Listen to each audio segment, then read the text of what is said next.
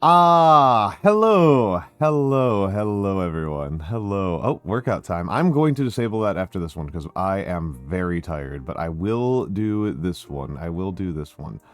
Let me start. Let me go check that up. Let me go make sure I disable that, and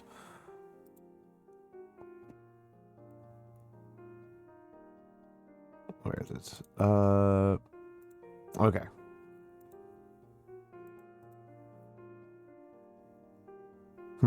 Okay, that should have been disabled. I don't want to look at my stream manager. I hate looking at the stream manager during stream. Why would I want to do that? What is wrong with you people? How are my viewers? Not my Twitch manager. Not my dashboard. Enable channel points. Manage channel points. There they are. Okay, interesting. It did disable properly. It just didn't look like it disabled on the right one. But how are folks? I can tell you I am dead tired. I am dead tired. I am dead tired.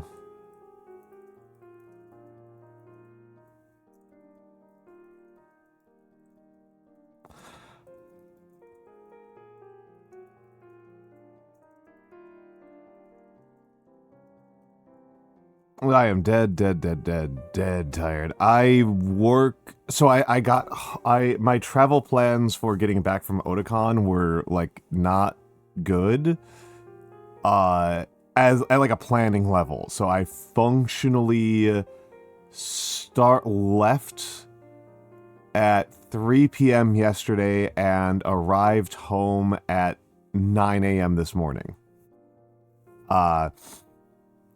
So, and this was not because of, like, the actual travel time. The actual travel time was, like, 4 hours, right? It was, like, a little bit over 4 hours.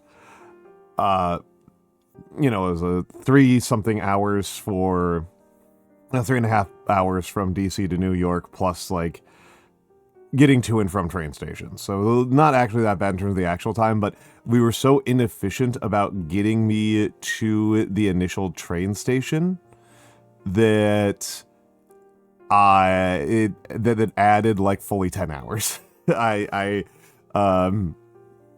had like 7 hours in Washington Union Station.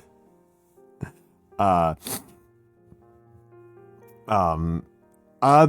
didn't actually go to the con proper. A bunch of my friends were at the convention, and I just visited them. I legitimately did not set foot on the actual convention center even once. I didn't have tickets. I didn't even pretend that I was going to have tickets. I just completely ghost rode the con.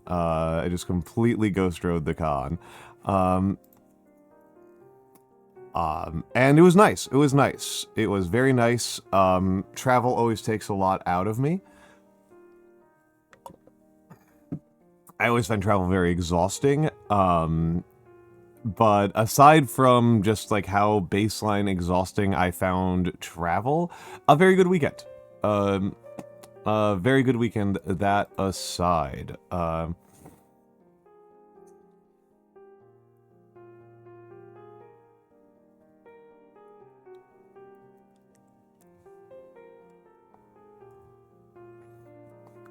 Yeah,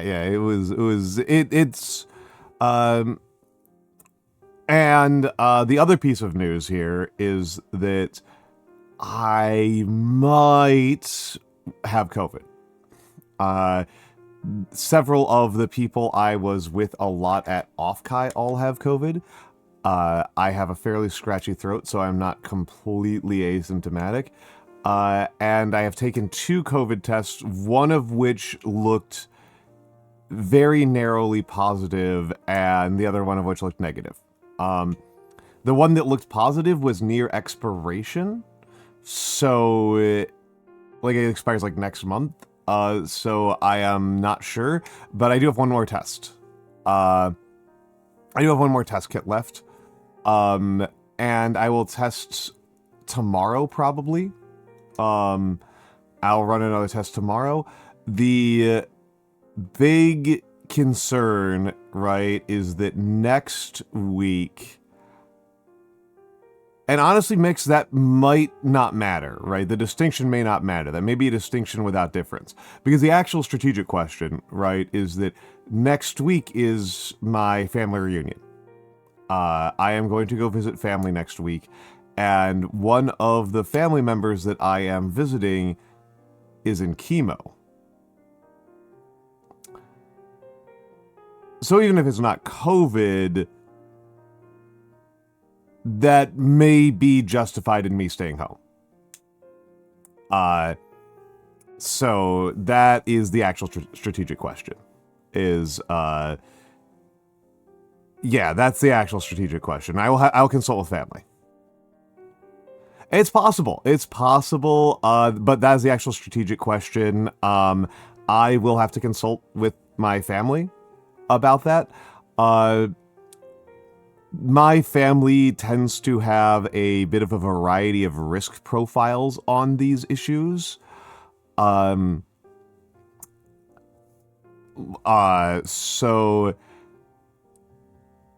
the real person to ask would, honestly, would be the patient's doctors, who I can't really reach out to, right? I can't really reach out to them. The other person to ask would be the patient's husband, and I'm not actually sure how to evaluate what he's going to say. I know that among the two people who are the most medical in my family, one of them is going to say, "Oh, it's no big deal. You should come anyway," and the other one is going to say, "Absolutely the fuck not. You shouldn't even be allowed to like go to the bathroom." Level of caution. That is. I'll have to do some consultation, but that will determine next week's schedule from your perspective as the viewers, right? That will determine a little bit of this week's schedule and all of next week's schedule, right? Like, if I go visit family, I will not be able to stream. We will be packed like little sardines, and there will be no place where I can actually, like, do voice calls. And if I am determined to be too sick to go there,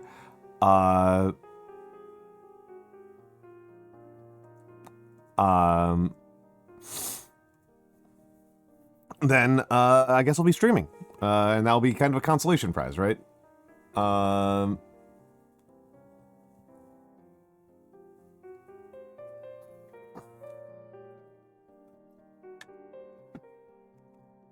Right.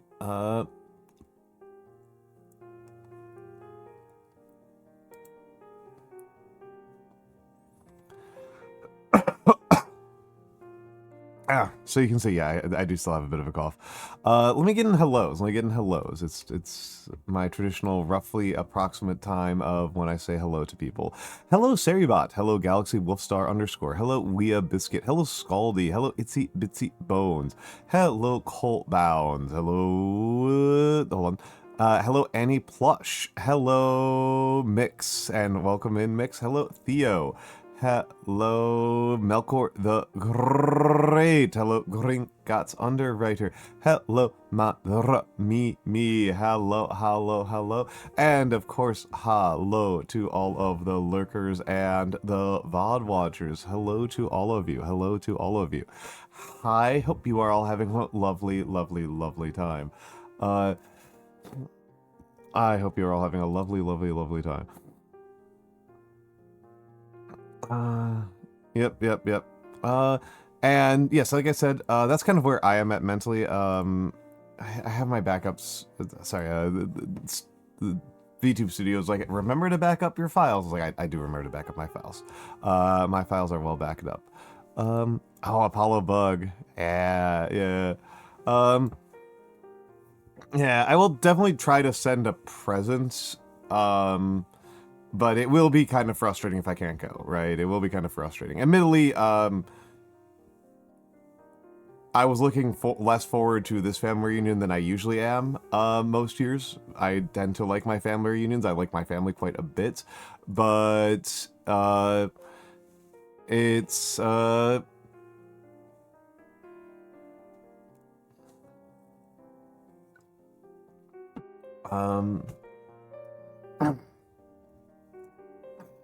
but I am very tired from travel. I am very tired from travel, and the location sucks ass for this one, so I am significantly less enthusiastic than I historically have been. I'm just thinking about which workout to do. I think I am going to do non-deficit pseudo-planche push-ups. I am streaming because it makes me feel good. Hello, Matthew. Hello, Matthew. Hello, Matthew. I am streaming because it makes me feel good. I may make streams a little bit less wearing on myself. But I like to stream. It is something that makes me feel accomplished and productive and valuable. And it is something that brings me a great deal of joy. And so that is why I continue to stream. That is why I stream. I stream because it's good, right? That's why I stream. That is why I stream. But yes.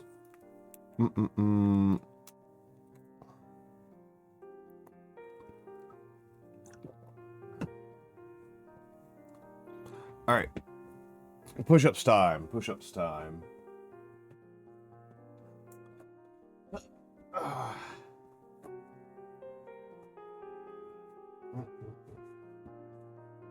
Okay, push-ups time. 1, 2, 3, 4, 5, 6, 7, 8, 9, 10.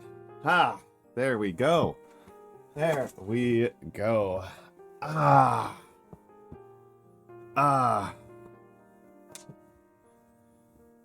Oh.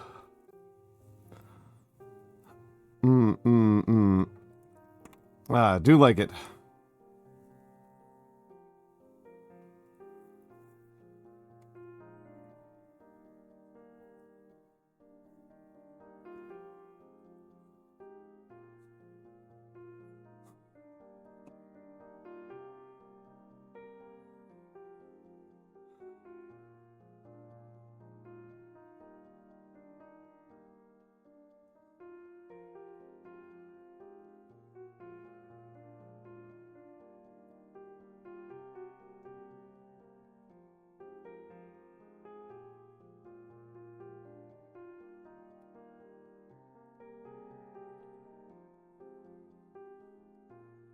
Okay, yes. Yeah,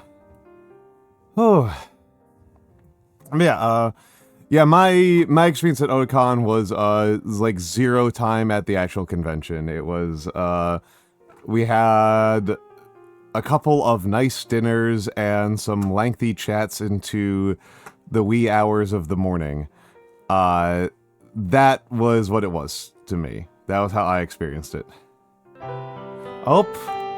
Oh, Kara, my dear Kara. My dear Kara, my dear Kara. Karatsun, my beloved.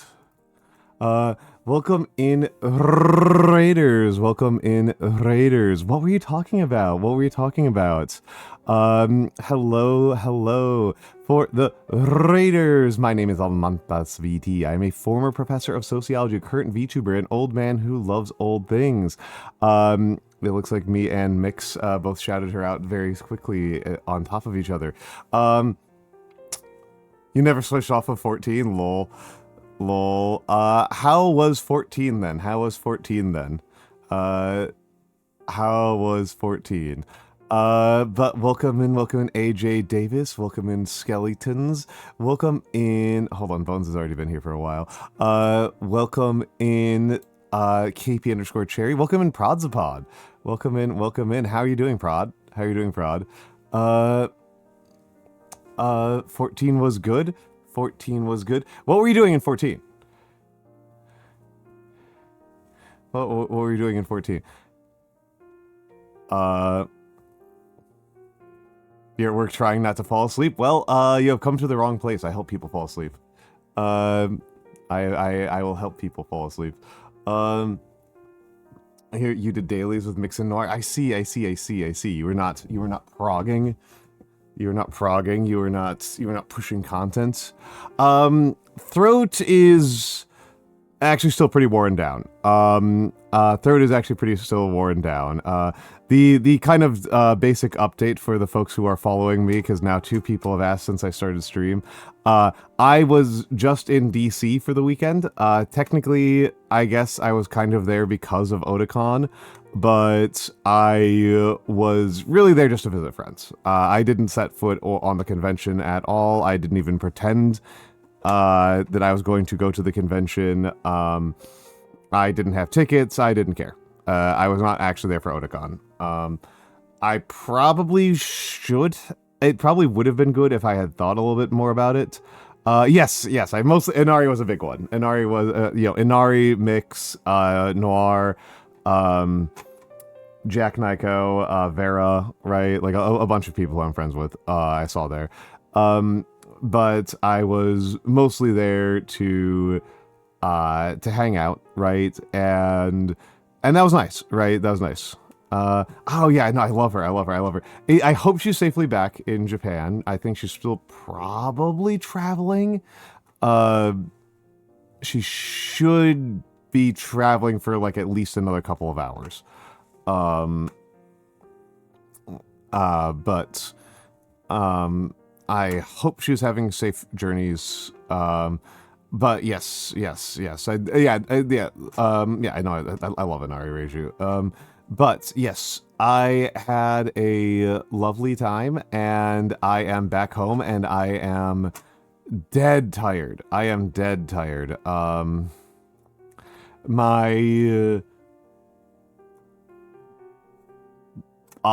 the bad news is that though I am feeling physically fairly well, other than being, very tired and being quite sore, is that a bunch of the people I was with at Offkai with have tested positive for COVID. And I do have a scratchy throat, and I have taken 2 COVID tests, one of which looked very borderline positive. I think it looks positive. My roommate thinks it does not. My roommate thinks it's negative. I took a second test, and it looks negative to me as well, but I will take a third test tomorrow. And mostly that just determines what I do next week, because again, like, overall, I just feel tired, on account of having run myself very hard for a while now. Like, I do feel very, very exhausted. But that is kind of where I am at. That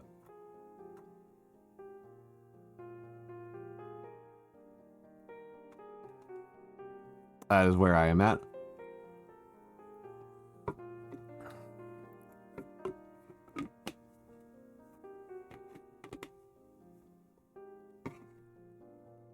And I'm out of water now. The experience in DC was very nice. The experience in DC was very, very nice. And I got to eat at one of my favorite restaurants on the planet. That was nice. That was very nice. But yeah, mostly right now, Yes, Vera. I love Vera. I love Vera so much. People need to not sleep on Vera's content. Ethiopian. Ethiopian is my the Hawi in Alexandria is one of my favorite restaurants on the planet. I have had one positive and one negative test result, Vera. And the positive test result was on a test that it looked borderline, and it looked like it was like a very close to expired test. So it might not be legitimate. It was probably, I mean, legitimately, Vera, if it was anybody, it was Sotek, right? If I got this from anybody, it was Sotek.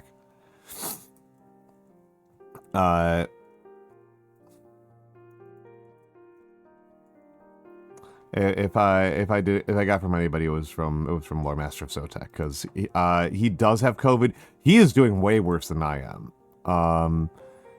He is doing much worse than I am.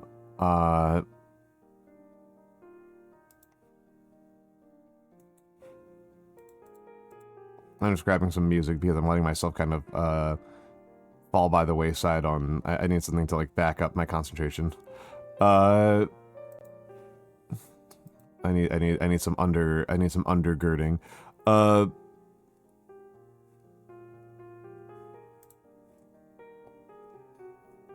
There we go. I should go good. Okay.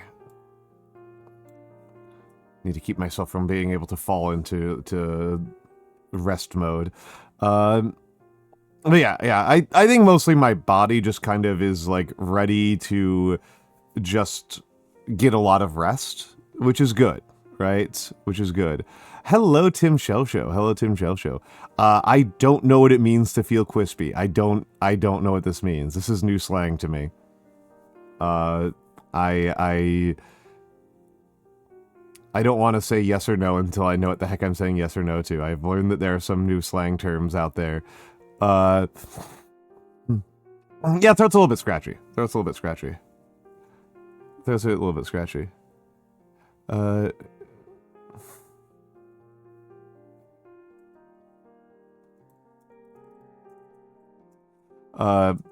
Yeah, just scratchy, tired, but we'll get there, we'll get there.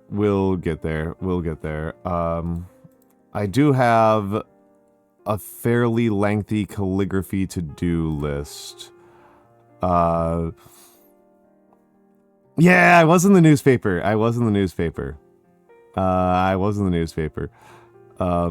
Honestly, it is crazy to me just how much better it is going from DC to New York City. Like, I used to do that trip a lot. I haven't been doing it as often in recent years, but just, like, the difference between DC and New York is so extensive. DC's so gross. But hello, Thaz. Hello, Thaz. Should I be saying Thaz or Thazv? But yes, there's my design and art. They are by SensationalVT. I have a very high opinion of my model artist. He has been incredibly helpful, and I am always grateful to drive him a little bit of extra business. Just Thaz is okay. I like to try to pronounce the V in there. Thazv. I don't know. It's a fun name to pronounce. It's fun to say. But yes, I have quite a few friends who had quite a few things happen in rapid succession that I should write calligraphy for.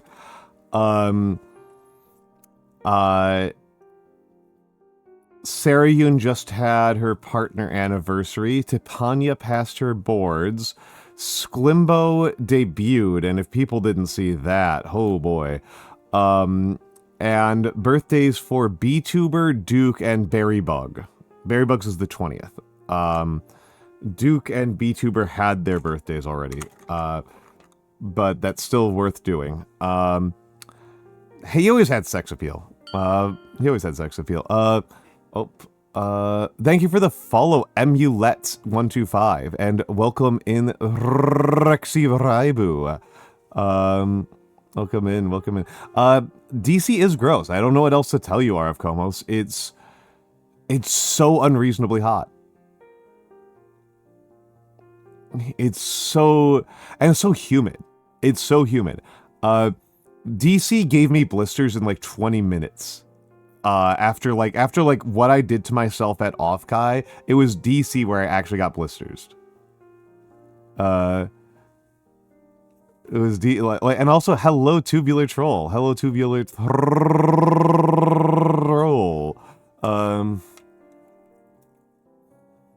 Tube. Tube is lovely. Tube is lovely. He's a traditional artist. Like does like charcoal pencil and stuff work. A much better artist than I am at like a normal doing art level. I am always impressed by Tube. Tube is super cool. Yeah, the heat and humidity was super gross in DC. Like just like getting back to New York was like an immediate relief, even though it was still like some of the worst weather to have in New York, which is like 90 degrees and like constant rainfall. So it's just like you are inside a steamer.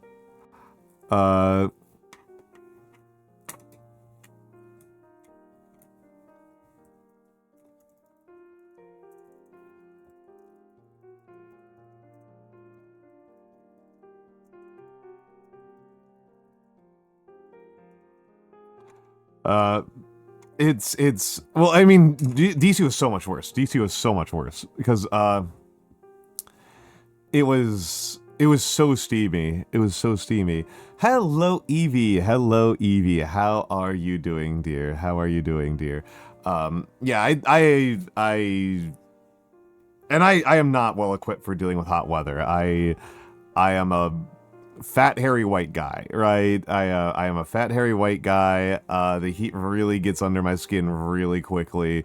I sweat easily.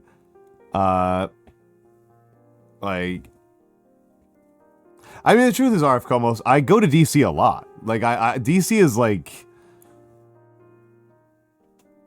I have spent radically more time in DC than I've spent in Philadelphia or Boston. Like, it's really ignoring Chicago, right? Because I haven't lived in Chicago in a long time. I've probably spent more time in DC than any other non-New York city. Like, I used to go to DC like every 2 months. Like, I used to spend like solidly like 20-30 days a year in DC, which is a lot for a guy who doesn't live in DC, Maryland, or Virginia. Like, that's quite a lot for that. Yeah, we did have the tropical restaurant experience, which I think is worth having every once in a while. I love Hawaii, but they don't have air conditioning, and it was like a hot, rainy day. So like we were just in this really beautiful and amazing restaurant with incredible food, and just like all of us just like sweating, like all of us just like sopping wet with sweat. Yeah, simulate the rainy season in real Ethiopia. Yeah, I love that place. That's like a top 5 restaurant in the world for me. Like the only restaurant I can name off the top of my head that I like more is Suminaki Mapo Tofu. I do like Suminaki a lot. But yeah, like Hawi, Suminaki, I'm trying to think like the other restaurants I like really like. God, there was a Chinese place I can't remember the name of. In Bed-Stuy. God, that place was good. Yeah, I like Hawi a lot, but it's yeah, we were just kind of like cooking. We were just kind of we were just kind of being broiled alive. A little bit Eldra. Verdict is still out. Eldra. How are you doing, Eldra? I have taken 2 COVID tests. One was negative. One was like very borderline positive. I think it's a positive. My roommate thinks it's a negative.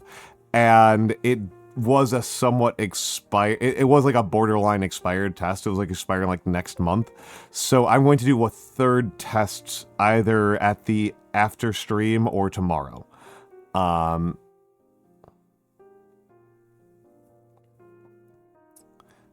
Nobody recognized Casual's Everything Around Me by Wu-Tang Clan. That is strange. It is entirely possible that would be literally the only song I would recognize in whatever you're talking about. Like, I don't even know what Garbage Beats means. But I entirely possible the only song I would recognize. I am reminded of a, like, one of the, I remember, like, some friends doing one of those, like, can you recognize this anime opening song test? And my score wound up being pretty good, but only because they gave a lot of points to recognizing the opening to Azumanga Daioh.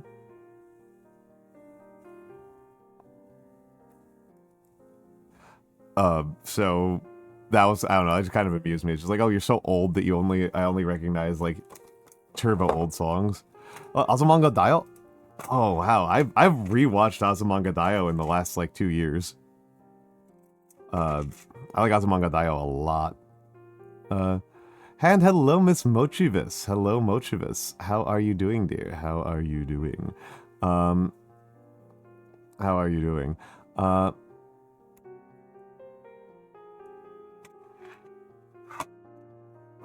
To give you points to recognize the opening to Neoranga. I do not know Neoranga, so I would probably not recognize it. Yeah, Mochi is here fairly frequently, Galaxy Wolfstar. Second. I'm breaking tracking for a second so I can ink. Just waking up at 10:40 at night. Your sleep schedule is even more of a disaster than mine is. Your sleep schedule is even messier than mine is. I'm also gonna take a look at something here. Convol. I just need to. I'm just gonna fix something here.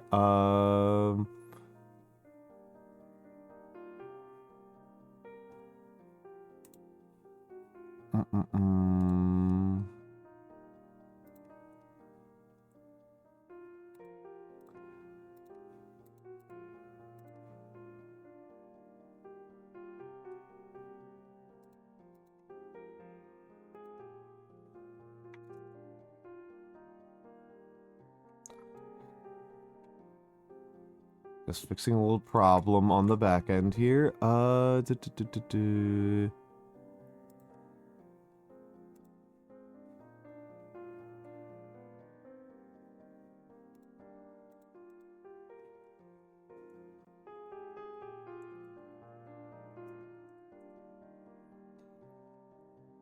Alright, we should be good in just a second.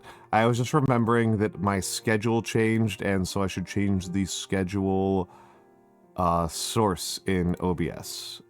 So I'm just changing that right now. In no small part because the schedule source includes art by Miss Mochivis. Right? Let me put myself away so that people can see it. The schedule art for this week is by Mochivis. And I am mostly showing this off to embarrass her, because I think she is into that. So, so yes. Let me put myself back here. Well, let's there we go. We'll be back here. But I just like I just like to embarrass you a little bit. It's very cute. It's very, very cute. Hello, Otjin. Hello, Otjin. Okay, you are Atom VT but have been rebanded. Okay. Thank you for the notification. Thank you for letting me know. Also, hello to Bluetiful Angel. Hello. Hello.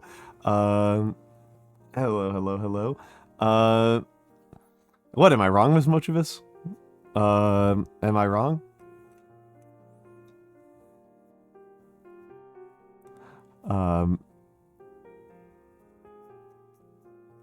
I am mostly going off of what you seem to volunteer for.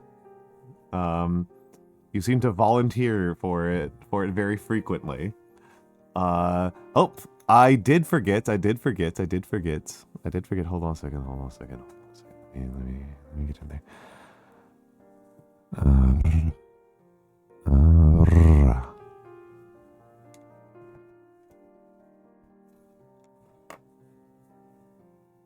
I think that one turned out pretty good. I think that was a better than average one. I think that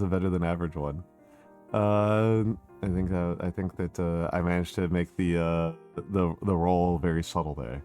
I think I managed to make it very breathy and subtle.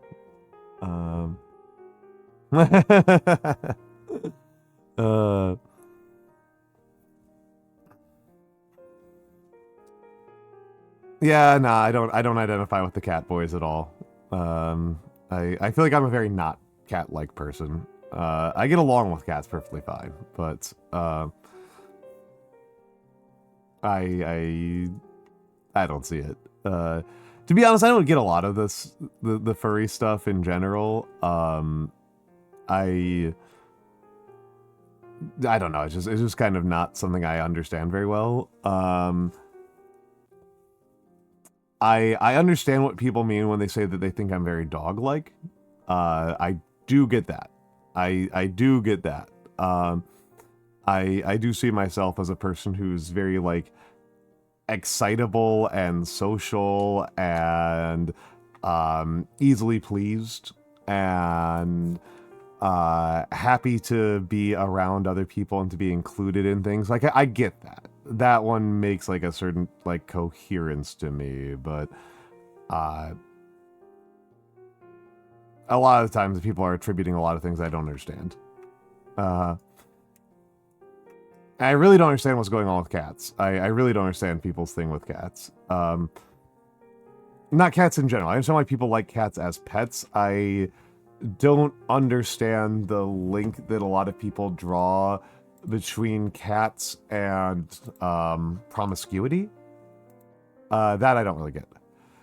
That I don't really get. I've never really seen cats as I don't know. Cats just don't seem that way to me. I don't know. I don't get it. There seems to be some big link that a lot of people have between, like, cats and fertility. And it appears to be quite, like, stable across, like, cultures. Like, Bastet is a cat, right? And Bastet is not, like, the main god of fertility to the Egyptians, I don't think. I think Hathor is more so. But also Hathor does, like, a lot of things, so I don't know how much that means, right? Like Hathor is, like, an incredibly versatile goddess. Like, Hathor is, like, fertility and production and, like, but also, like, revenge and protection. Hathor covers, like, a lot of ground. And from what I can tell, as a person who, like, has never studied Egyptian mythology, like, in great depth, she seems to occupy just, like, a lot of ground in the Egyptian, like, mythopoetic mind. So I don't know. And she's a cow. Hathor's a cow. Bastet's a cat, but Hathor is a cow.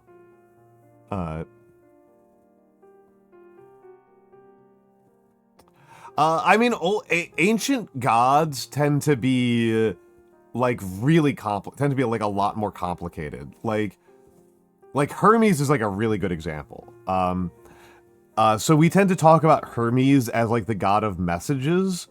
But he's also the god of boundaries and sheep and shepherds. Like, Hermes is this incredibly powerful god, and he's also the god of death.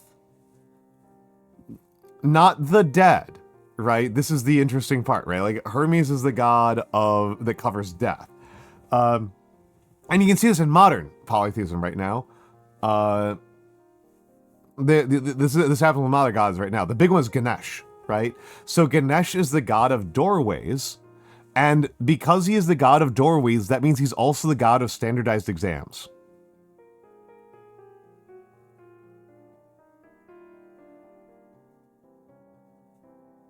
Makes sense, right? Like, yeah.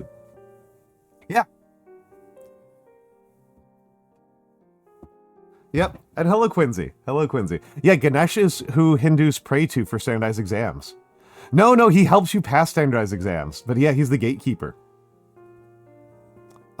He's the gatekeeper.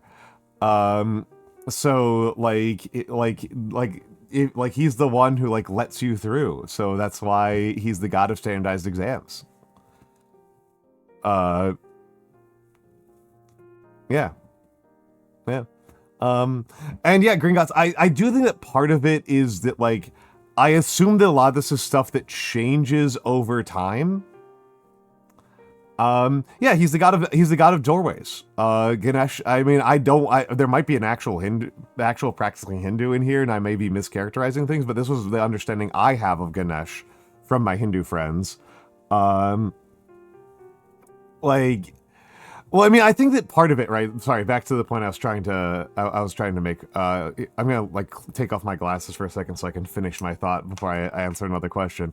I think a lot of what happens with ancient gods in particular, more so than modern polytheistic gods, is that if we're looking at Hermes, we are looking at the we are compressing everything that Hermes does over, like, 800 years, right? We're looking at like an 800 plus year stretch of time, and then being like, this is what he did over that, and like we are taking it as a snapshot. We are compressing all 800 plus years of changes into a single snapshot.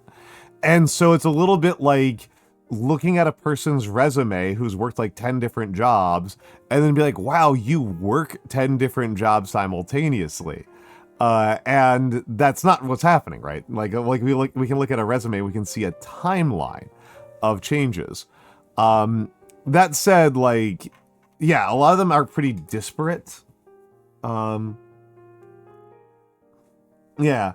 Well, in the case of Hermes is the god of, I mean, he's a messenger god, so he is the god of the ways in which things change. He is the god of, like, moving things from one state to another state.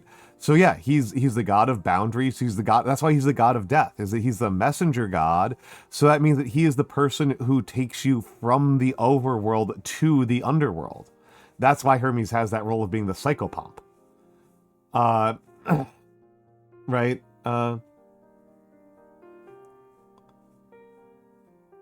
Yep. Sharkray, that's the thing. Also, hello, Sharkray, and hello, Flea Flicker. Hello, Flea Flicker. It's hard to roll an R off KR. Yeah, it's a specific vessel. Yeah. I don't know if that's like a mythologically grounded thing, so to speak. I don't know what the terminology to use here is, but Galaxy Wolf Star. What do you mean by great?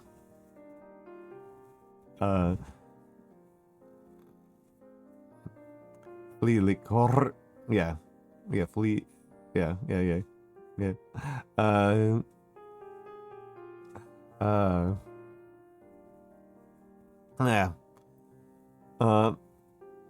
Where are we on? Oh, we're coming up on ads pretty shortly.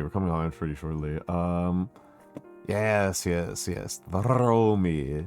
I dare you. It is entirely likely I am much, much bigger than you, Galaxy Wolfstar. But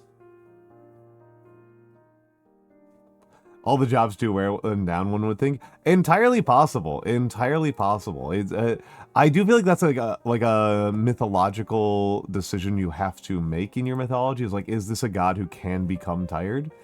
Like are these gods? Are these gods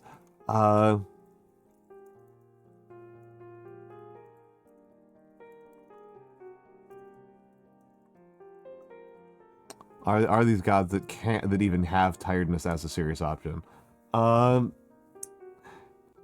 because it's hard for me to imagine like Zeus being tired, but also like he's not. I don't know. Maybe he's not working that hard. Maybe he's just yelling at other people.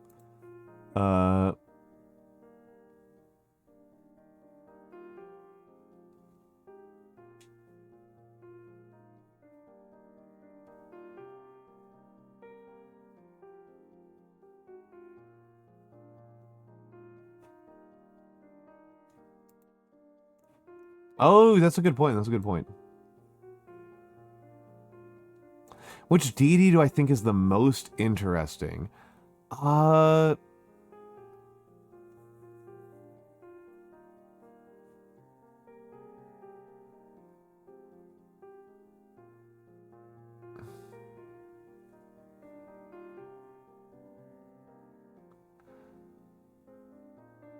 Most interesting. Most interesting.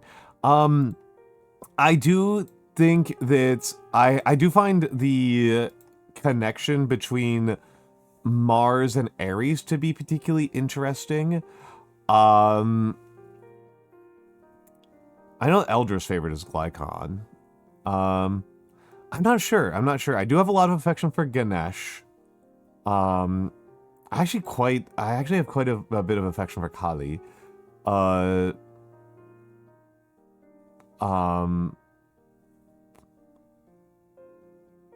There's a lot to be said about Enkidu. It might be Set, though. It might be Set. Set might be the one that I find kind of the most interesting. Set has this like weird role of being like the designated loser of Egyptian mythology. That is like kind of interesting. All right. We are going to the ad break. I need to refill water. I did use up all of my freaking water. And I'm very thirsty right now. So I'm going to go refill water. I will be back in a few minutes. Thank you all for your patience.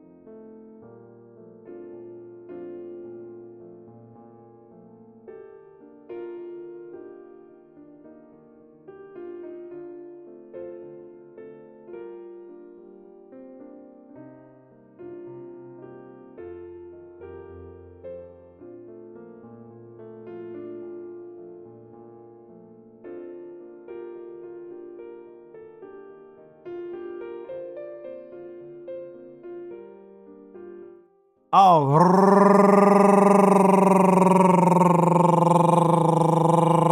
right, I'm back. That was pretty good. That was pretty good. That was pretty good. Okay, okay. Let's change the...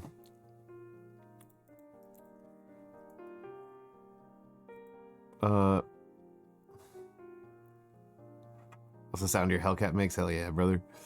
Okay, so my guidelines are a little bit of a mess right now, just in terms of organization. So let me reorganize my...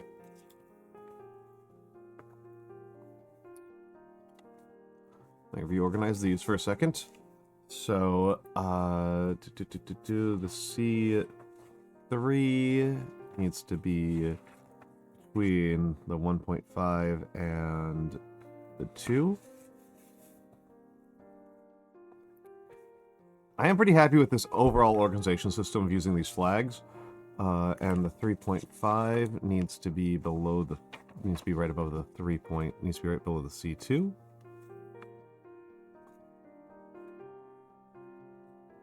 Hello, Emmerich. Hello, Emmerich. Short646, thank you for the follow. Thank you for the follow.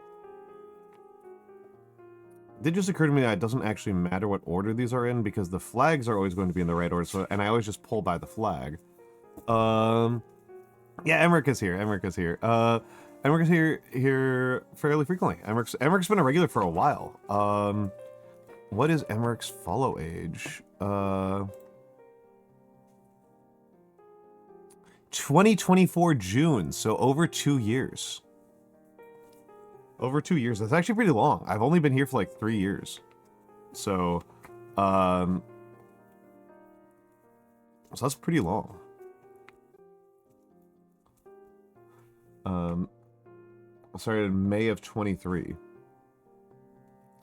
You don't like the concept of time anymore? Lol. Well, unfortunately for you, it is the only concept you really, truly cannot escape. Twitch just randomly brought you here? Twitch is pretty kind to me, I must say. It's actually kind of interesting to me how I will often hear advice from, like, other streamers that's like, oh, like, Twitch has no discoverability, you need to use, like, YouTube and Twitter, and, like, I actually get more from Twitch. Twitch is actually quite a bit kinder to me. But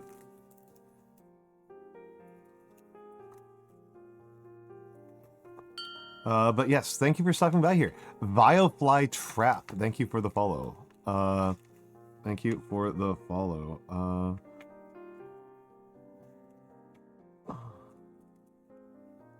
Of course the judge is a coward. They wear big black flowing robes instead of exposing their naked body to the world like a true believer.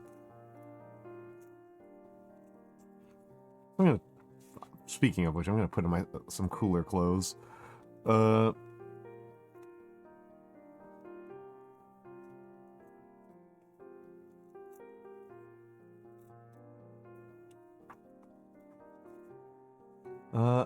The vibes are very pleasant. Well, if you say it enough times, I'll start treating that like a challenge to make the vibes rancid.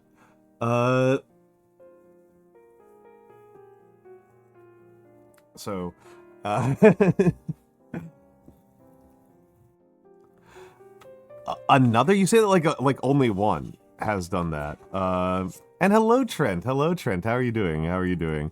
I can make the vibes rancid. Mostly I do so because it is funny to torment some of my friends. Especially Noir. Long day at the Long Day Factory. Yeah, Trent's cool. Trent's cool. I mean, I'm just saying that, like, Envy and Croc have, like, always been doing that. I actually already have beach art. There is beach art of me by CC Kicks. It's just some line art, but she did it, like, a couple of years ago. It's like there is like a shirtless... I think I'm wearing board shorts in it, though.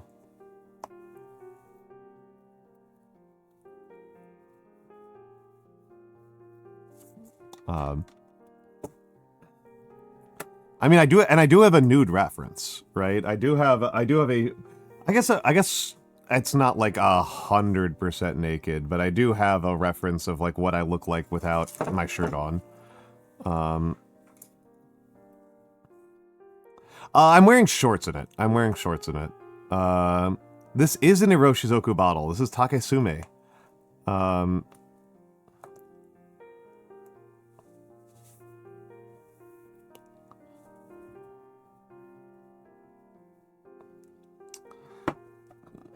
I think we actually called it peeled. No. It's just... This is the easiest way to refill a pen cartridge. Right?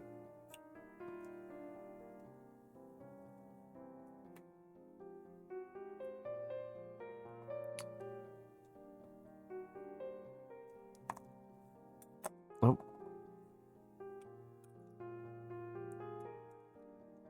I did call it peeled. Actually, what I specifically said was I called it without skin. I said without skin instead of without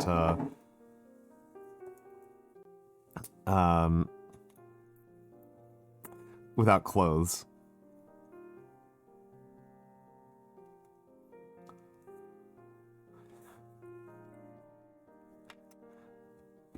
It's all right. Don't worry about it.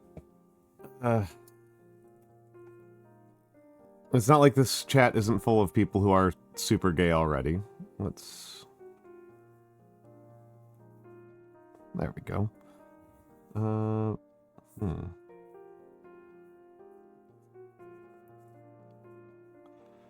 Actually, I spilled some ink on this page, but this is going to be a practice sheet anyway.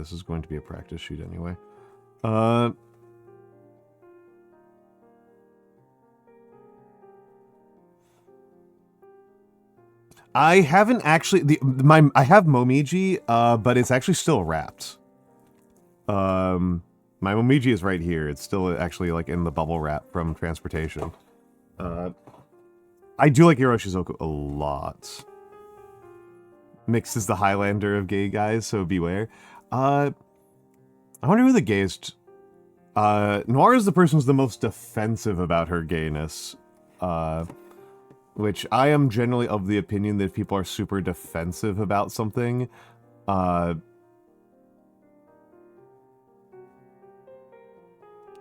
then,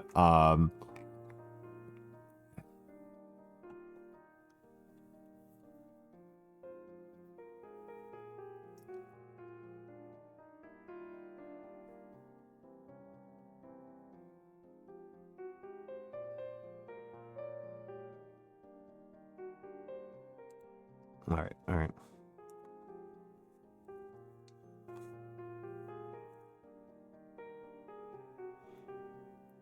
What is the reference Highlander of gay guys? I mean... The tragedy, right, would be the implication of the Highlander of gay guys is like the final gay guy. Like the only gay guy left. Right, like that's more than like being the gayest guy, but being the only gay guy left, right? Because that's the whole point of Highlander, is that he's literally the only one left. Yeah, it would be sad.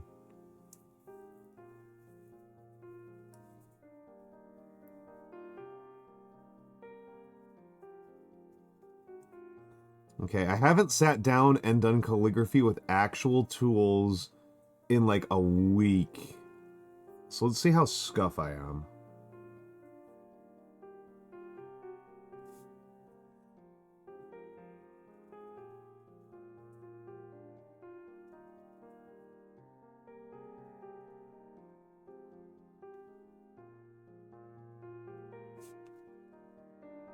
We're off to a good start, I'm not gonna lie.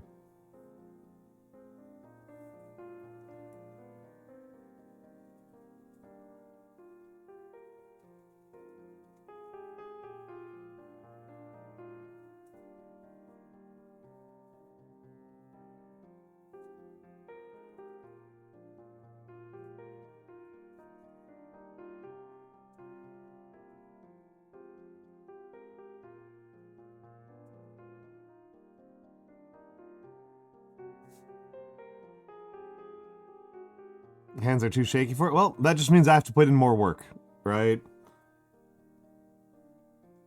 I suppose it just kind of means that I am more obliged to make sure that I can use the abilities I do have while I have them.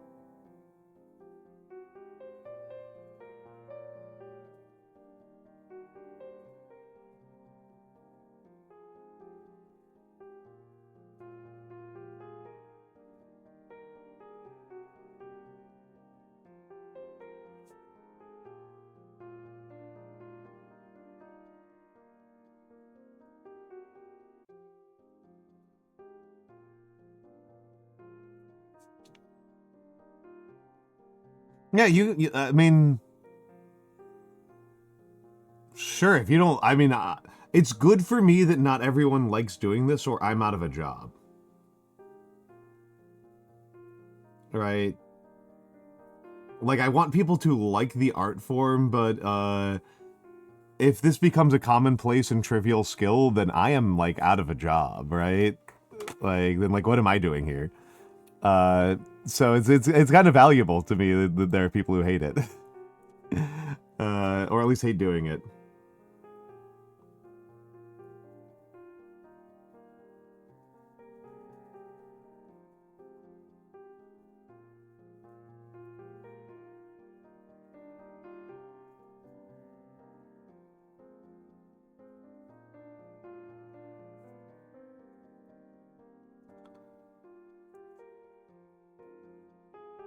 Way too impatient for calligraphy.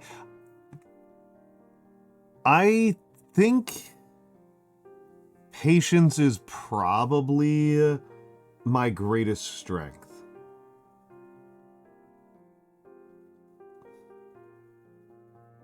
Not that I have not that I'm completely absent any moments of impatience, but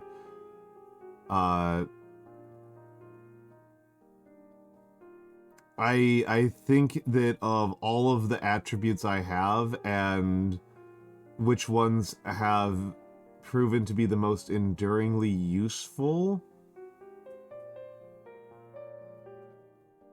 patience has been my big strength.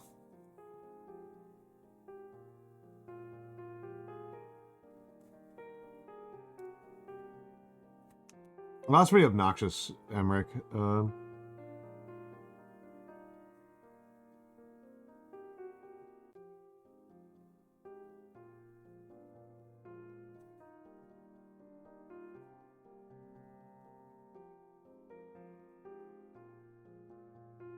Yeah, I almost feel like I need to apologize right now to the people who I did stuff for at Offkai and at Otakon. Because the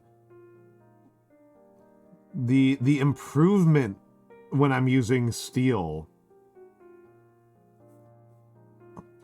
versus when I'm using markers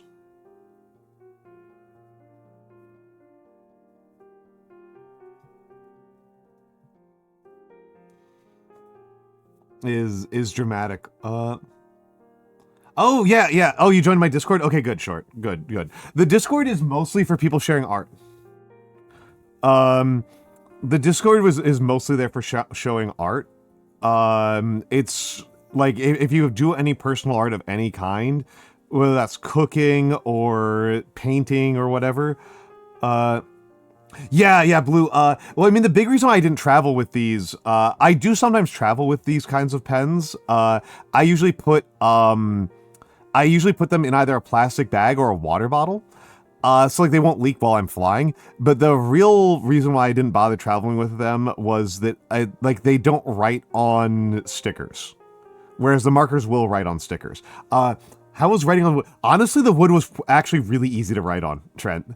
The bigger limitation, Trent, in terms of like how I was writing at Offkai versus other places, is that the steel nib is way more consistent and easy to work with than the marker tip.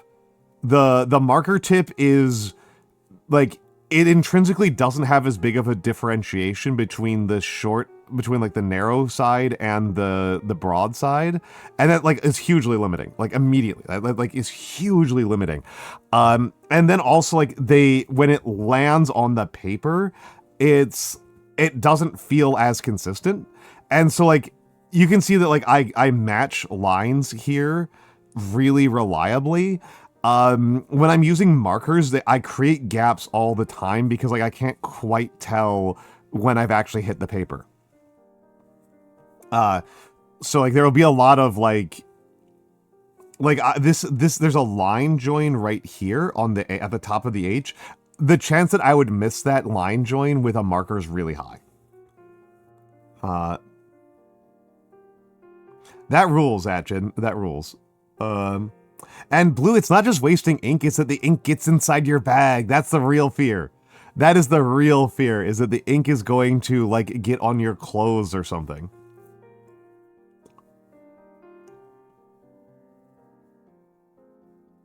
Like, there's a line join right there, right? I did a line join right there. I'm going to do another one right there.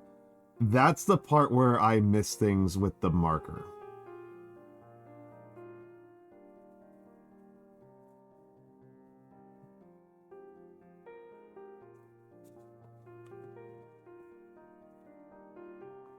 Yeah, yeah.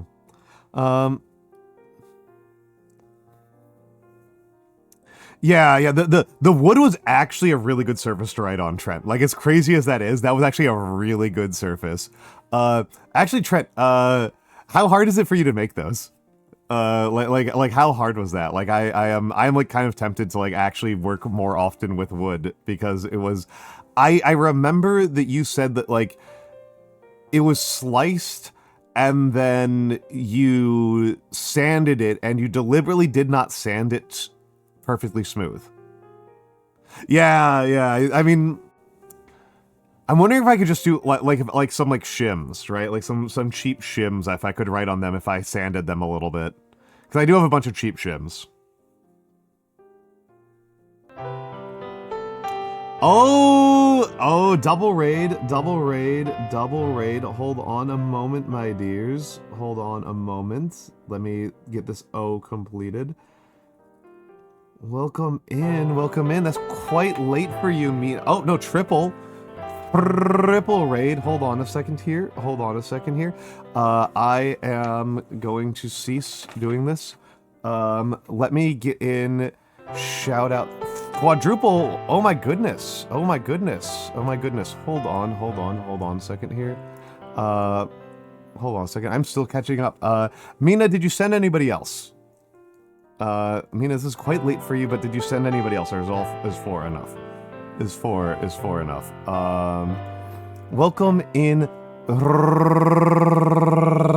raiders. My name is Almantas VT. I'm a former professor of sociology, a current VTuber, an old man whom love old things. I do calligraphy. We have really just kind of gotten started. This is what my handwriting looks like. This is not, you are not seeing. This is not a computer. This is how I write. I talk a lot about history. I talk a lot about politics. I talk a lot about sociology, unsurprisingly.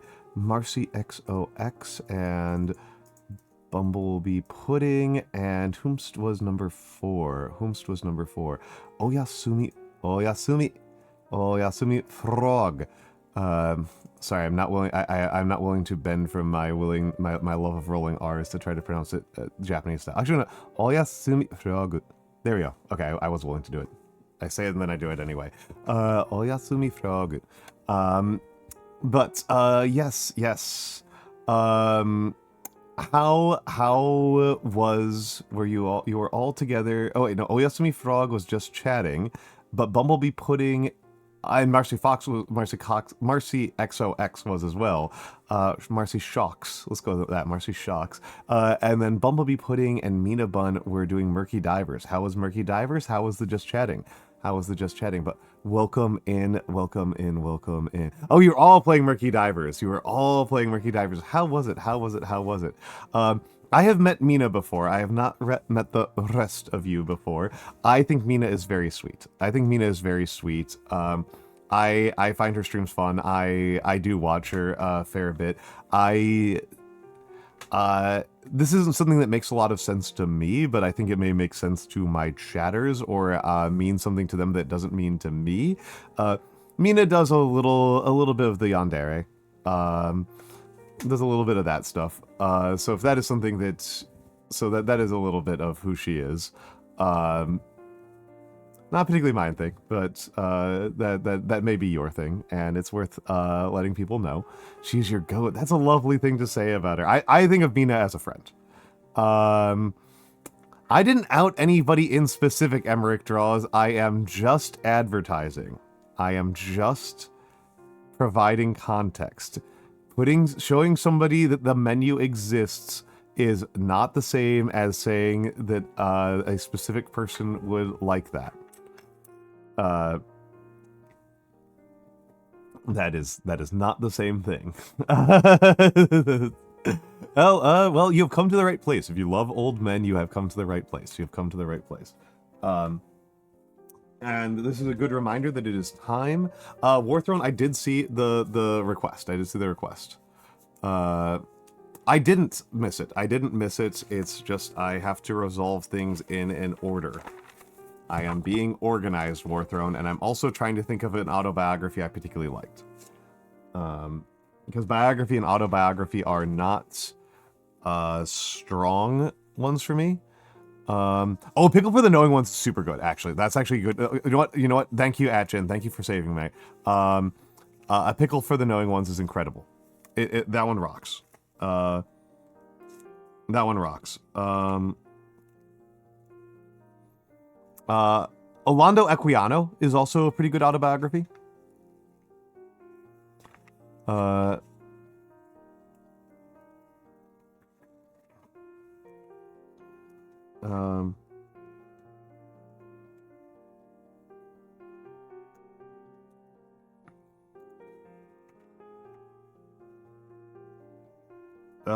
And is De Bello Gallico a autobiography?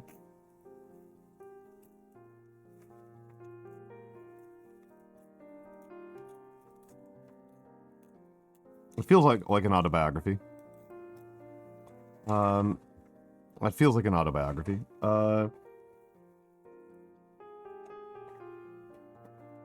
I don't think people tend to think of it as an autobiography because they tend to think of it primarily as a piece of propaganda. Let me see what this pen is inked up with. I have a feeling like I am going to have a fair amount of raids today. You know what? I'm going to try Momiji. No, I'm not going to try Momiji. This thing's not clean. This isn't clean. I'm not going to try a new ink in an unclean. It is dry but dirty. What got me into calligraphy? What got me into calligraphy was I already take an enormous amount of notes.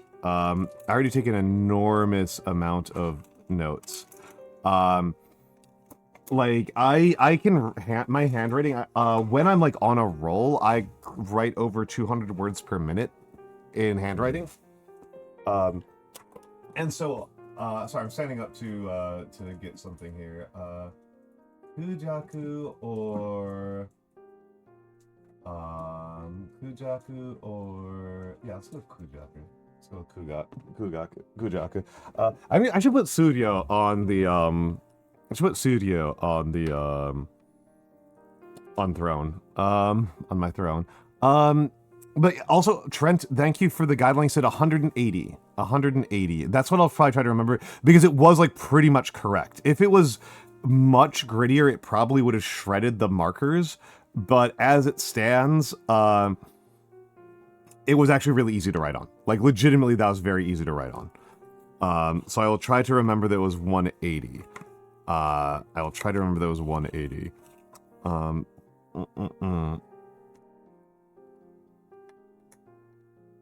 What are the needles for? Okay, yes, short. You'll see right now.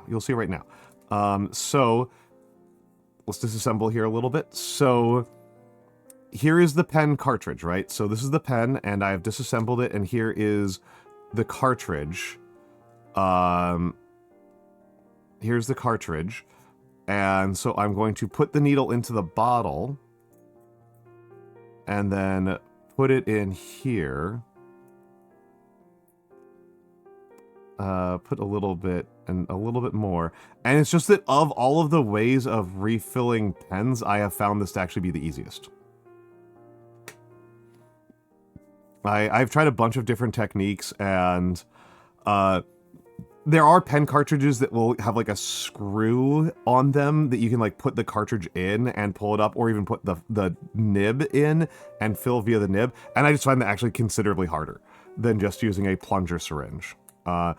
It requires a little bit more washing, but I honestly don't mind cleaning. And it's not like a lot. It's not like significant. But all right. Let's get started on something very, very important to me. And we want the 2.5 millimeter here. 2.5 millimeter here, and let's get rid of the 3.8 and the warm-up sheet. That's fair. That's fair. That's fair. That's fair. That's fair. I will admit to not always being... You're not the only one, Short. You're not the only one. Galaxy Wolfstar also has a needle phobia. I don't think it'll surprise people to learn that I don't have a needle phobia. I don't particularly like watching when a needle actually goes into my skin. I donate blood like a lot. I do like a lot of blood donations, so I have seen needles go into my skin like a lot. I don't love it. It's kind of like gross looking to me, but it doesn't... I don't hate it that much.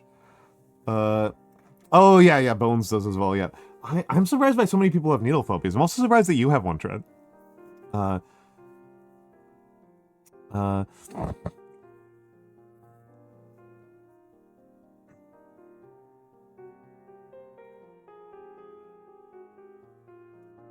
let's do Batard for this one. And not just because Batard is faster than Gothic, though it is, but because I like it a little bit more.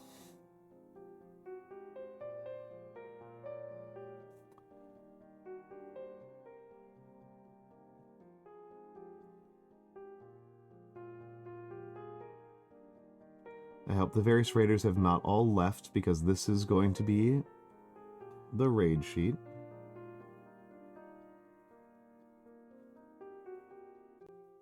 I do like Kujaku a lot.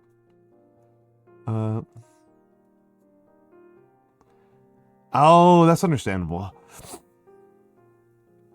Trent, don't you have a bunch of tattoos? Or do you just, like, have the vibe so much of a person who's supposed to have tattoos that, like, I've just, like, inserted them in my memory? I've just, like, Mandela affected you having a bunch of tattoos.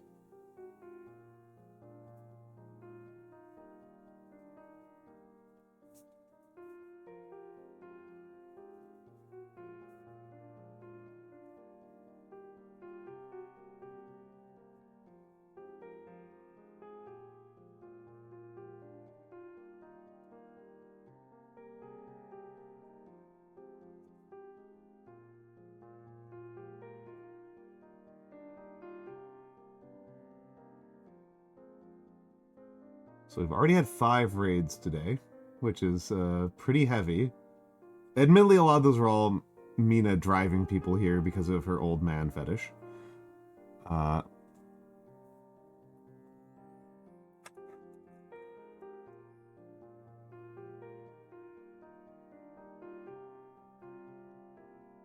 Interesting. Interesting. Interesting, Komos.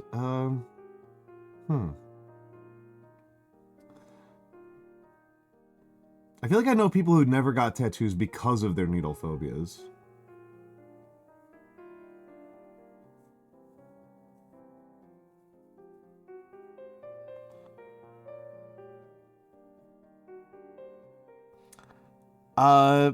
Yeah, I mean, the age gap things is like, one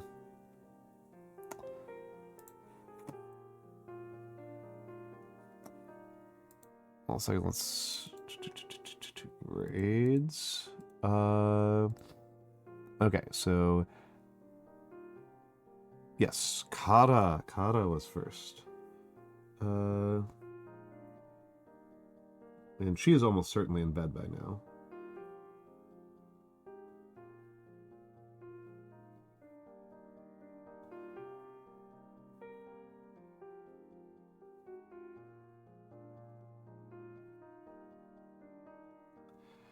Yeah, I'm not going to try to, like, rationalize or, like, really question a person's phobia, other than, like, I guess what I've already done, right? Which is, like, what are the boundaries of it, really? Like, what are a person's limitations? I mean, this came up at Offkai, not needle phobia, but one of my dear friends is deeply germophobic. Is deeply germophobic, and so trying to figure out like what her limitations are was kind of important. Maybe I should put these out of the way a little bit, because again, like, I don't think very heavily about a needle phobia. Like, it's I don't know, needles are just like around me all the time.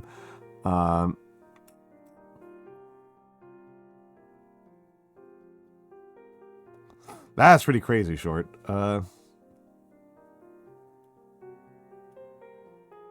Yeah, I donate blood pretty frequently. I just need to set up an appointment, and maybe I can't right now because I might have COVID, in which case I don't think they're going to want me to donate blood.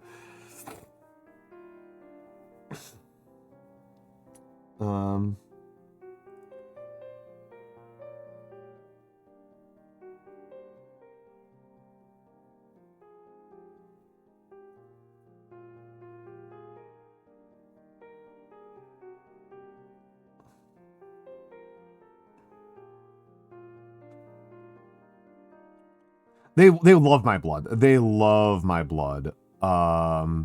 They love my blood. I have 3 missed calls from the New York Blood Center in the last week. Yeah, this is Kujaku. I like it a lot. It starts, like, you can see, like, the difference in color as it dries, right? It gets more green as it dries.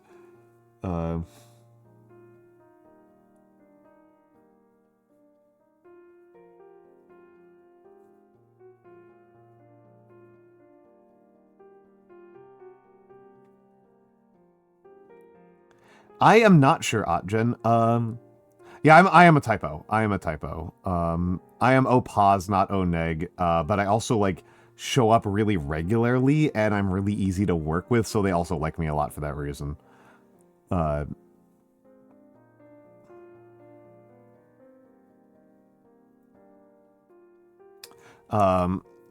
let's see if I can make this, like, at all, like, apparent. Let's bring over the light here. Is anybody here a medical? Is anybody here, like, a nurse? Or, like, an orderly or something like that? Oh, it's not very obvious on the camera.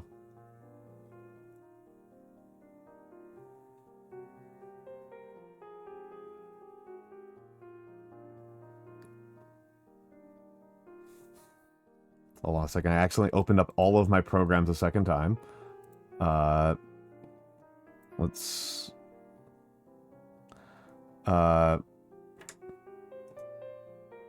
Yeah, this is... I have really easy veins. I am really easy. The hair's in the way. Well, not in the area they care about. Not in the area that they care about.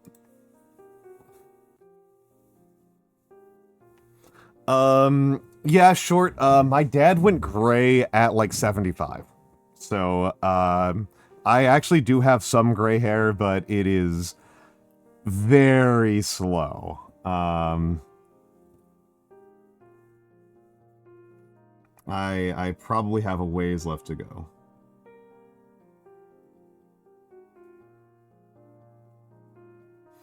The big thing that makes me look and seem a lot younger than I actually am is that I was never a smoker. Yeah, rolling veins is the bad one. Rolling veins is the bad one. I don't have that. I'm...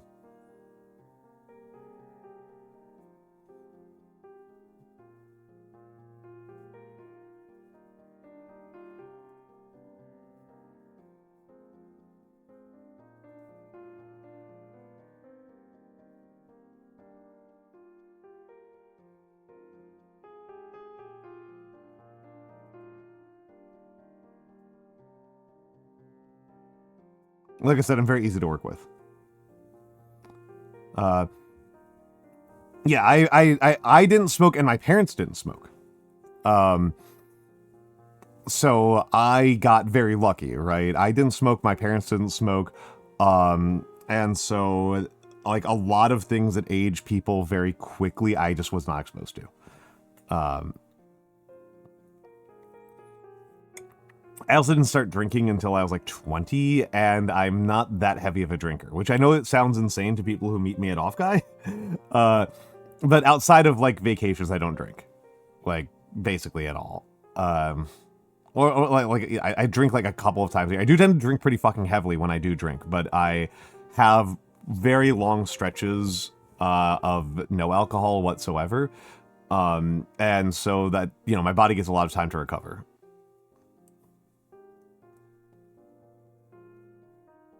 That seems to matter. So I do have a bit of a... I do have some good luck with genetics, but also some environmental factors have helped me age quite well.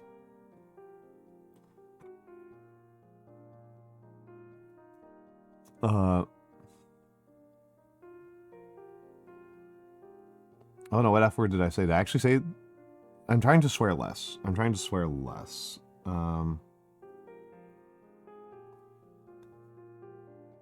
Yeah. I keep some pencils around.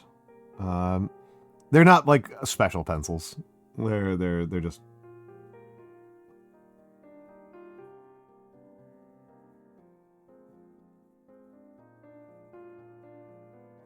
They're just Ticonderogas.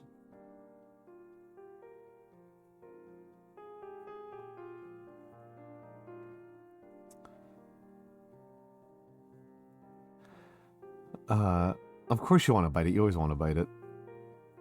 You want to just bite things. 5 push-ups per swear.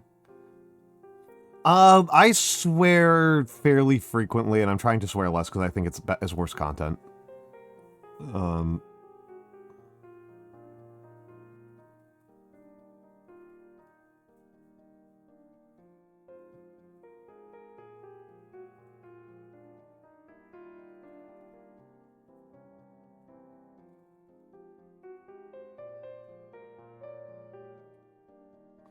Well, and that just means I need to be more sparing, right? If I do it too often, then it's like even worse. Right, then it dulls. It dulls it. Need to sharpen, need to keep the powder dry, as they say.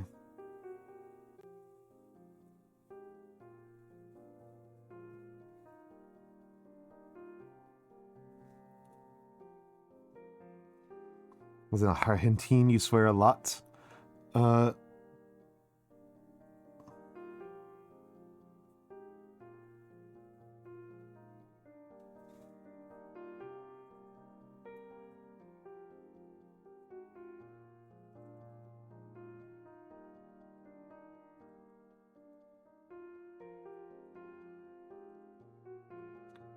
I know very little about swearing in languages other than English, right? Like, my only other language I speak to any level is Japanese, which I don't speak particularly well.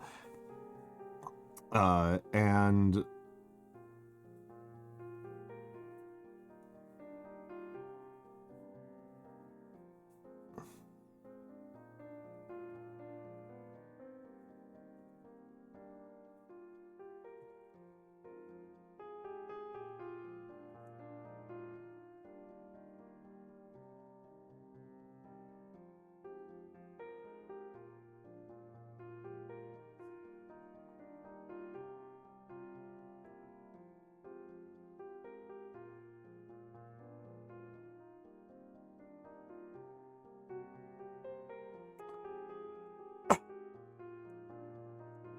Well, and I mean, Ignis, this is less about, like, this is about artistry, right? Like,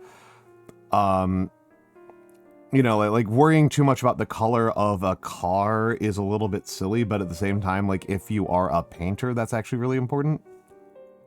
And because I am, like, you know, I am on stream so much, speaking, I think that word choice is an important part of conveying the type of character and the type of vibe that I'm going for.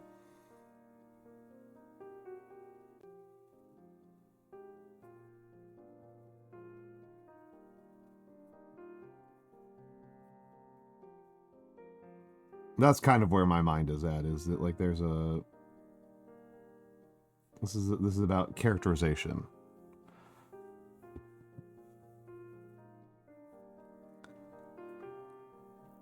Oh, was this what got me into streaming? Oh, this is kind of a funny story, especially since I am currently maybe having COVID. I, unlike a lot of streamers, and particularly a lot of VTubers, I'm not really like an anime guy. That's really like not where I'm from. I'm from like literature and politics. Is the kind of guy I am outside, like before I was a streamer. And in 2022, I think it would have been fall of 2022. I got an extraordinarily bad case of COVID. I got a really, really bad case of COVID. And I was so sick I couldn't like watch TV. Like I was the level of sick I was at. Like a TV show was too cognitively demanding for me. So a bunch of my lesbian friends, a bunch of the various lesbian communists that I'm friends with, were all losing their minds over a VTuber named Alexandria, who is still active. And her whole content is that she like flirts with girls on Valorant and just crushes them. It's very funny. She just obliterates these poor girls. And so as a person who has a lot of lesbian friends, I found this very fun to watch, right? It reminded me of my friends. Oh, she does origami now. That's lovely. That's lovely. She reminded me a lot of my friends and of, you know, and of watching them fumble and fold at bars. And so it was very comforting to me. Oh, she makes origami figuratively. Yes, yes, yes. She is folding those poor girls with incredible artistry. And like I said, it reminded me of like watching my friends fumble and fold at various parties and such. And so I watched her a lot while I was recovering from a genuinely scary case of COVID. Like I don't want to like alarm people too much, but it was deeply worrisome. It was very bad. And I continued to, after I recovered, I continued to watch streamers after I recovered.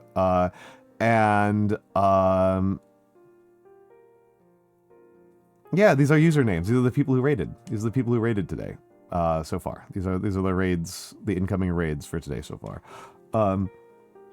And I continued to watch streamers after that, and it was I was mostly watching like Callie Calico and Jelly Donuts, and Cece, SensationalVT, and so these were folks who were much more. These are like cute girls playing Valorant and Apex type, right? These are cute girls playing Valorant and Apex, and like being funny and stuff like that. And so I didn't really think about myself in that context until I got raided into Clio IT, and like I said, I used to be a professor, not of history, but of sociology. But watching somebody who's like playing strategy games and talking about relatively serious topics and being informed on them made me kind of realize that this was something that maybe I could do. And the job I was working at the time, I was really just kind of managing the emotions of the managers. I wasn't really actually doing my job for more than like an hour or two a week. It was like 30 plus hours of just like soothing the hurt feelings of other people. And so I was like, I can cut out the middleman here. Like if that's my job, I may as well like do it directly. And so I made a Vroid and did a couple of test streams and decided I liked it, and practiced a bunch of streaming skills, and then I did some real soul searching about making a brand after I established that I like the art form and I like doing it. Even to an empty room, I was really enjoying myself, and it seemed really achievable to me. And then I, with that, I looked. I consulted with a bunch of my friends and family members, and I came up with a brand idea and a brand identity, so to speak, a character. And then I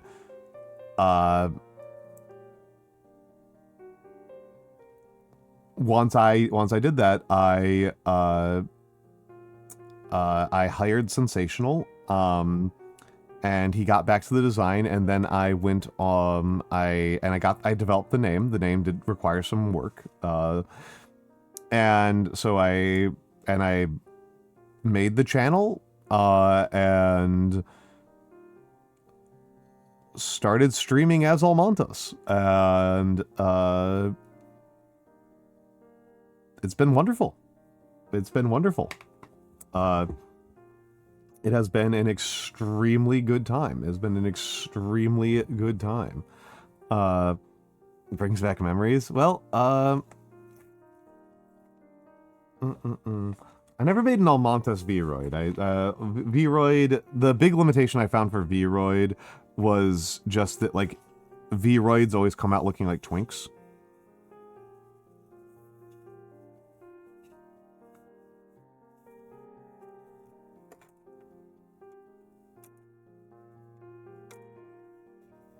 Which, like, if you're doing like a relatively like svelte form,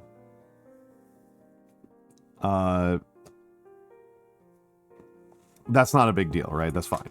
If your character's supposed to be svelte, that's fine.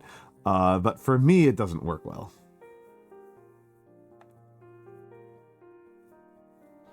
It didn't convey what I was trying to do. None of them look huggable. None of them look huggable. That's like the big thing, right? Like,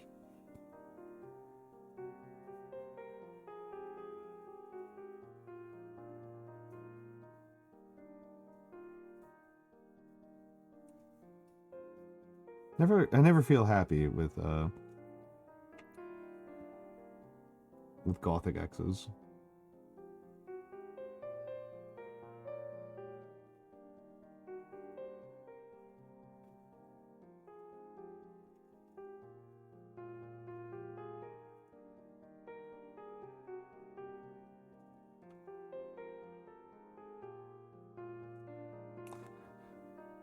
I do look very huggable, Wea Biscuit. It's true. It's true. Also, welcome in, Ursula. Welcome in. It's good to have you here. Very good to have you here.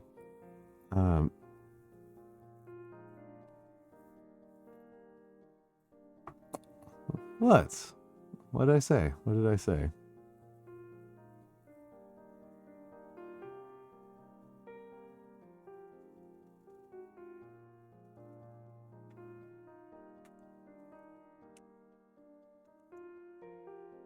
I thought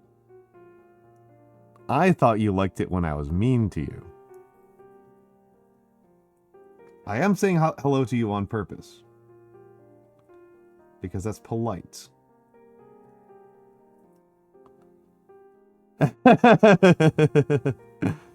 I recommend them to you, Thaz. I recommend them to you.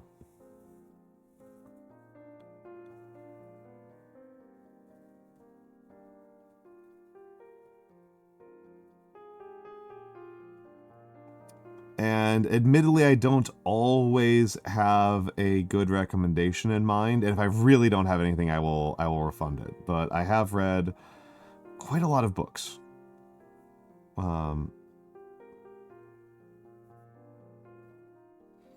I will confess to having some go-tos. That was like, if somebody asks for like, oh, I want like a good fantasy adventure, it's like I'm going to say Tombs of Otakon. Like I really go to that one pretty reliably.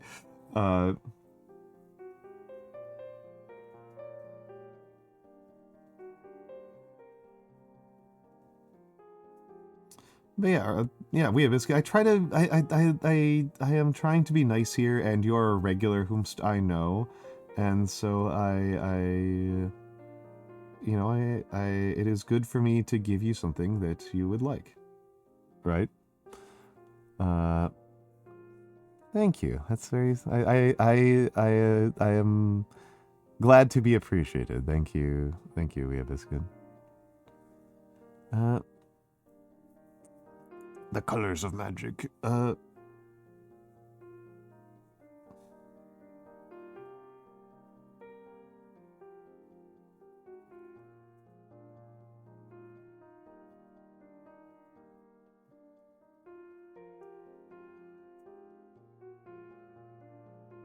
There's a bit of a screw up right there.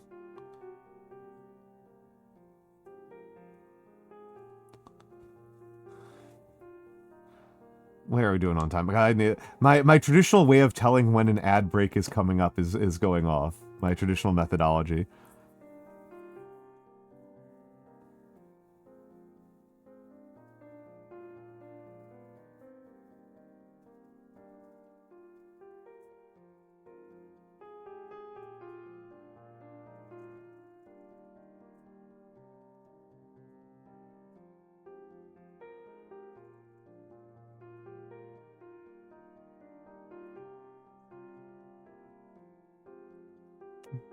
All of your favorite people are here. That's good. That's good.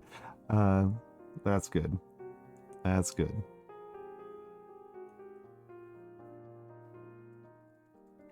I do feel a little bit bad that I've developed this little like group of ladies who are friends with each other, and then they show up to my Infinity game nights and are clearly just like, it's clearly not for you guys. It's clearly like me and Shark Ray are getting a lot out of it, but like I feel like I should be doing something that's a little bit better client service, so to speak. I'm just saying I could choose something that's a little bit more to your taste.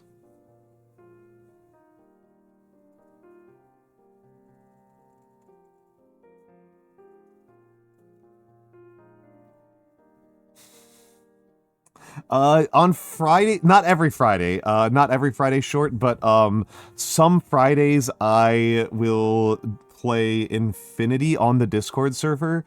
Pretty much just a 1v1. It's a war game. Infinity is a tabletop war game.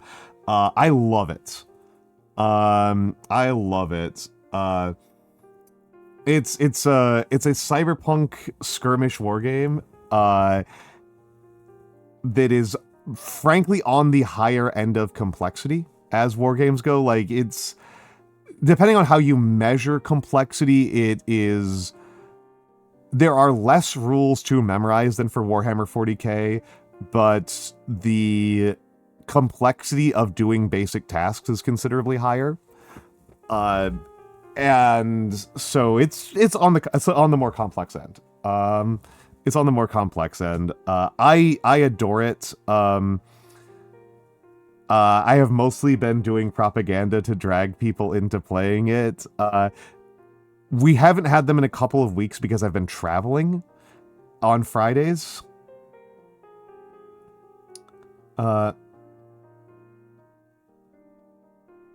Yeah. I am just, and to be honest, Shark Ray, it's less like even the interaction, right, than it is just like the opacity, right? The opacity is quite high. That's something. It's like part of the reason why I don't like. There's quite a few games I don't stream because it's just like not. It's very difficult to explain what is even happening on screen. Like that's why I don't really stream Paradox games. Like as much as I like Paradox games, and there are other people who stream Paradox games quite well. But for me and the audience I have actually developed, I think they're ill-suited. Even if like I kind of enjoy streaming them as like at an individual level, I think it's like very frustrating. Short, you are a man after my own heart. You are a man after my own heart, or lady after my own heart. I love so many tabletop games, and D&D is like, I'm not going to do this anymore. I have tasted the forbidden fruit of Apocalypse World. You can't drag me back to the D&D mines. You're bigender. Okay. I will try to remember that. I will try to remember that. He, she pronouns? Or he, she, they?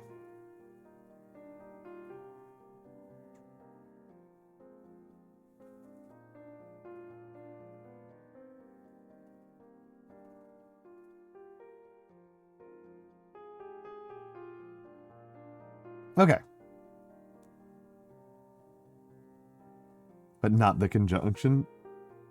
But the conjunction? I don't know what I messed up, Theo. I don't know what I messed up. Part of being a streamer is that your short-term memory is becomes goldfish-like while you're alive. So I don't know what I did wrong. My favorite is actually mobile frames is Firebrands. I love Firebrands a lot. Firebrands is crazy. Okay, we are going to the bathroom.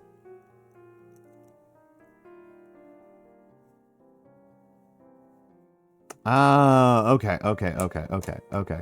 Yes, but we are going to the bathroom. And yes, Galaxy Wolfstar, that makes sense. I have been using he, him for you, Galaxy. I have been assuming that that's fine. But if you would like to change them, please let me know. Please let me know. I will probably make like 20 mistakes before I get it right, because I am very forgetful. But we'll be back in a few minutes. Enjoy the fan art gallery and enjoy the ads. I do need to update the fan art gallery. I think it's like 8 behind. But yeah, I'll be back in a few minutes.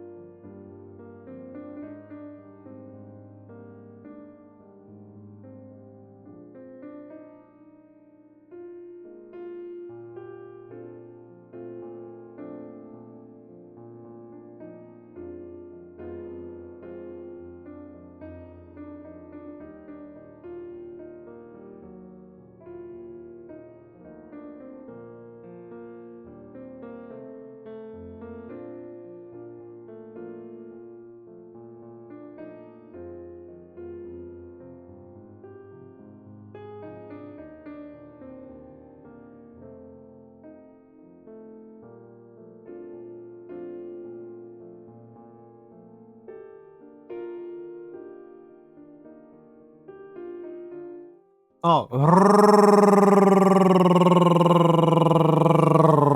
right. That was kind of a bad one. Oh, right. I'm back. Hold on. Let me, you feel gender fluid at this point? Okay, that's okay. That's okay, Galaxy Wolfstar. You are in a moment of flux and transition. And it is perfectly reasonable to take some time to try and figure out what works for you. That is very, very good. That is a very good thing to do with your time. I recommend it. I recommend spending time figuring out who you are and who you want to be. And gender is an important part of that, right? Like, it is a lot of what your social role in the world is going to be downstream of your gender, and how people see you and interact with you is going to be affected a lot by your gender. That is kind of what it's there for. That's kind of like the purpose of having and talking about gender, is that it gives people some shortcuts for making assumptions about how they are supposed to treat you. And so it's worth thinking about, right? It's worth thinking about. Hello, Baron Gearmoo. Hello. Nosotras la brujas. Oh, that actually sounds really interesting. Atkin. That sounds really, really interesting. And yeah, Short, there are two big things I don't like about D&D. I know, like, Mix is going to fight me about this one, because Mix has a very different opinion on this. My feeling, having played quite a lot of D&D in my life, is that D&D is pulled in too many directions at once. And I really prefer my games to be kind of more focused. That's fair. I mean, the big place where we are not in the same thing here is that I feel like what D&D is trying to achieve, it doesn't actually achieve very well. My biggest thing is I feel like it's not, like, I like my TTRPGs to be, like, kind of, like, focused. Which is just a taste preference, and in taste there can be no dispute, right? That, like, to assign a role, and I consider it, I definitely consider it a strength when you can get somebody from premise to knowing enough of the rules that they can fully play the game and have a completed character and play the game 10 minutes. Like, 10 minutes from hearing the title of the game to playing the game is something I consider, like, a real strength, which is not realistic in Dungeons & Dragons. It's extremely unrealistic for a lot of other TTRPGs as well, right? That is not something you can do with Shadowrun. And hello, Dragon Spartan. Hello. Welcome in. Yeah, I tend to prefer weird indie games. It is worth saying that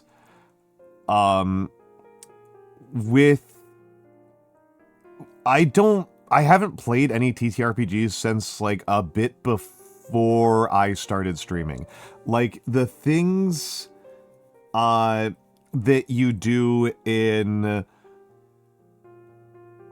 the things that I get out of playing a TTRPG, I get out of streaming, right? That, like, I get to kind of explore myself and my social relations and socialize in this kind of controlled and restricted way. That's something I get out of streaming. And it's I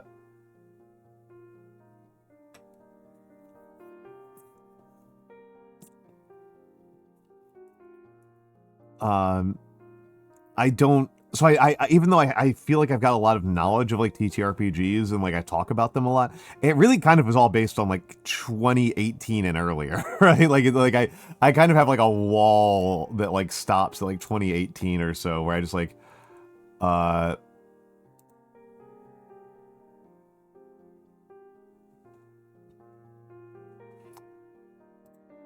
yeah.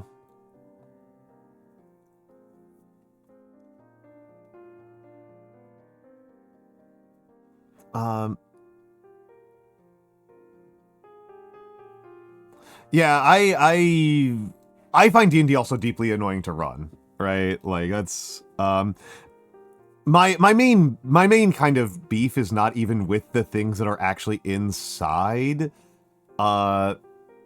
D&D, but that D&D's level of mass support and popularity is at the level where people will try to run like a Regency romance game inside D&D.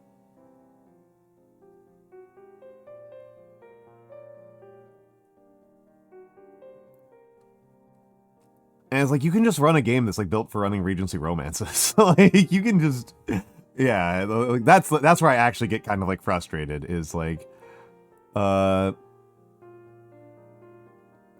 is that does kind of frustrate me. And it's not even like, you stupid dumbass. Oh, okay, actually, I am kind of like, you stupid dumbasses. I shouldn't pretend I'm not doing that.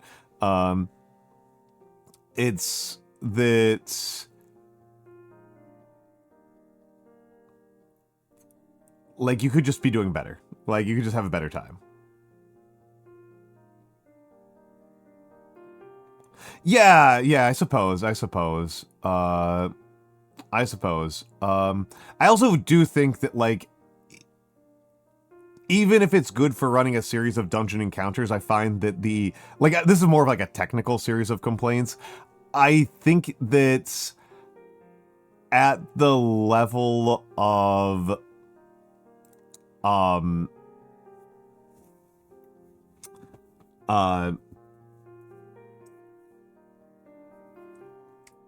at the level of like the individual encounters, I think D&D is just like not very well crafted at like enabling and enhancing and making them interesting. Which is like more of a small scale complaint. And of course, that's me being like a huge wargaming nerd, right?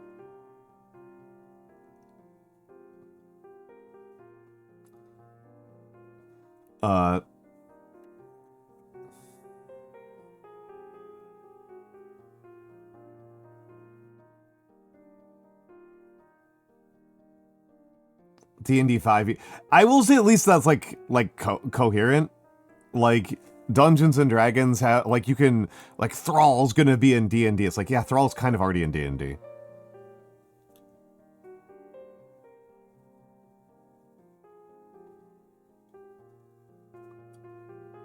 We're going to release official rules for, like, I don't know, the Warlock. Not that Warlock. We're going to make the World of Warcraft Warlock in D&D. It's like, okay, whatever. Like,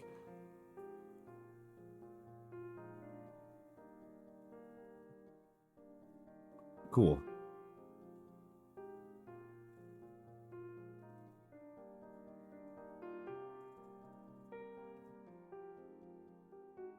Yeah, that's kind of like I remember back in the days of D20 Modern and stuff. Like, okay, whatever. You hated the Jimothy character sheet they made? Lol.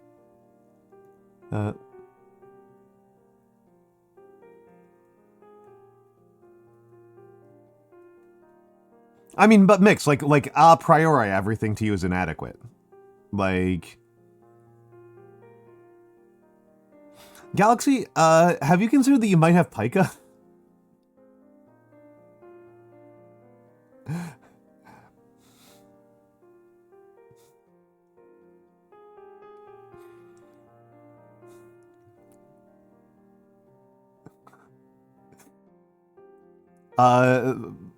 Pica, I don't. Yeah, it's when you want to eat. It's a desire. It's a strong desire to eat non-edible things.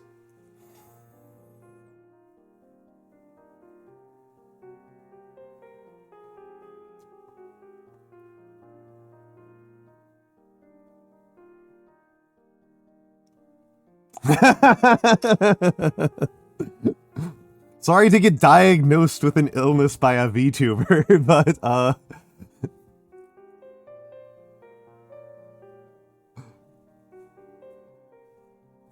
at least I didn't accuse you of vor.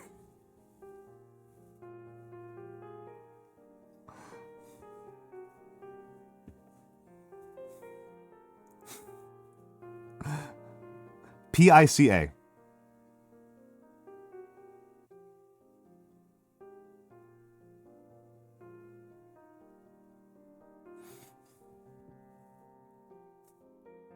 What? I know what the word means. I'm just saying it's not appropriate to this context. And that other VTubers would have accused Galaxy Wolfstar of being into vor, which is not what is happening, which is not what I think is happening here. I'm simply saying that it is probably not, that's probably not what we are seeing here. But Pika, maybe.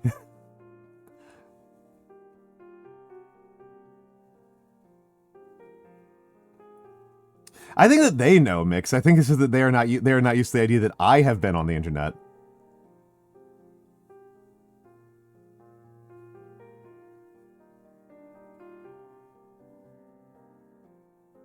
Hello, Caillou. Hello, Caillou. Yeah, I regularly talk about something awful. Yep. Yep, I'm free internet. I'm old. I am not, I was not on DARPANET.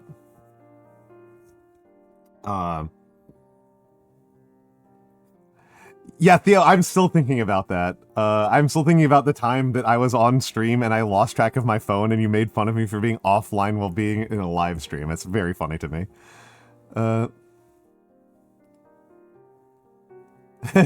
Just like, oh yeah, no. We talk about it fairly frequently on here, Short. We just have been distracted by making fun of Galaxy Wolfstar. Attract nerd girls by including more dice pool mechanics. I see.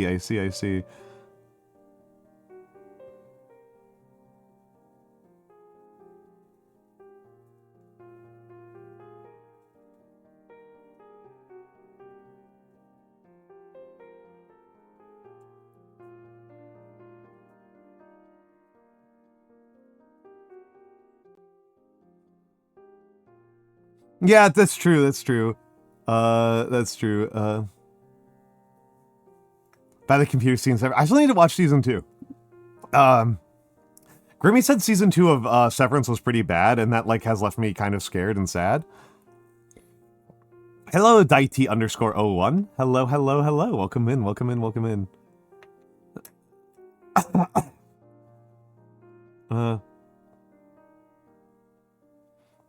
Is to appeal to underserved audiences.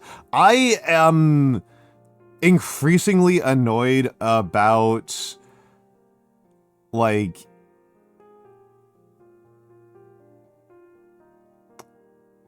even my favorite TTRPG, not favorite TTRPG, my favorite mini war game, it doesn't have my, I don't know if it has my favorite models. It has my favorite individual model. But I'm still kind of annoyed about how much mini games default to only a very narrow range of body types for characters. And it's very like comic books. I think that like the high point models in Infinity are really good. Yeah, that's what I'm going for. Like the high point models are the more like vehicle ones. I think Maggie is really good. I think some of the other I actually really like Stigmata. I've come to really like Stigmata. But yeah, I'm with you.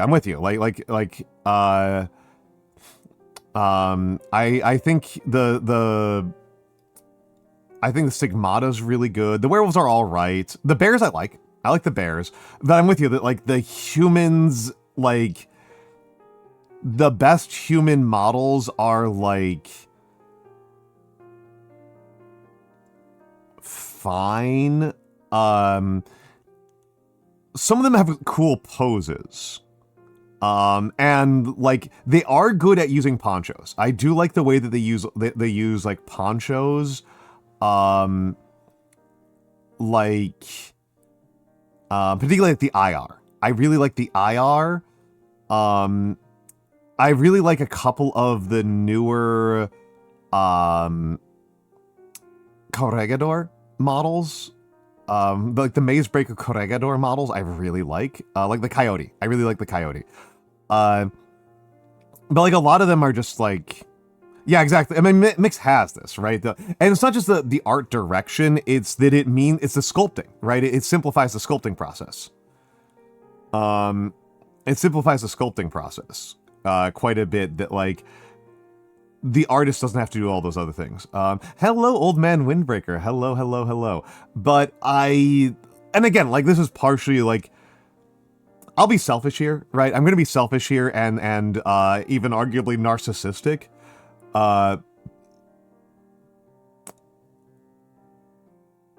This is arguably narcissistic of me,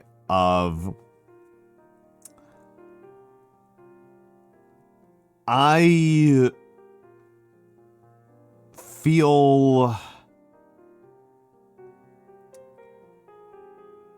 kind of frustrated that in systems that are supposed to be aspirational and so on, I never see bodies that look like mine or my closest friends.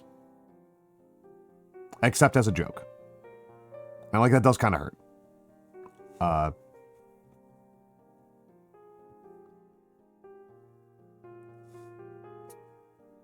Like, is that like selfish of me? I think so.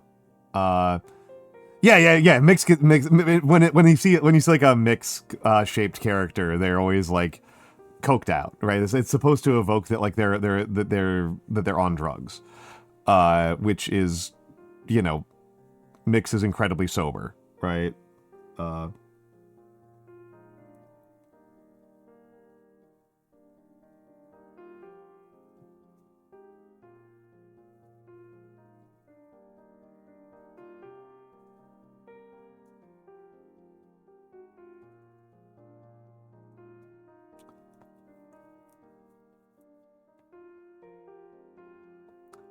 I guess.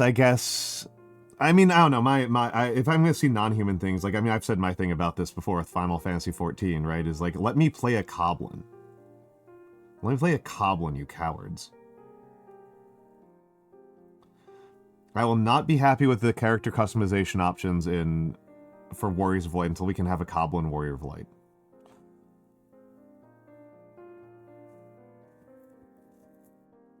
Yeah, and there's also like to make it a little bit more confusing, like in mini war games, heroic also adds there's another layer to what heroic means.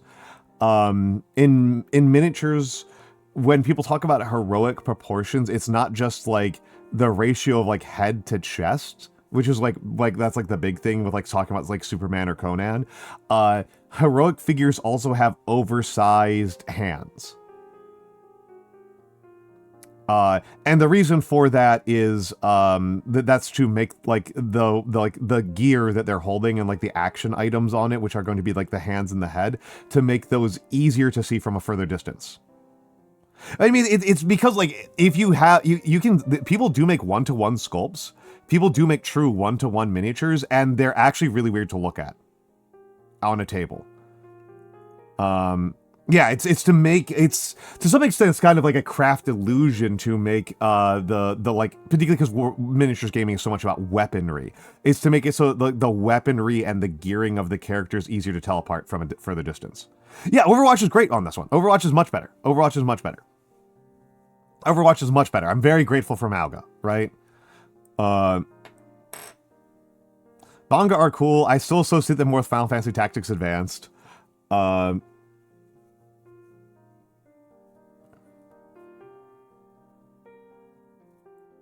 Yeah, it's the fucking ogres who are like kind of a joke a little bit. Well, this is also mixed. This is also like kind of like me being a sociologist here, right? That like there is a connection between what you show as idealized body types, and like things like eating disorders and like how people feel about themselves and how people talk about themselves and how they feel in the world.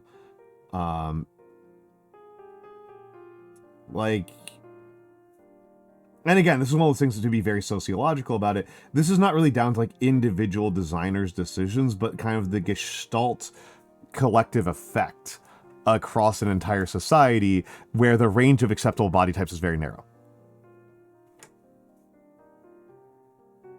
Minty Dragonfire, I was just saying that, like, very few pieces of fantasy or sci-fi media portray body types that are remotely like mine, except as, like, a punchline.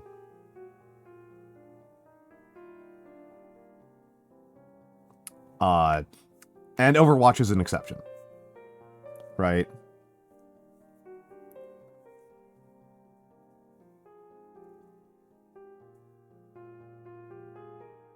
Yeah, mostly women.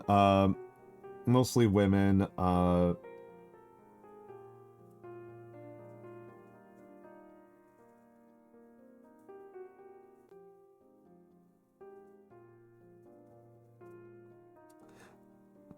Yeah, I'm sorry to say this to anybody who has, like, strong feelings about this, but in reality, love in deep space is actually not that big.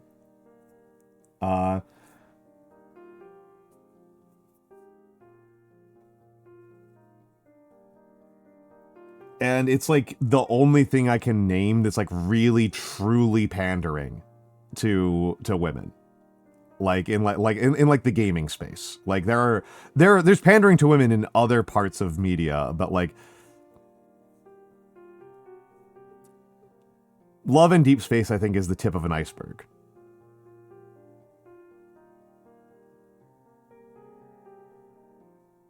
Yeah, gaming in specific, like, really lacks it.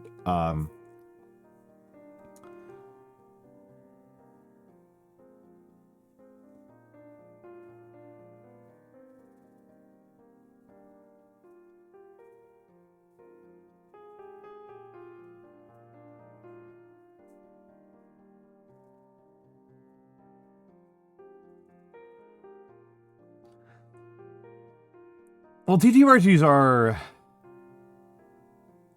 Yeah, minis are super bad for this. TTRPGs, we wind up in an interesting space. Because there's so little money in it, right? That, like, in practice, the average TTRPG is a passion project. Like, there's D&D and there is Shadow, like it's like D&D and Shadowrun, and then it's passion projects.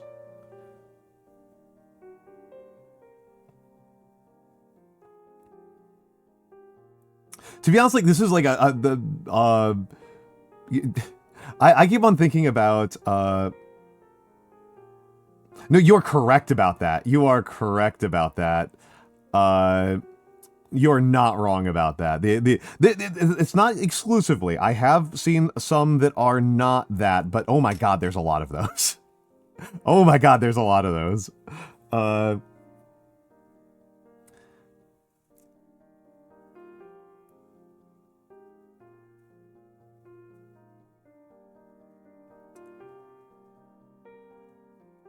There is the Regency romance card-based TTRPG. There is that one. I haven't played it, and I probably should. Because I have been trying to think, I've been kind of like, not like very seriously, but kind of just like, as like a like when I'm going to bed thought experiment kind of thing. Thinking a little bit about designing a miniatures war game that isn't actually at all about war.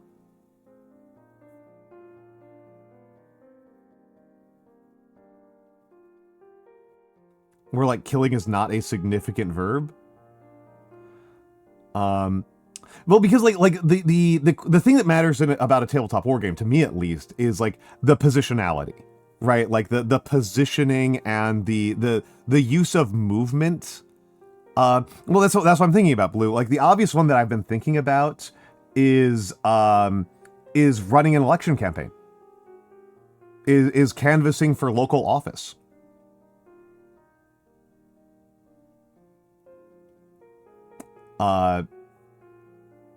that's when I've been kind of like turning around in my head, is like, how could I make a game about like canvassing for local office like interesting? And it's like something I've done. So I know a little bit about it. I'm not like, I feel like if I actually did it, it would be like brutal. Like I would get, not in this, like I would just get brutally bodied by people who know like way more than me. But like I've participated in a couple of elections. Yeah, your keyboard is betraying you. You're getting war flashbacks. But like if I wanted to, if I really wanted to appeal to making a game that forced people to confront the fact of posting on Twitter and go, yeah, just pick a fight with like everybody who actually knows me, like in IRL. Whatever, they know my opinion on this one. But if I really want to be pandering, right, like, could I make a Regency romance that is like a miniatures-based game?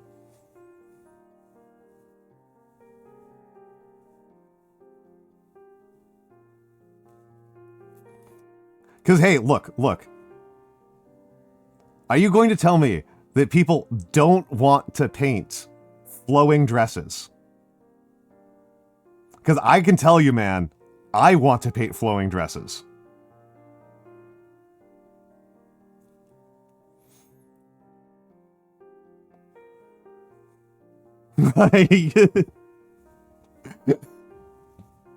I love painting cloth. Yeah, they want to paint their guys and make their army, yeah. That's an interesting thing, Quincy. I was honestly just thinking about how, like, at an actual ball, like, who is where and who they're dancing with is really important.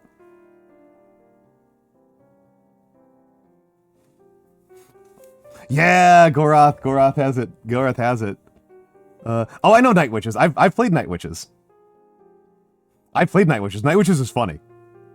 Yeah, yeah, this is yeah, dancing coordination, and I mean the bigger problem is that it's not obvious how you would make teams, right? For keeping it from being like 20 people.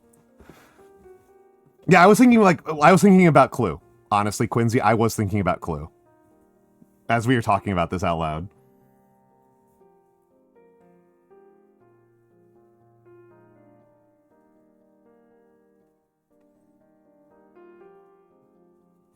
And like Regency in particular is a good era, partially because like the dresses that women are wearing in the Regency era are like very flowing, but also that because it's old enough, men are wearing things other than black.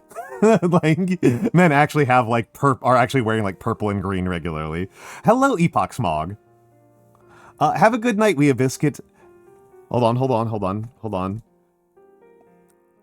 Thank you very much for being here, Wea Biscuit. I really hope you have a very lovely night.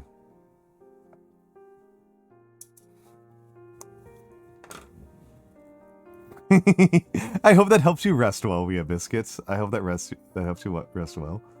And also we've got to redeem here.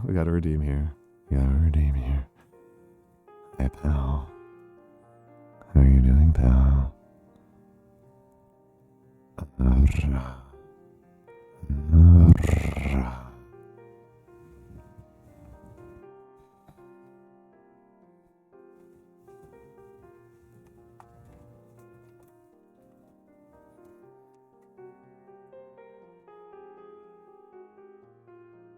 Yeah, she deserves it.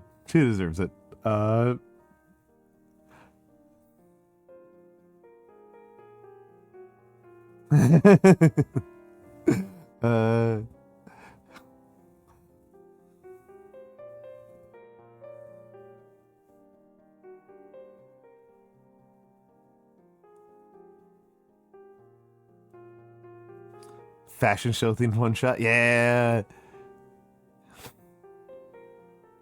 Oh, and short 646. Honestly, it's just because like I'm getting very close to the end of oh my god, Middlemarch, right? That in Middlemarch, right? Like the biggest underlying debate is like the Reform Act, right? Like it's like Whigs versus Tories, right? It's local politics. Hello, Nane. Not too bad, not too bad. It was a lot of it was actually on bus, and I have to say, like, I might be revising my tier list for how to get to and from DC and New York, and say that the Amtrak bus is actually like a full tier higher than other buses. The Amtrak bus is considerably nicer than Megabus or Bolt bus.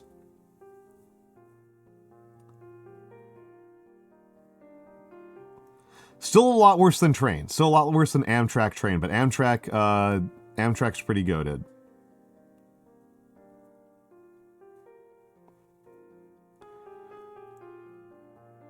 It is not S tier, but it's pretty good. And hello, Josukai. Welcome in, welcome in, welcome in. There should be more mini games about trains, right? Right? I mean, so the thing about trains for like a miniatures game, other than the fact that like, you get to have the train guys get involved, and the train guys are good. Yeah, you can get the train guys. Wow, thank you, Josukai. Thank you, Josukai. Why does Amtrak do buses long distance? I don't have an answer to that, Sharkray. I don't have an answer to that. Uh,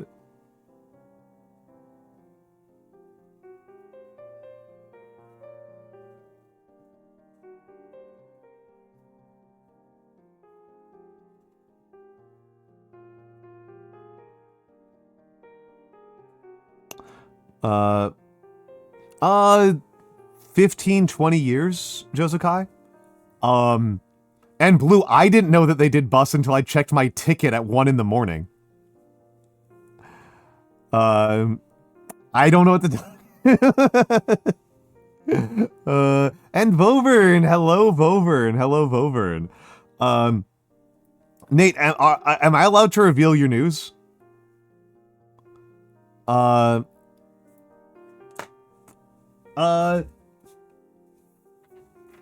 Do I have any that I'm super proud of? I don't tend to be proud of completed works. I tend to just enjoy the process. Okay, I won't.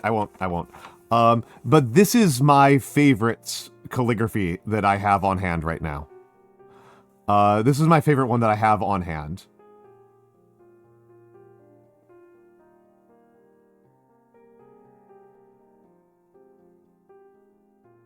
This one I really like. This is a quote from The Dispossessed by Ursula Le Guin. I also really like this one, but it actually has a spelling mistake on it. I just really like this quote. I might redo it. And hello, Ophelia Zita. And hello, Poxy Pop. Hello, hello, hello. Hello. Hello. And hello, Terron. And hello, Pum Kitty 2. What is... I have never had 4 first-time chats in a row. Okay. Welcome in, everybody. Welcome in. But tonight I'm going pretty slow. Oh no, let's get back over to the teal. Thank you, thank you, thank you. Yeah, the one I'm probably the most proud of, I don't have anymore, right? Because I gave it away, right? For Off-Kai, me and Archibald collaborated on a poem for Book of VTubers, and he should have it in hand now. He should have it now. Okay, hold on. A bunch of questions here coming really fast on top of each other. Have I made banners or flags? No. Hadn't thought about making flags. I do like flags.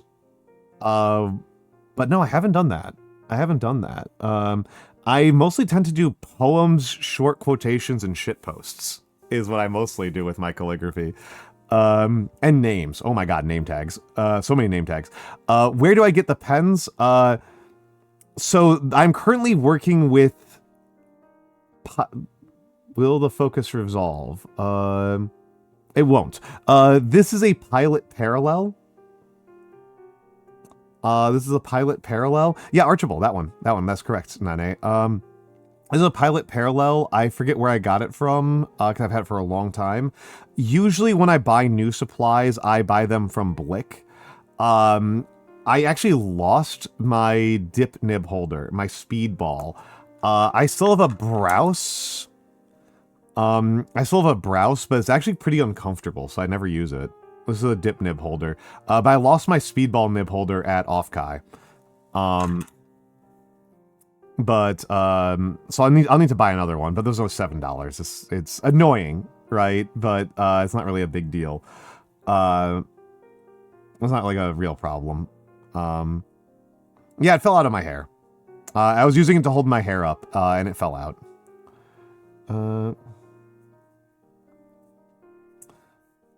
But yeah,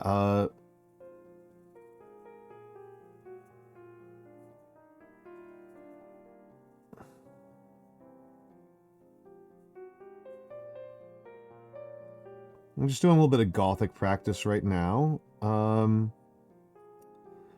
I do have a bunch of people had birthdays recently that I should do calligraphy for, and that was kind of my plan for tonight. But the truth of the matter is I've been very sleepy and unfocused today. Thank you, Ophelia, thank you. Tyrone, I can do that. That would be a commission. Hold on. For Ophelia, that is my model artist. I have done some, like, classic shit posts. I did, that Feel 1 No GF. A full copy pasta would wind up being quite expensive, because I charge $3 a word. So we're thinking about that, but, actually, hold on. Hello. No, I don't do it on VGen, I do it on Ko-fi. I don't have the link set up. Hold on, I'm gonna make this right now. So hold on, let me grab the commissions. Okay, there it is. I'm literally gonna do it right now. I'm going to make this command right now. Command,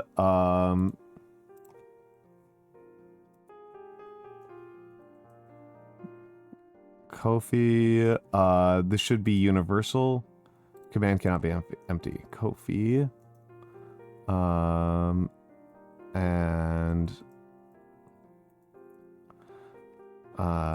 That should do it, and then let me create something here.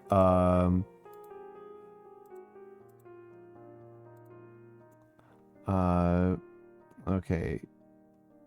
Duplicate, and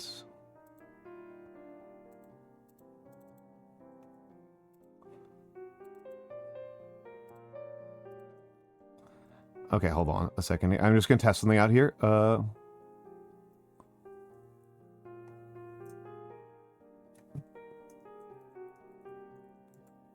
Okay, hold on a second. Hold on. This should do it.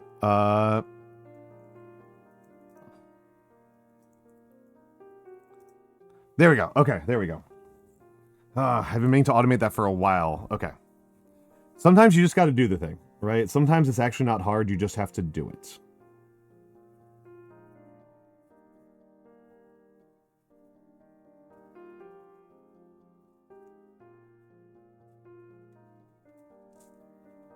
Yup, I would not do the entire B-movie script. Also, like, you kind of run out of steam on doing that after the first, like, couple of sentences anyway, right? Like, nobody actually cares about about word number 5,000 of the B-movie script. They care about the first, like, 50.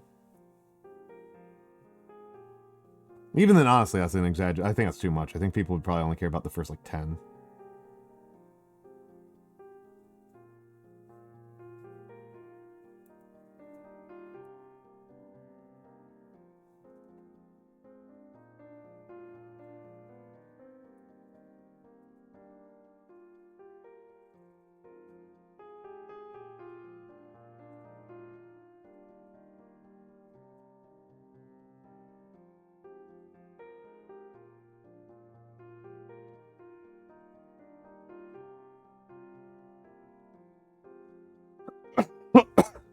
Excuse me. Yeah, most of these copy pastas, like, you only need to do a couple of words, and then people will get the point. Like, Like, nobody actually reads out the entire Marine copy pasta every time. Thank you, Blue. Thank you, Blue.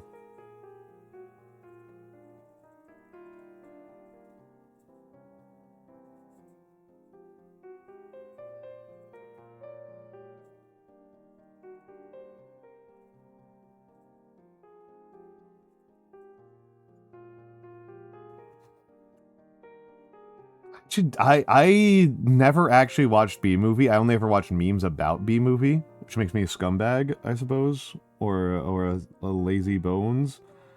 And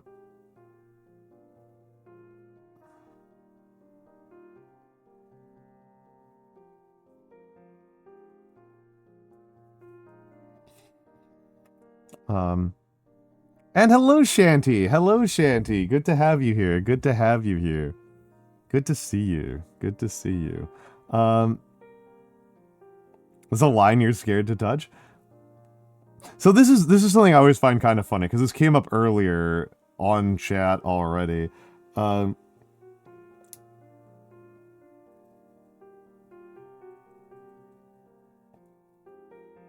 There's very few of these internet cognito hazards that actually get under my skin.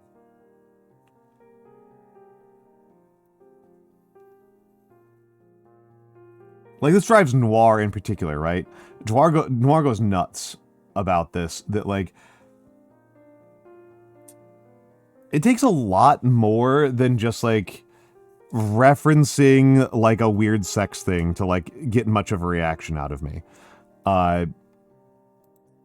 Like, I will vibe out to, like, it's like, okay, like, you know, you tell me about some, like, really weird specific fetish, and I'm just like, okay.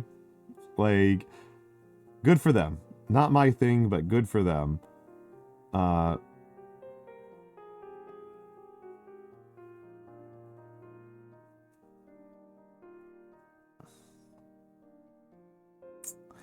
Yeah, my big, like, fear thing is actually heights, which is, like, the most boring thing on the planet. Right? And yeah, Chanty, Mix has told me a bit about you. Mix does tend to gas me up a bit. I think he overestimates me a little.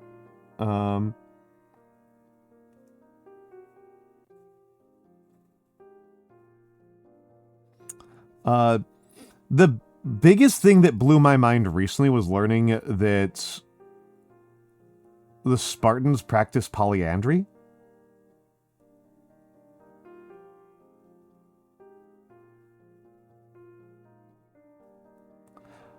That weirded me out.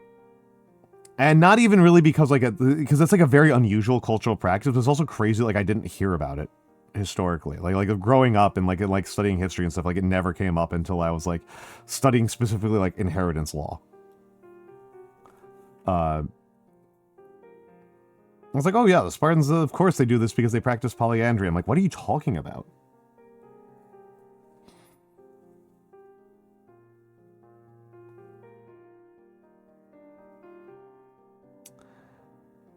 Yeah, and I don't mind planes. Planes don't get me. It's ladders. It's ladders and climbing and being on the edge of tall buildings. Oh, who did we get the follow for? Oh, I need to clear up my filters. Oh, Philia, thank you for the follow. Thank you for the follow. Very, very kind of you. Very kind of you.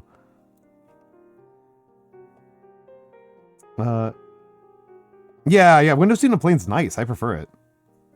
I should probably prefer the aisle seat, though, if I'm being honest, given that I pretty much always need to get up and use the bathroom multiple times per flight.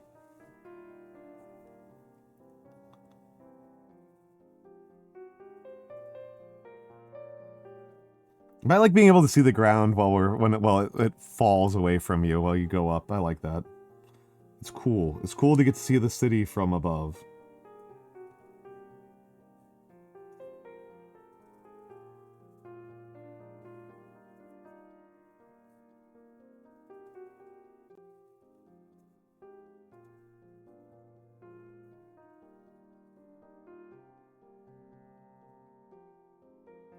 And that's RF Comos.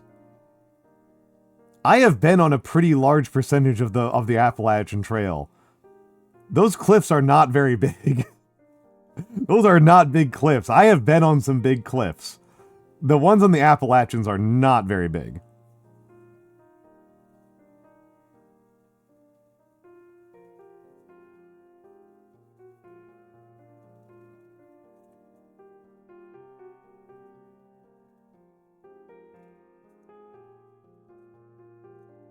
Also, I didn't really say it before, but welcome in. I did say hello to Pao, but also I hope that you're doing well, Pao. I hope you're doing well, Pao. Hopefully in the near future we can game again soon. My travel is only slightly murderous.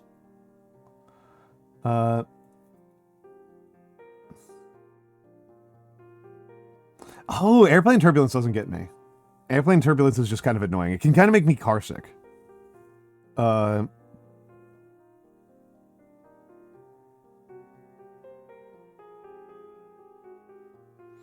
They've been ground down like a wheel of cheese in an Italian restaurant. So true, Mimi. So true.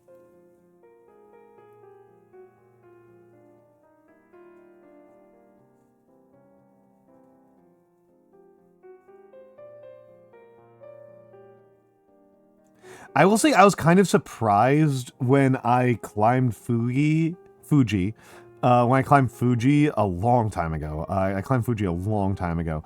Like, Fuji doesn't really have any particularly dramatic mountains. Not mountains. Doesn't make any sense. Doesn't have any particularly dramatic cliffs. Like, there's basically no point I can remember being on Fuji and, like, feeling like I was about to fall any particularly long distance.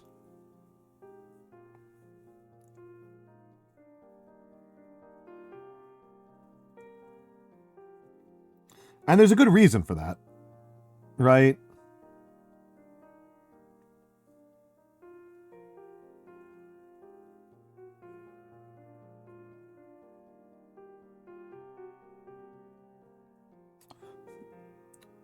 But even knowing that is kind of funny.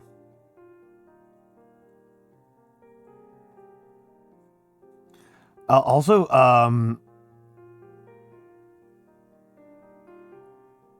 chat, like,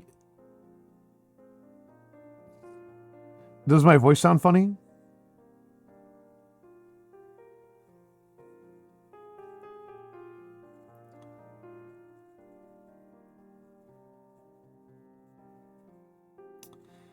Feels funny to me all of a sudden. Okay, sounds pretty normal. Good. Okay. It feels weirder than it does like half an hour ago. Is what I mean. Like, I'm just trying to be like kind of sensitive to these things, right? Because I don't want to like wear out my voice. Yeah. Okay.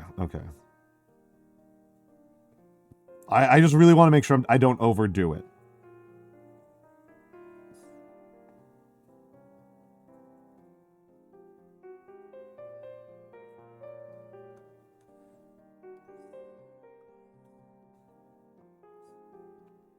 I'm guessing, Blue, that it's because of like the mountains, right? That like Japan, the Japanese Alps are relatively tall, especially considering they're like right up against sea level, and it's a pretty continuous range.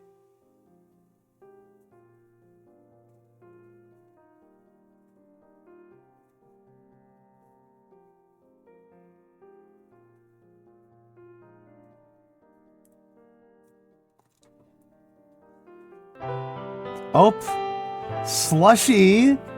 Hello, Slushy! Hello, Slushy! How are you doing today? Welcome in... hold on a second. Welcome in, Raiders! My name is Almantas VT. I am a former professor of sociology, a current VTuber, and old man whom's love old thing. I do a lot of calligraphy, which is what I am working on tonight. How was Hightail? I met Slushy at Ofkai. Had dinner at a... Actually, it was my favorite restaurant that I ate at this Ofkai. That food court. Vietnam was the best. The Vietnam vermicelli bowl was the best thing I had at Ofkai. But also, hello, Slushy. Hello, Oruke. Hold on, who else do I have in here? Slushy, Oruke. Who am I missing? Haz, did you come with this raid? And hello, Aya and Thrati. Ah, I see Aya and Thrati. How is your warframing going? How is your warframing going? Hello, Hazmat as well. Hello, Hazmat as well.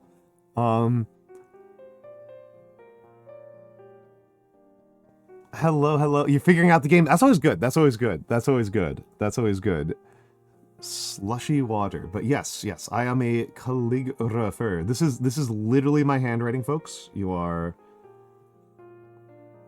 watching me live on the air.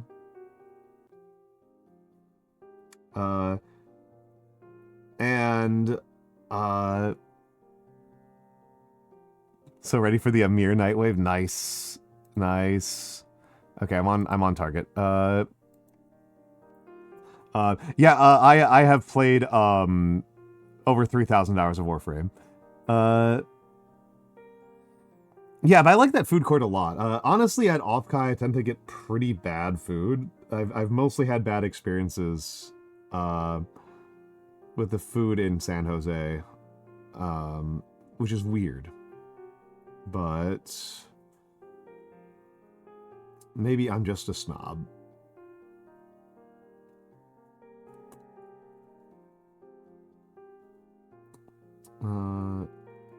Maybe I'm a spoiled New Yorker. Hello, Byzantium Rose. Hello, Byzantium Rose. Okay, hold on a second here. Hold on a second.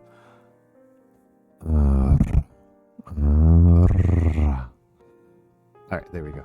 Nice little ASMR redeem. All right, Short. Have a good night. It was wonderful meeting you.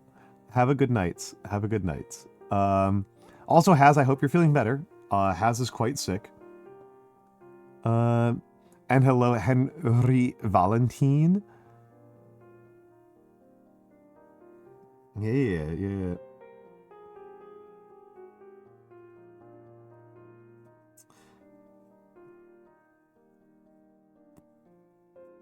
I thought it was kind of funny, Henry, that the best handwriting in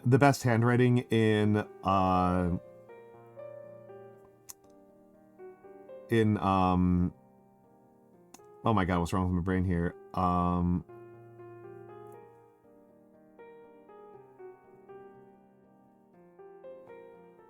Pentiment. In Pentiment was the mastermind. The mastermind had amazing handwriting. Sitting on 1K. I will admit I tend to not have a lot of time to game with other people in my life. Not zero, but it tends to be pretty chaotic.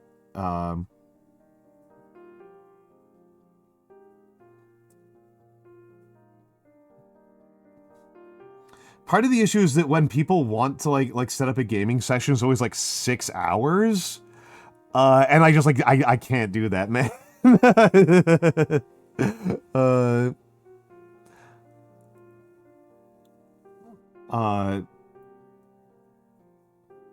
Like when I game, I tend to sit down to game for like half an hour or like an hour.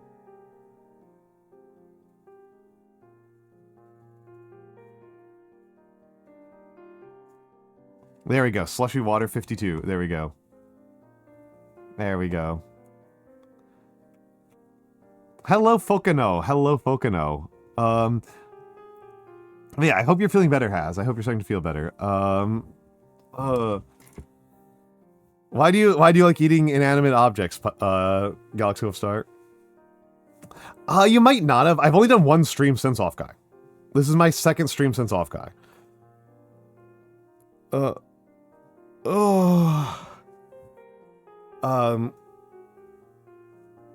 because I went from off-kai to Otakon like immediately. This isn't my only job, Otoke. I have a lot of obligations outside of gaming. Gaming isn't even my favorite activity. I actually like gaming less than I like running and cooking. But it's like very normal that it's like, okay, like I've gamed for half an hour, it's time for me to go back to writing. I've got an interview. I have to meet with my editors. Like I have to call my mom, right? Oh, okay, we are in ads. I am going to use the bathroom. I'm going to use the bathroom. So we'll be right back.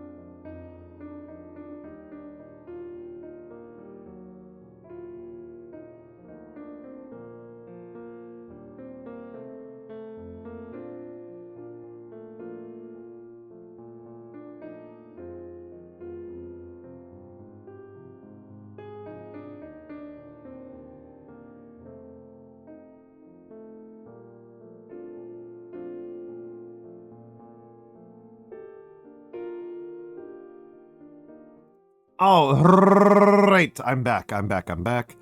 Oh,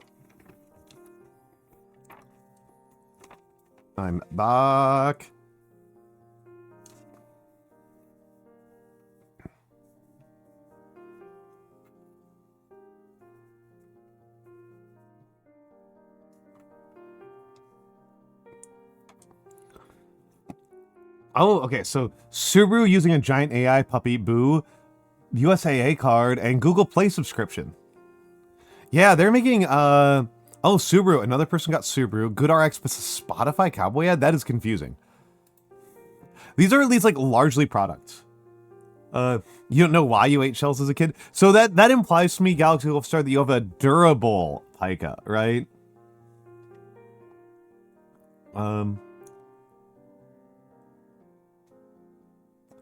Yeah, fucking no. I am with you on that.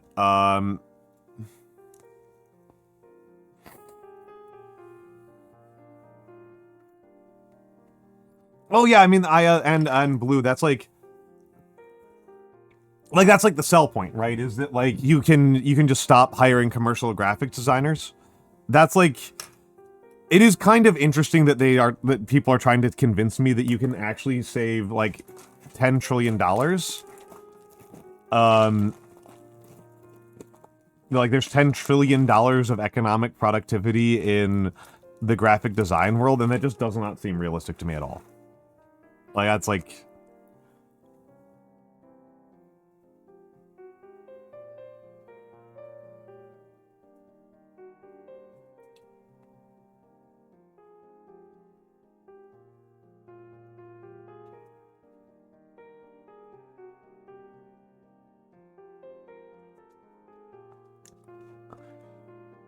man, I don't know. It's interesting to me, right? Yeah, exactly. Fokino is like, if that was true, like what?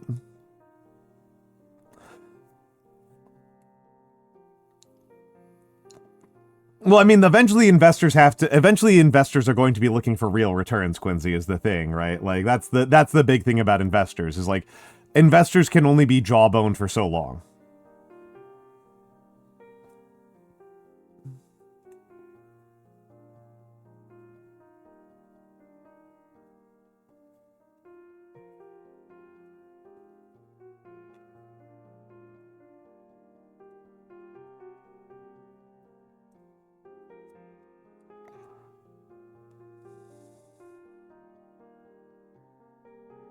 Oh, I'll be honest, Nane. My own belief is as early as possible. I personally am, so I'm a morning shower guy. Is like one thing to be said here, right? I'm a morning shower, and that's in no small part because, as I say fairly frequently on here, I am a fat, hairy white guy. And so I never feel clean when I wake up. I always feel like I need to take a shower. So the ideal for me personally is that I wake up,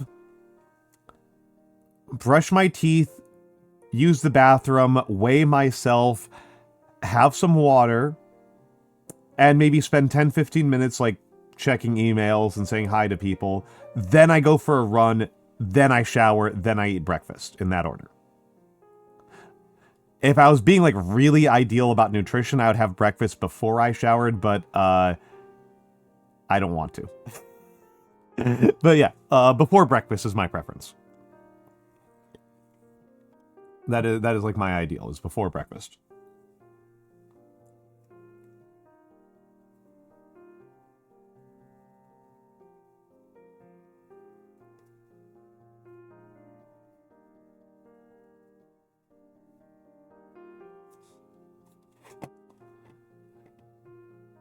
If you woke up at 2 a.m., I don't see why not. Unless you're like, okay, so it is worth saying that like, I live in New York, okay?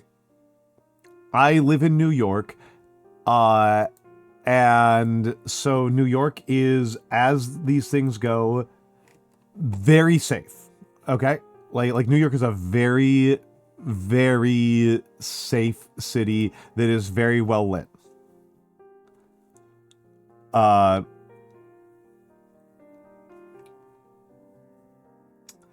And so, like, if you are running before sunrise in an area that doesn't have a lot of lighting, I would say maybe wait until there is some light so that you don't trip and fall and all that stuff.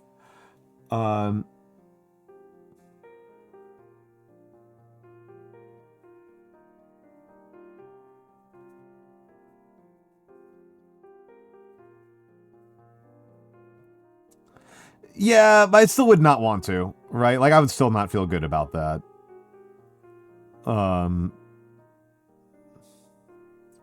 Like, Like, if you can run safely, run. But I am definitely like a...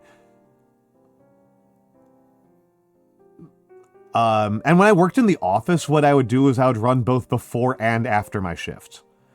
Because it was really good for, like, helping me have a separate work Sona from my, like, normal life. From my real life, I should say.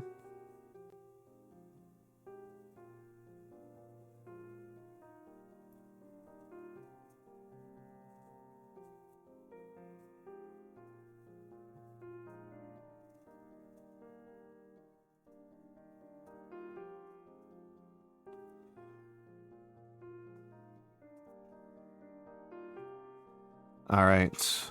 Let's now get to the actual thing I meant to do this entire time. Holy moly, I've been slow.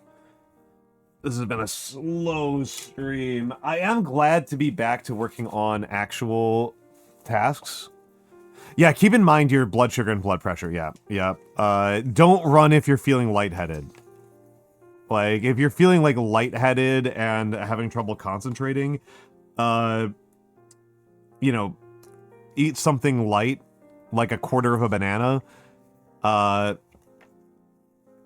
have a glass of water and let yourself sit with that for a few minutes. Well, yeah, if you live in an area where, like, it's dangerous at night, don't run at night. Like, that's kind of, like...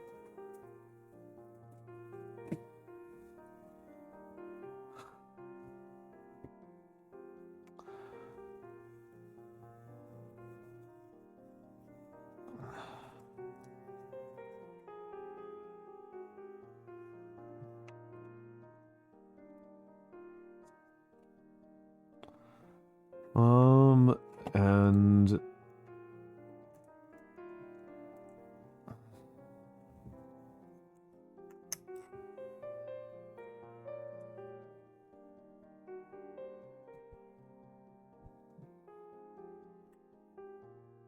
Oh. That's the wrong one. Wrong guidelines. Oh. It is also nice to be working with guidelines again, right? Like, at Offkai, I'm working without guidelines a lot.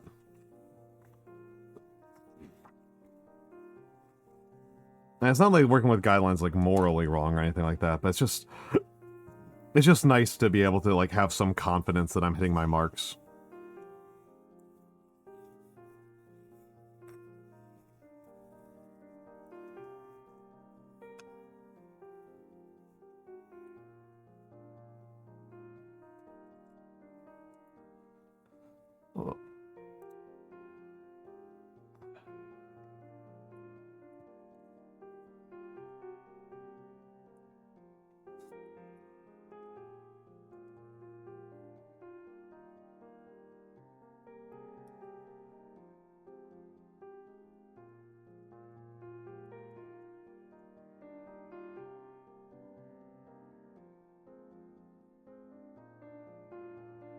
I'm going to be an absolute goofball and spend all that time warming up on Gothic and then actually start working not in Gothic.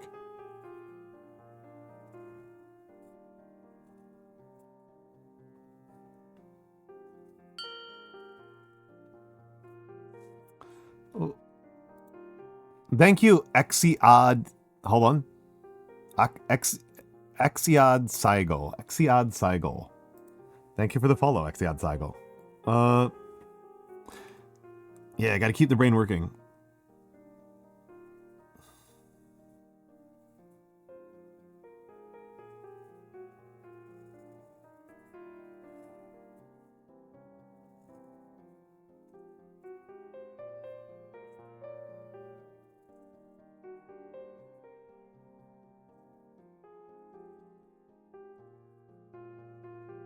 That's weird, eh? I don't know why I did that.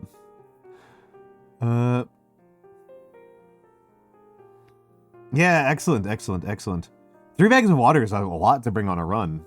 How long are your runs? You might be a way more experienced and powerful runner than I am.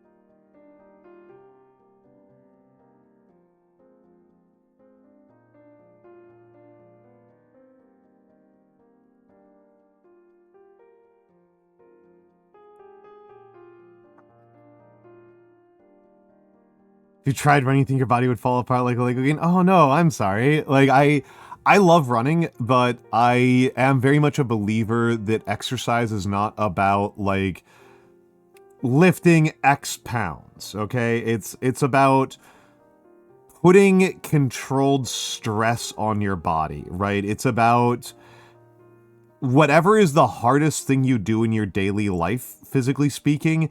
Exercise is when you do 50% harder than that. Like, whatever is, like, a hard thing that you do in, like, a regular daily activity under, like, uncontrolled situations, exercises do whatever is, like, 50% plus harder than that. Yeah, like, if the heaviest thing you have to lift for, like, your job is, like, 50 pounds or something like that, do something where you have to, like, start learning how to lift, like, 100 pounds. And I mostly say this because that reduces the amount of times you're going to injure yourself during your daily life. Yeah, running is going to be different. Running is going to be different. Like a lot of running, like, to me, the real virtue of running. Oh my god, yeah, 4 minutes so safety. I love deadlifts, but 4 minutes, you can hurt yourself so badly doing deadlifts. My big belief about running, I should say, not my big belief, my big motivation for running is actually psychological.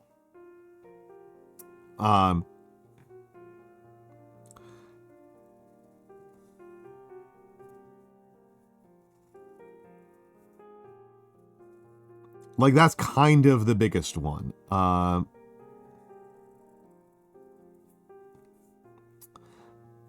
Is that running empties my head of anxieties and stresses like nothing else on the planet. It is... it makes my brain feel like clean clothes.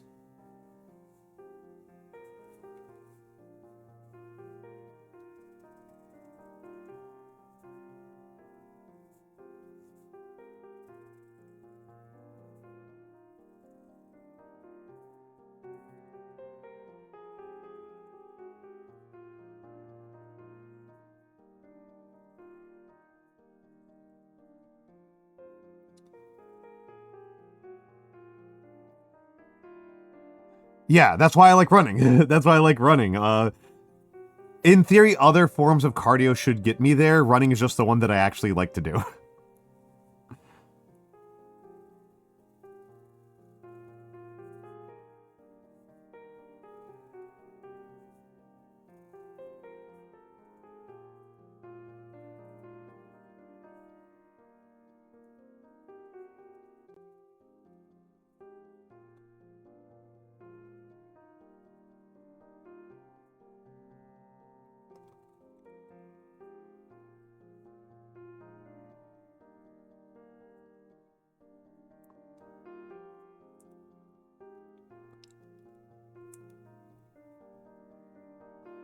Your nerves and heart are effed. Oh, I hope that your physical therapists are keeping in mind that you don't just want to like do the bare minimum. You want to like... I shouldn't say, I don't know. My physical therapists have always been good. I can definitely imagine that somebody could have a less good physical therapist, but...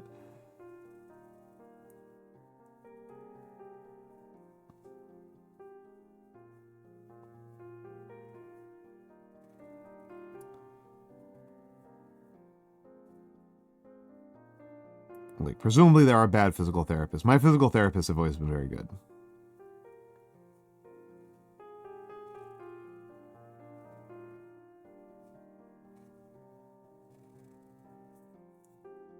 And hello, Statistical Anomaly. And hello, Archibald.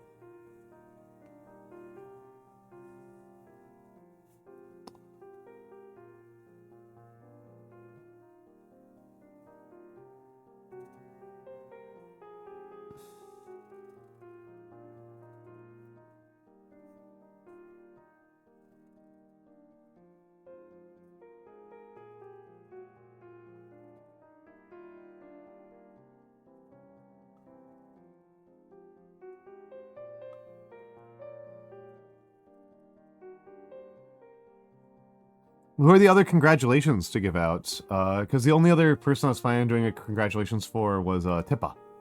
Because Tippa passed her boards last week. Let me look something up here quickly. Because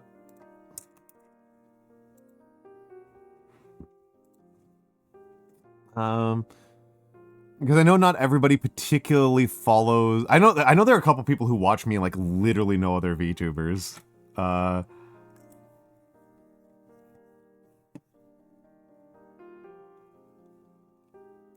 Oh shit.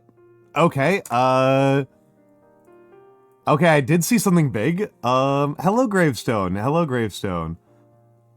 Hello Miss Gravestone. Apologies. And also yes, statistical anomaly. Here's my model. There's my model information. There's my model information. Were you talking about Lala?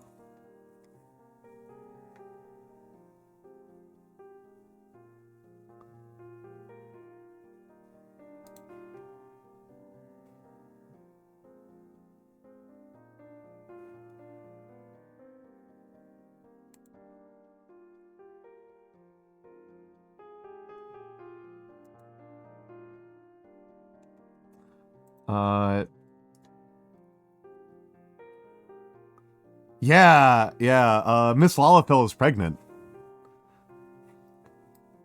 Miss Lala is pregnant, so I said not Lalafell, Lala. And hello Zlay Art. Hello Zlay Art.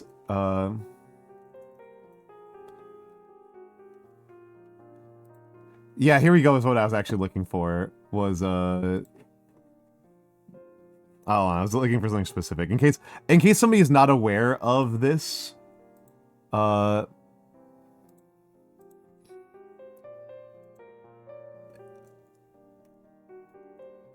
in case somebody's not aware of that. No, Tipanya.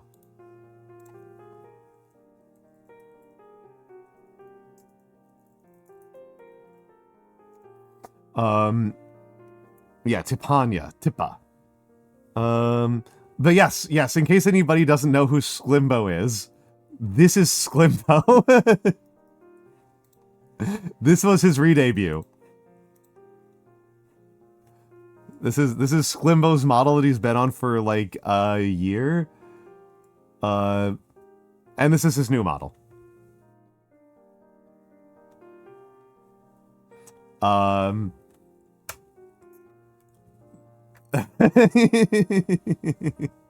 It's he is I think it's so funny. It's so funny. I've really enjoyed people referring to it as Temu Valko is I think the funniest thing anybody has said about this.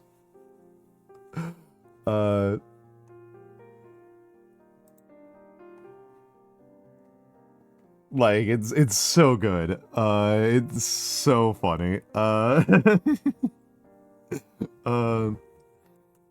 It's so funny to me. I love Sklimbo. Sklimbo has been so kind to me and so much fun in VTubing. He's been so he's so nice and he's so genuine and he's smart. Like that's like understated about him that like he's like because he's normally just like such like a puppy of a person. He's so just like excited and happy to be there and all he wants to talk about is like Pokemon, but like he's a deep thinker. Like there are some real deep thoughts going on behind those pretty blue eyes. Like he's actually very thoughtful about his craft and about how he can help people. And hello Big Gay Mikey. But yeah, also congratulations to Lala. I guess that's going on the to-do list. Hold on, okay, this is how I need to do this, okay? Where are my pens? I don't want to write in pencil. It's like a scrub. Okay, hold on a second.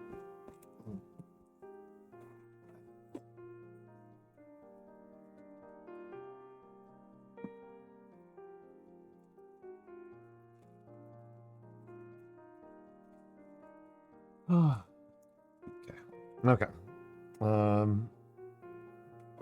Sorry, stretching out a little bit here. Okay. Why is this pen being weird?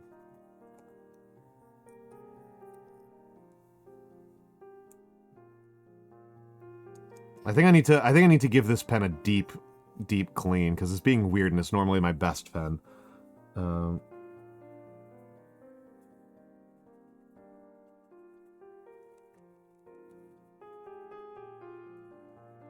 Yeah, this pen needs to be washed. This pen needs to be washed. The pen just fully needs a soak overnight. Okay.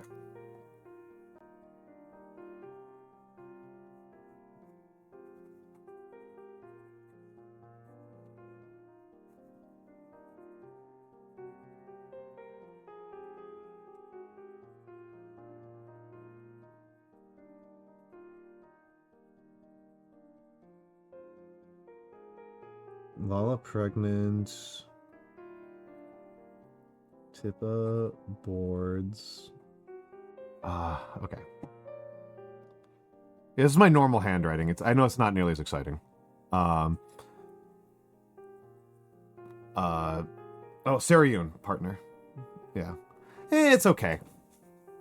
It's okay.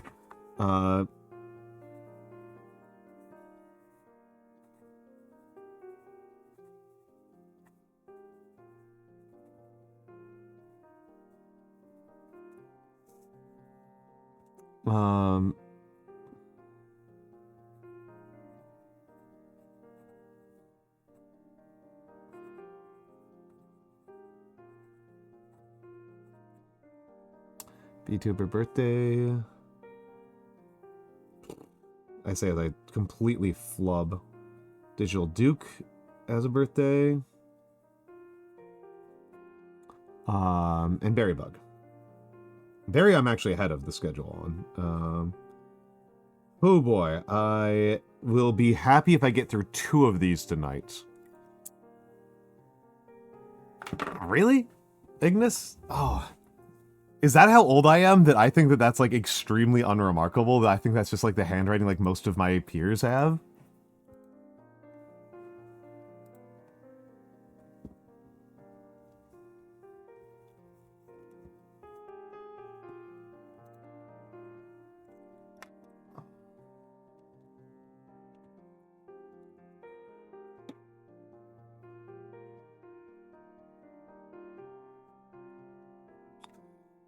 That's very silly of them, to be honest. Like, I as a person who's still pretty digital,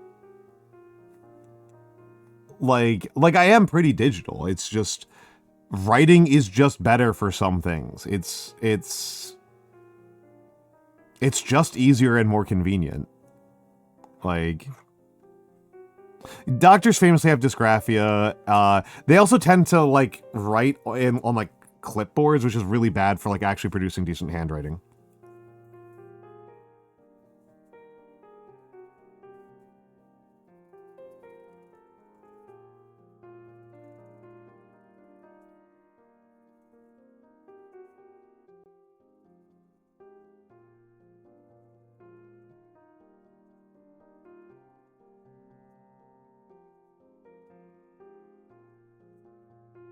Oh, thank you for the watch streak, Big Game Mikey.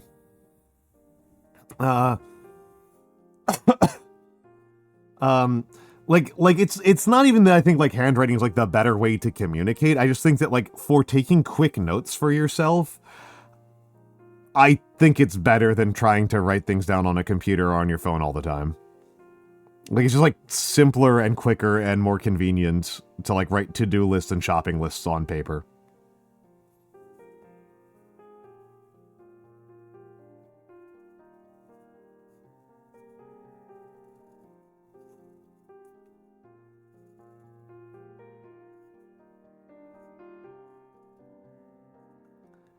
And, like, I can handwrite at about 250 words per minute. Right? Like, if I am in a meeting and I want to take notes. I can take notes as fast as New Yorkers can speak. Okay?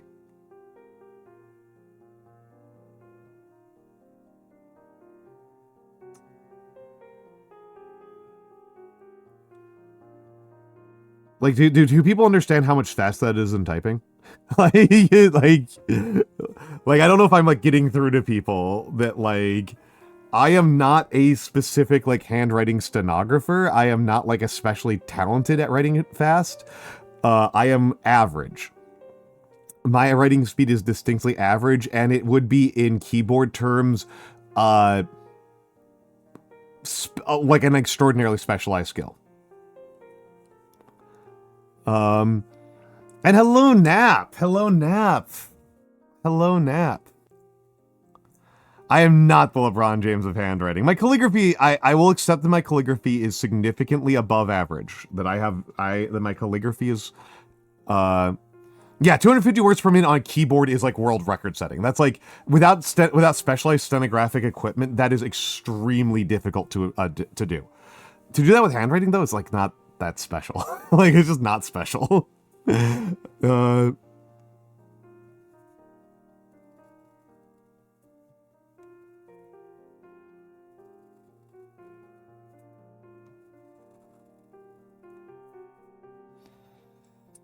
But meanwhile, like I mean, I am mostly type, right? I am more, I type more than I write these days, but like, because like it's better for editing.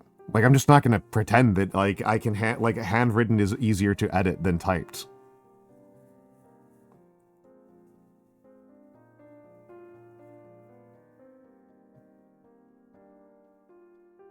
How are people? Oh man, I feel like getting over 100 words per minute handwriting is like really not special.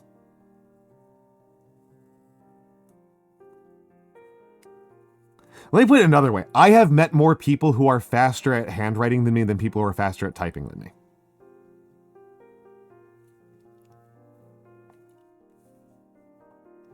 Well, for professional context, the professional barrier is 45 words per minute.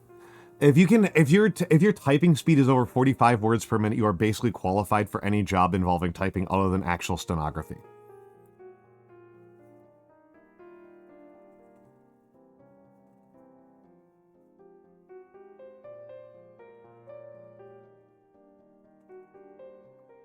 It's absolutely not sufficient for actual stenography.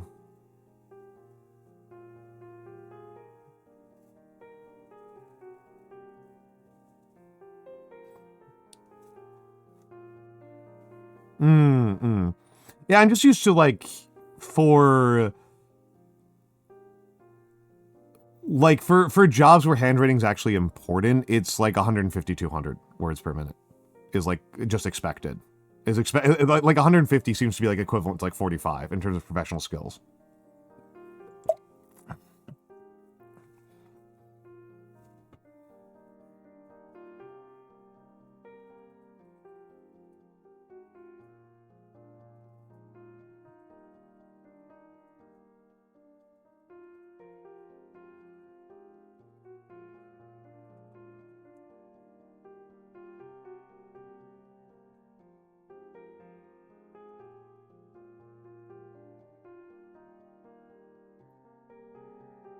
That's crazy to me. That's crazy.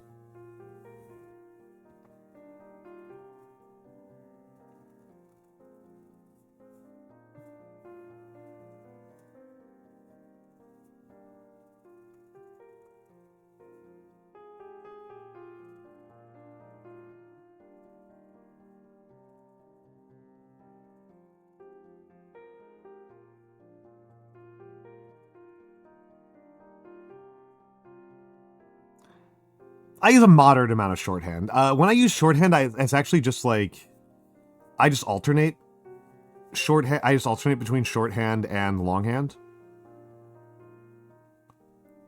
Like when my hand gets tired, I'll switch into shorthand. I don't really use shorthand for it because it's faster. I use shorthand because it uses different muscles.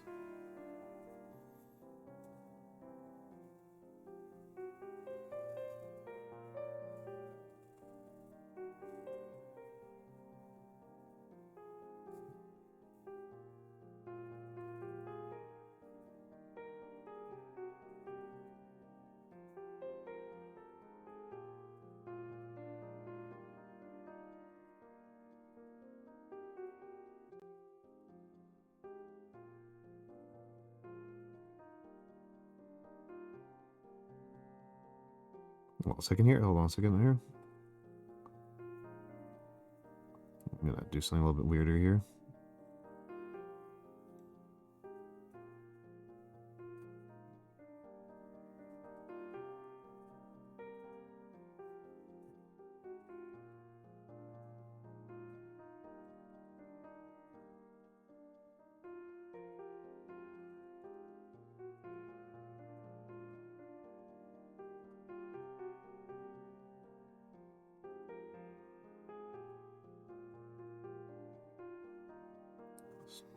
I'm locking a little bit here to make sure I actually get something done.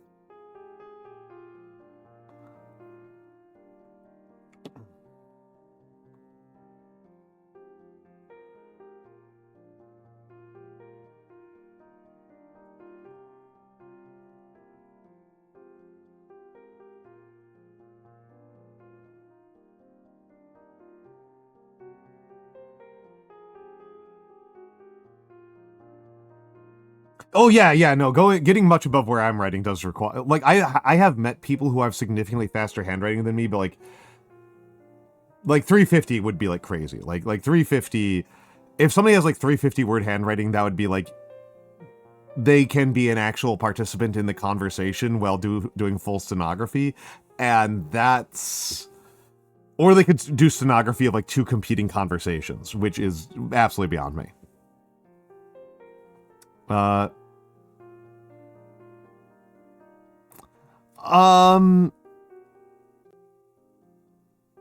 I don't understand what the question is, Fokino. So like my other job, right? I'm an editor, right? I do nonfiction editing, and I'm not thinking very much about the time of writing, or at least when I measure the time of writing, I measure it in weeks. I don't measure it in like minutes or hours.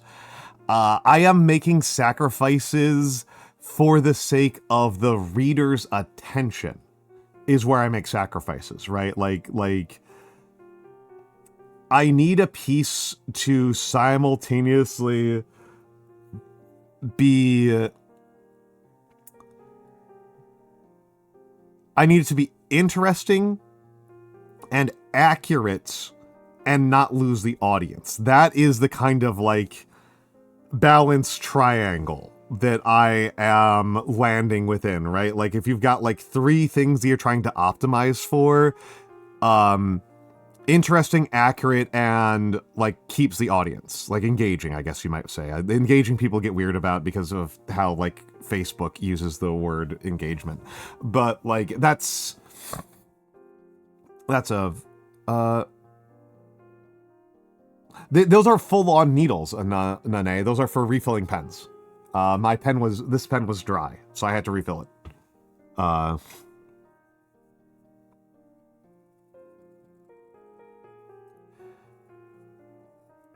yeah, if I'm making sacrifices for the sake of time spent, like the big sacrifice is like, sometimes a piece won't be very good, and then me and the other editors will have to have a discussion about if it's worth the time it would take to turn it into a good essay. Or if it's better for us to just kill it and write it and have it and get a different piece. That's like the time sacrifice that I think about.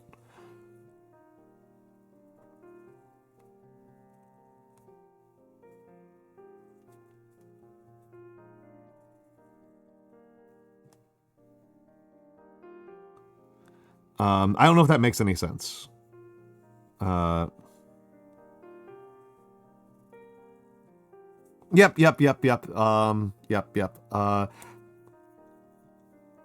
Yep, there's a cartridge. Actually, this one's wet, so I'm not going to do it. Where's one that's... let me find one that's dry.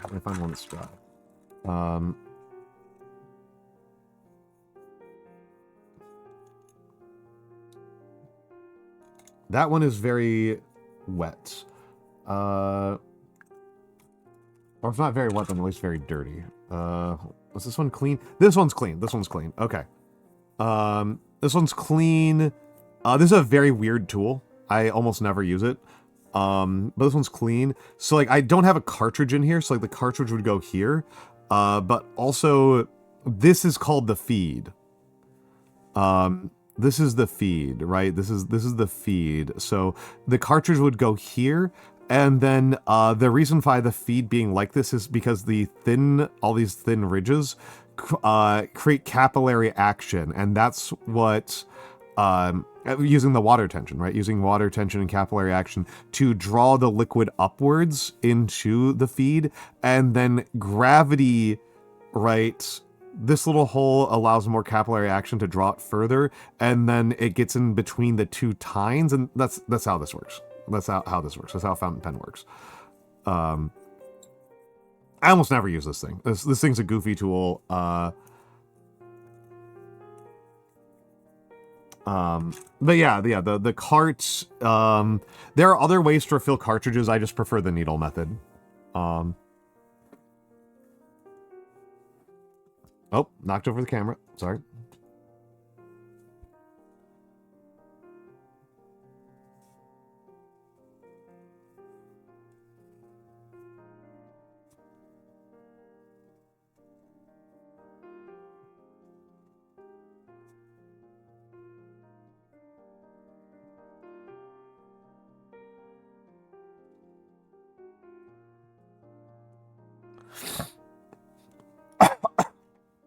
Excuse me.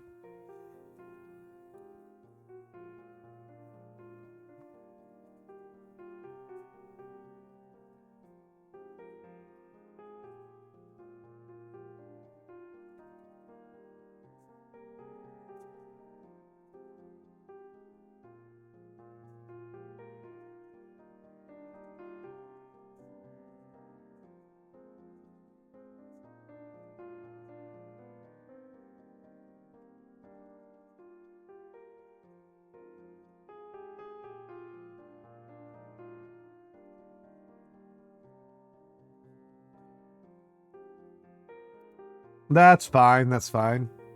Nice. Nice. I see what you mean. I see what you mean. I see what you mean. There we go.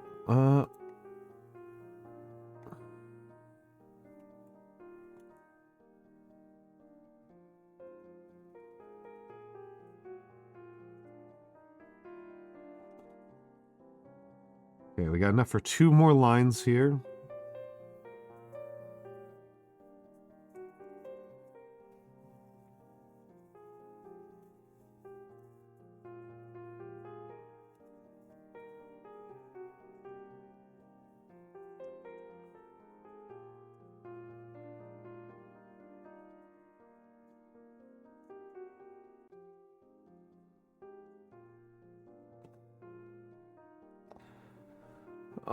I do. By trying to make them look like the Severance computers. That's what I mean. Like you said you wanted them to look like Severance computers. And I see it. I see the vision.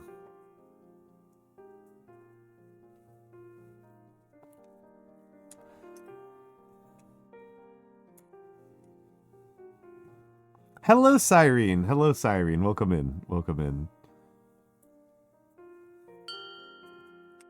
Oh. Thank you for the follow, Ali Bali.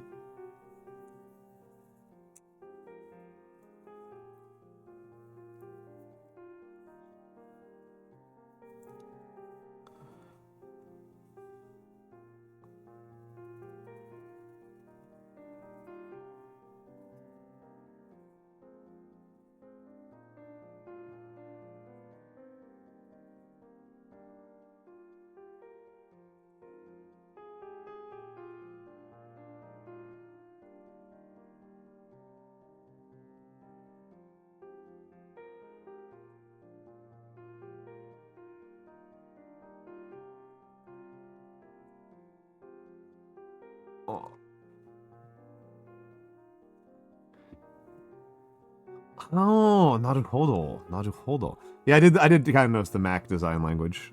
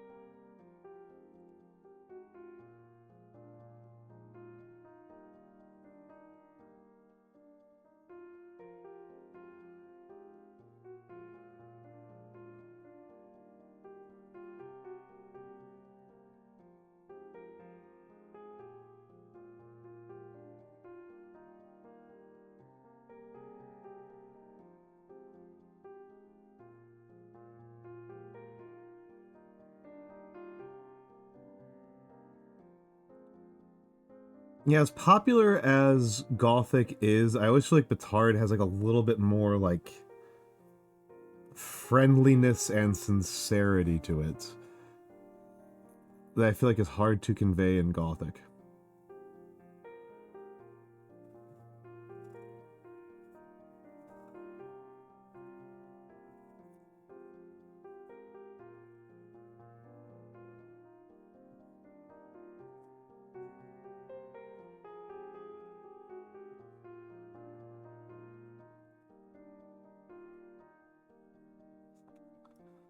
Oh, right. Okay, I've gotten one thing done.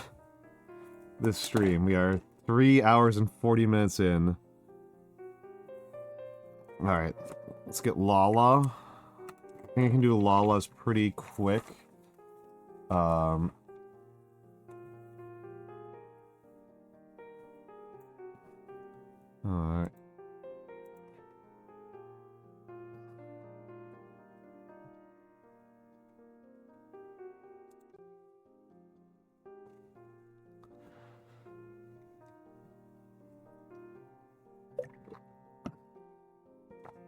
Okay.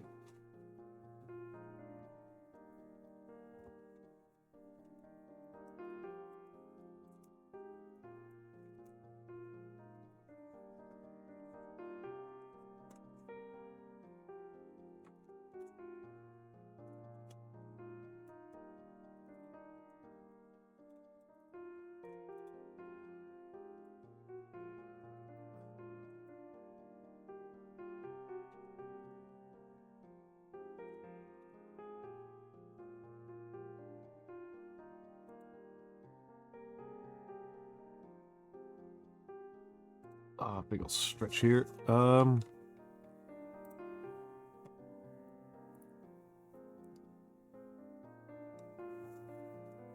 spending all your time on not getting much done. I get frustrated.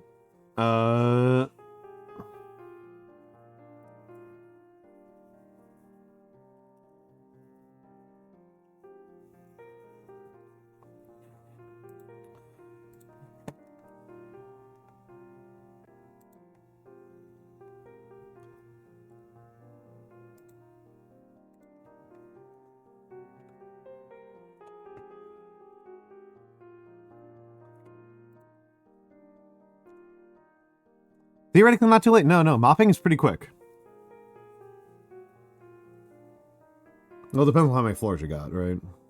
How much floors you got.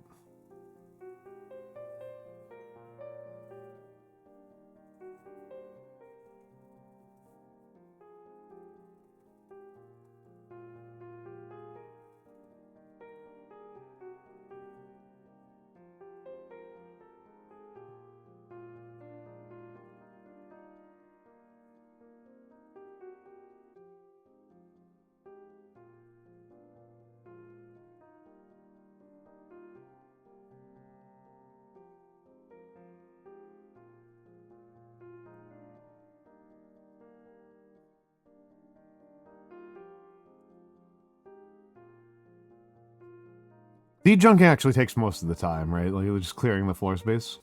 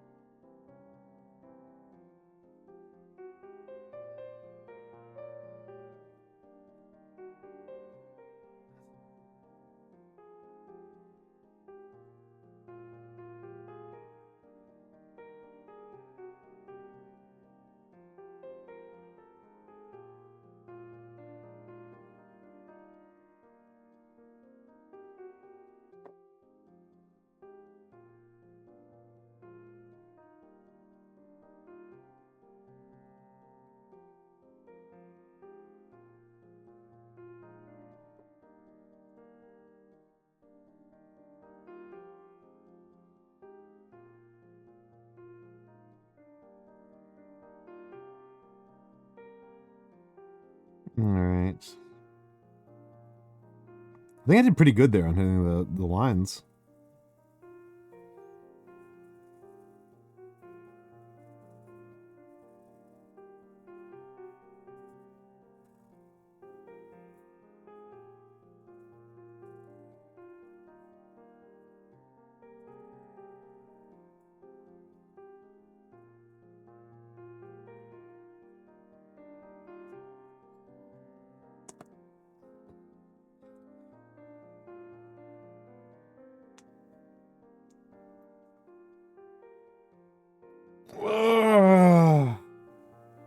Well, I mean, I actually didn't talk to Lala at Offkai at all. Like, I like ran into her, but like, I don't even think we even like exchanged like any words. She's really easy to find at conventions, but she was like super busy. But she's pregnant. Like, she like just announced it, like during stream. Like she like, so, feels right, right?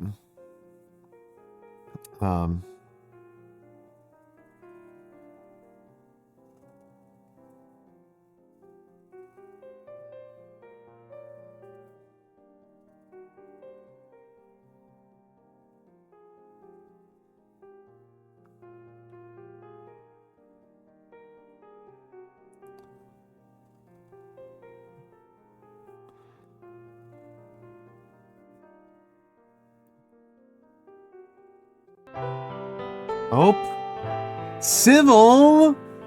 Civil, give me a second here, Civil, give me a second. Oh, hold on, I gotta snooze. Welcome in, Civil, welcome in, civilians. Welcome in, Miss Fortissimo. Welcome in, hello, hello, hello. Civil, how are you doing, Civil? Can I do Civil Fortissimo in one shot? Yes! How is Fields of Mistria? There we go. Got the good roll in there. How are you doing, dear? How are you doing? For the Raiders, my name is Almantas VT. I am a former professor of sociology, a current VTuber, and old man whom love old things. I do a lot of calligraphy, which is what I am doing right now. Let me grab the welcome sheet so I can get you while you're still here, because I keep on being slow and not actually catching people while they're still actually in the channel. Yes, Ash and Gray, I am pretty good at rolling R's. But hello, Ash and Gray. Hello, Civil Fortissimo. Hello, John Cypher. Hello, it's Hellos. Hello, Angel Player. Hello, the original STRM64. Hello. Yes, I do like to roll my R's, partially because it makes Galaxy Wolfstar very angry, and it is fun to mess with them. They are very cute in that way.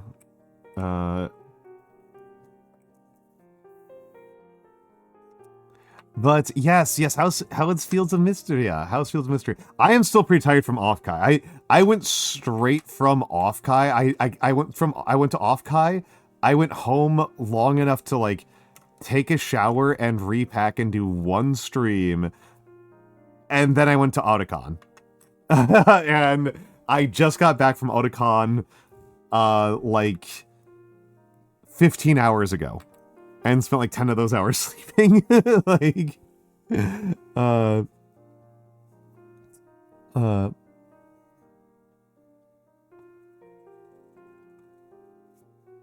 but yes,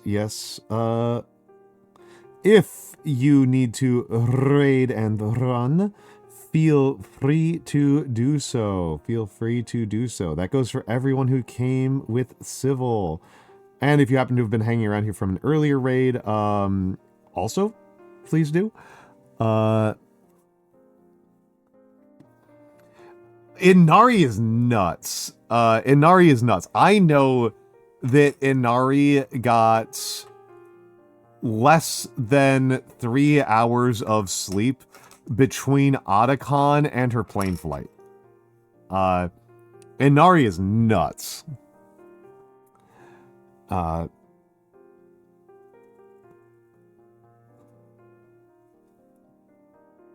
Why is she like this? I actually have an answer for that.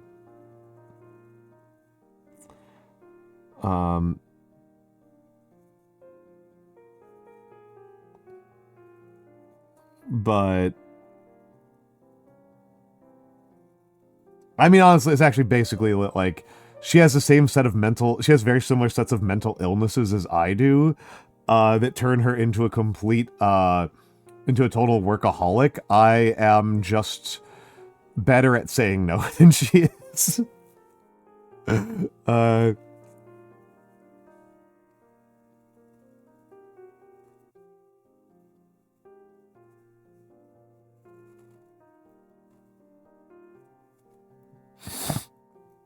Inari's so cool. Inari's so cool. I adore Inari so much. Legitimately one of my favorite people on the entire planet.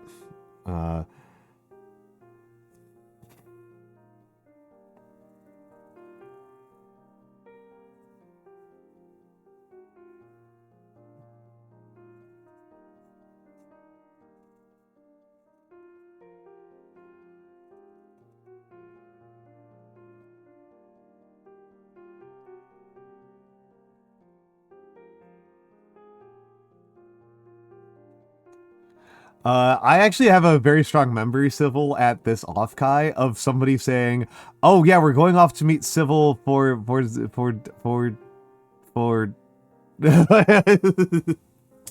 They absolutely could not figure out how to pronounce your full name.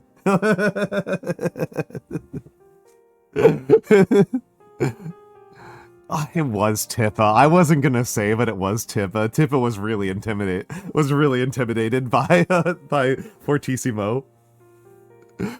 She's so cute.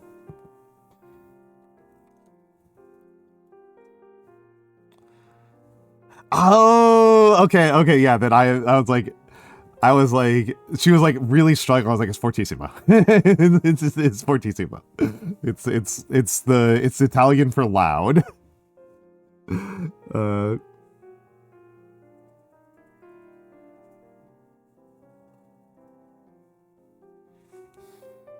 I'm surprised. That's a normal word.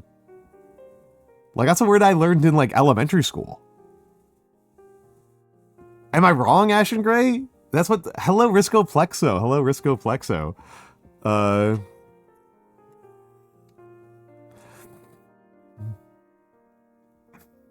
Fortissimo. Fortissimo. It's in music notation. It means it's used in music notation all the time for like as loud as possible, maximum loud. Yeah. I had to learn that in church. I learned that because I'm Catholic. I learned that because it was in the hymnal. Like,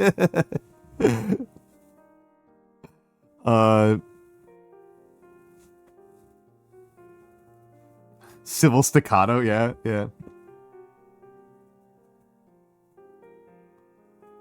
Oh, you're correct, Theo. You're correct. Thank you for being more correct than I am. Right? I just learned what I had to learn for church. That said, it is time for the ad break. For the people who are new here, during the ad break, I put on a BRB screen and go and use the bathroom, and I recommend everyone else refill their waters and use the bathroom. But we will be back soon. Sip water, don't chug it. Don't give yourself a stomachache. But yes, I'll be back, but Civil, here you are. Here's Civil. In Batard. We'll be back in a few minutes.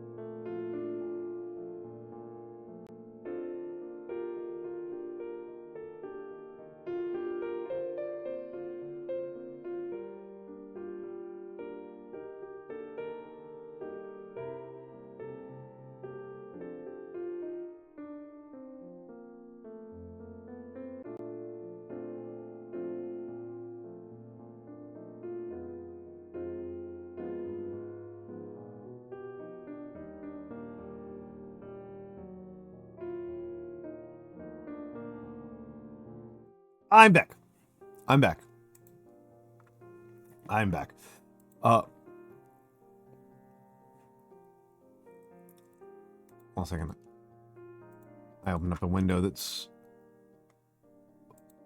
Okay, there we go. Okay. Okay, we're good. We're good. We're good. We're good. Ah, thank you. Thank you. Also, hello, George. Hello, George. How is the chungussing? And if you need to go to bed, I certainly can't stop you. Honestly, something I love about streaming, right, is that, like, my ability to socially compel people to hang around me when they don't want to is very low. Authentically makes me quite happy. Like authentically, I really hate the idea that people feel like they have to just, like, put up with me, like, my, like, ranting and raving because, like, they don't know how to get out of the social situation. It's like, to be free of that anxiety is quite nice.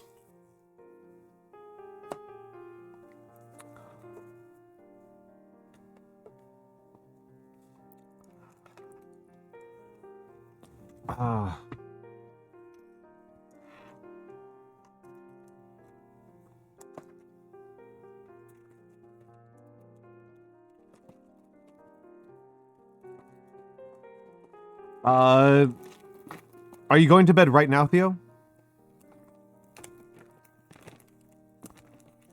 Have been waking up recently later than that? Well, if you're waking up a lot later, you could just stay up until then, right? That's how I tend to handle trips, is I tend to take, like, real psycho red eyes and just, like, leave. I just, like, okay, I'm just gonna leave at, like, 1 in the morning.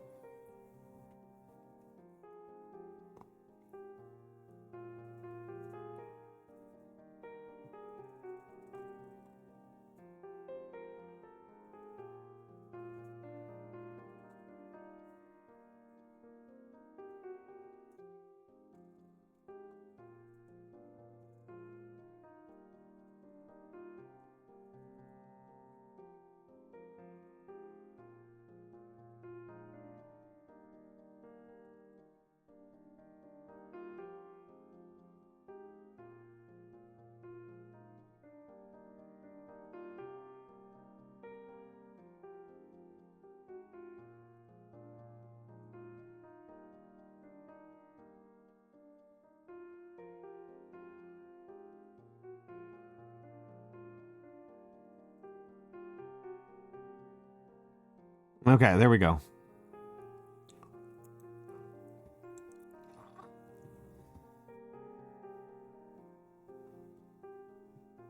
Play on Wednesday, not Tuesday. Yeah.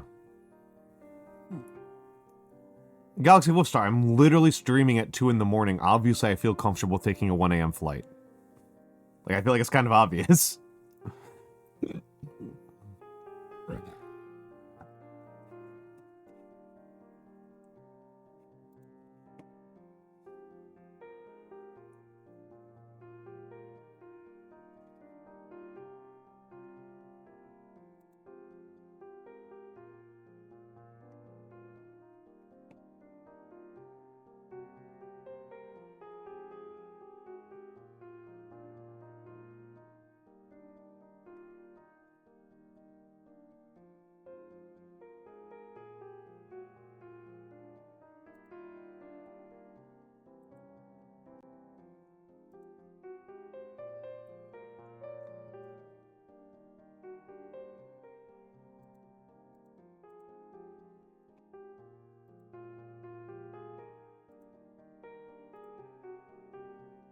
Yeah, it's 2 a.m.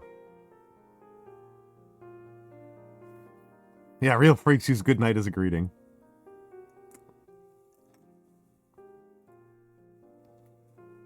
Okay, let's cross that one out.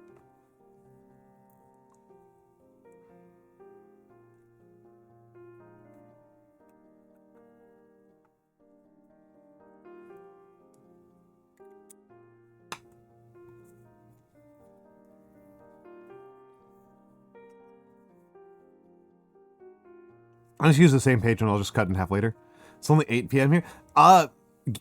Galaxy, I start streaming at 10 p.m.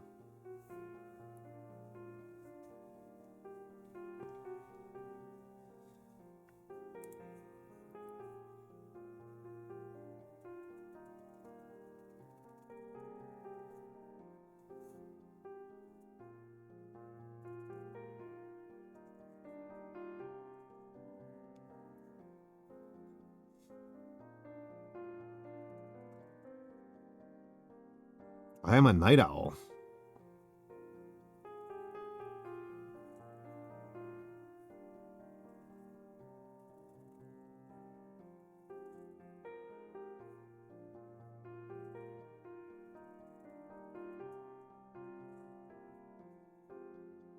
Yeah, I start at 10 p.m. I basically work overnight, yeah.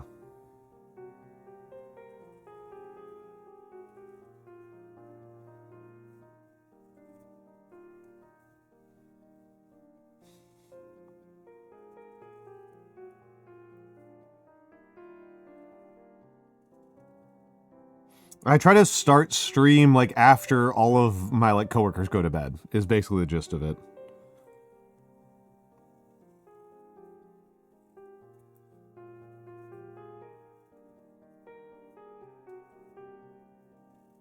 Actually, wait, hold on.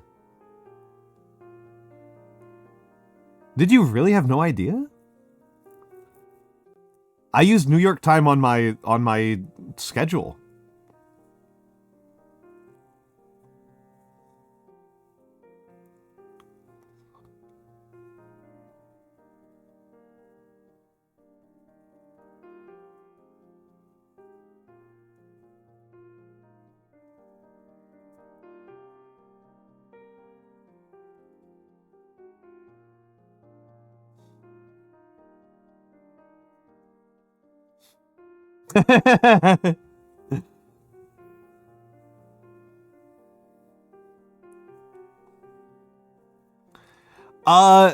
The first time I was at Offkai, it made me think pretty hard about it for the first 48 hours. And by the end of my first Offkai, the bloom was off the rose.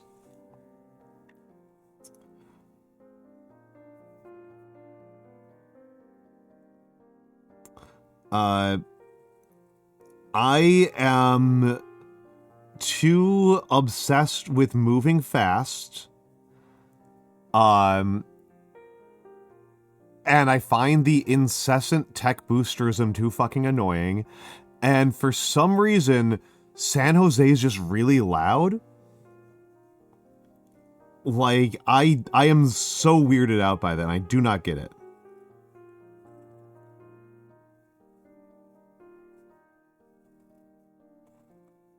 The weather is really nice.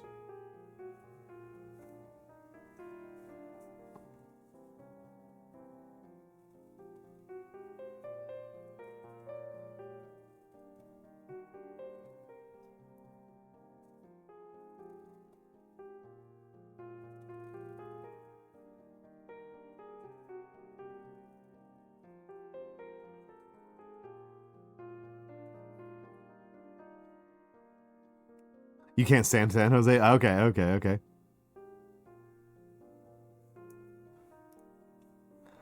Oh,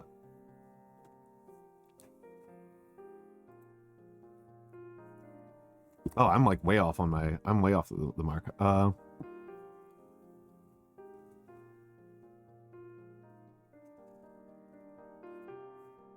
Whoop.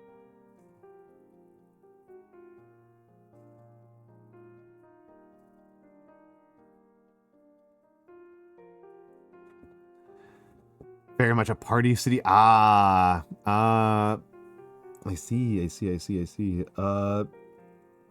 Yeah, my biggest problems with New York are that it's not cold enough and it doesn't have good enough public transit. Like, the cities that I would find interesting to move on... Have a good night, Itsy Bitsy Bones. Like, I mean, there are some other American cities I wouldn't hate living in. I wouldn't hate the Twin Cities, but I don't think I would love the Twin Cities. Philly, I see an appeal to Philly. But like the cities that actually appeal to me more, I do like, I've been to the Twin Cities a lot. I have spent a lot of time there. I really like, the only city I've loved as much as New York is Kyoto. Kyoto and Tokyo, makes sense to me. I could see Vancouver.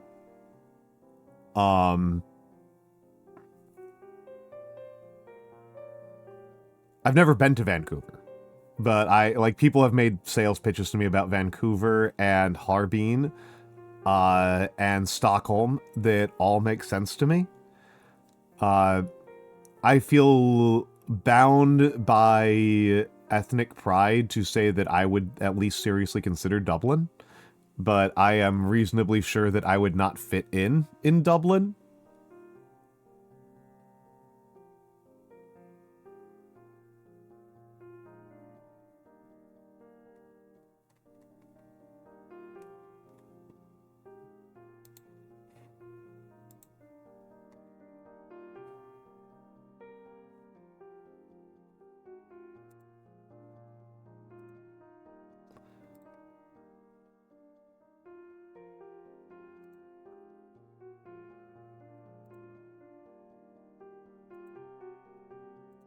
So that's kind of, I don't know, it's kind of my thoughts on it. Like, the list of cities I would actually really want to move to over New York is quite small. I really like New York.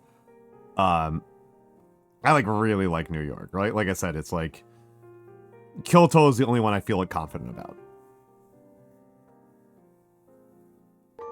Asaryana, thank you for the 13 months. Thank you for the 13 months. It's good to see you, dear. It's good to see you, dear. How are things over in Europe? How are you doing over there?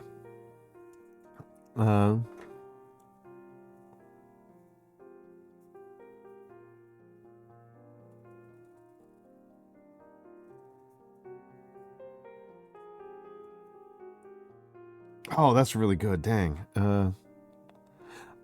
I'm okay. I'm okay. I'm very tired. I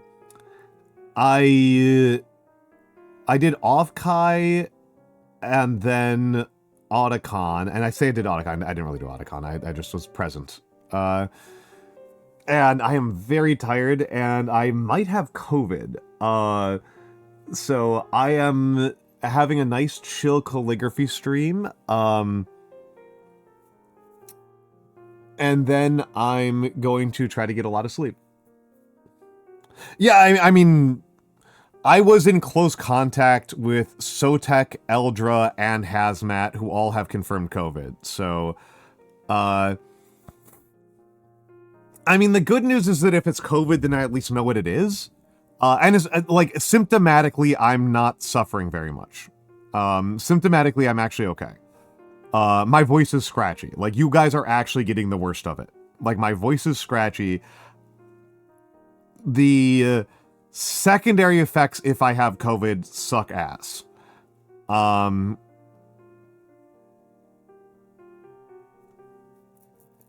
secondary effect is going to suck ass, which is I will have to cancel my next upcoming trip. I was going to be traveling to my family reunion on Friday, and if I have COVID, I'm not going. I have tested twice, and an expired COVID test said that I have COVID, and a non-expired COVID test said I don't. So I'm going to do a third test probably after I sleep.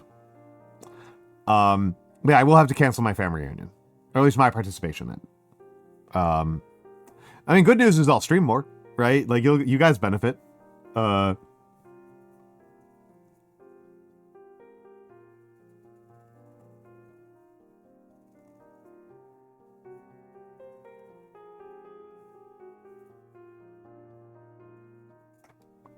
yeah, one of the family members I would be seeing is, like, in chemo, so, thank you, Anonymous, for the gift sub to... Thank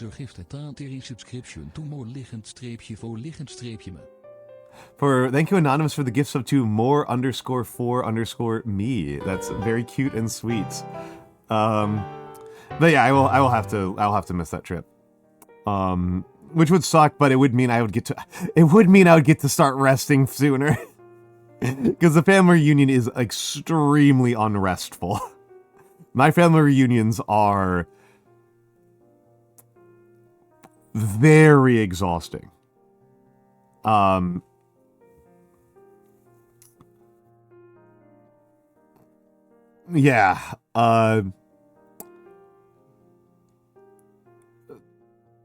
The people who met me at Off-Kai,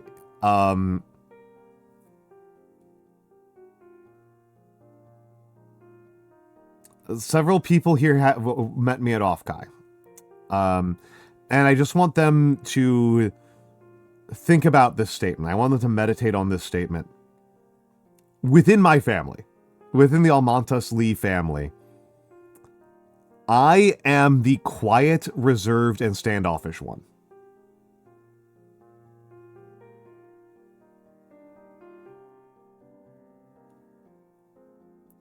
My mom uses me as her reference idea of a quiet introvert.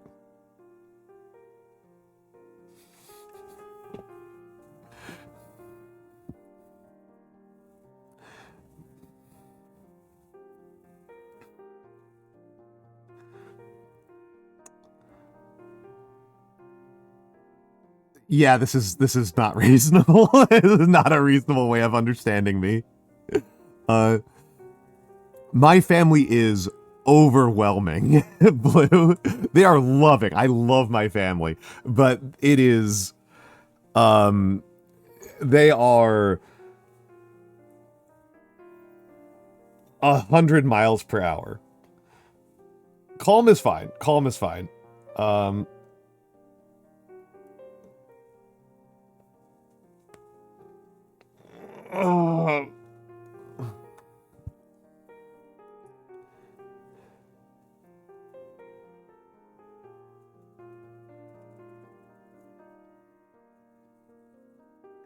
But I'm definitely their idea of, like, the strong, silent type.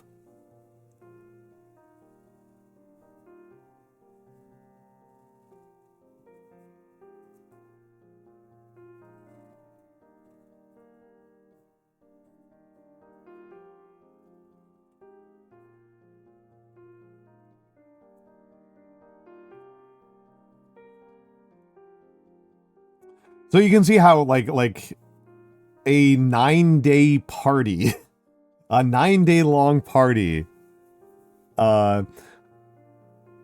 where the shortest person is, like, 5'9", 5'10". Yeah, no, the family union is a very... The Lee family reunion is quite intense.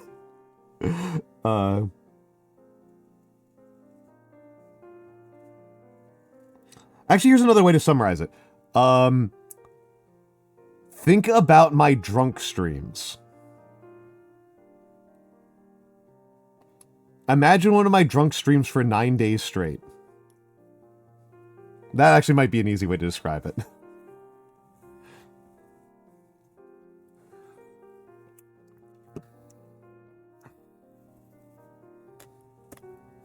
Have a good night, Nane.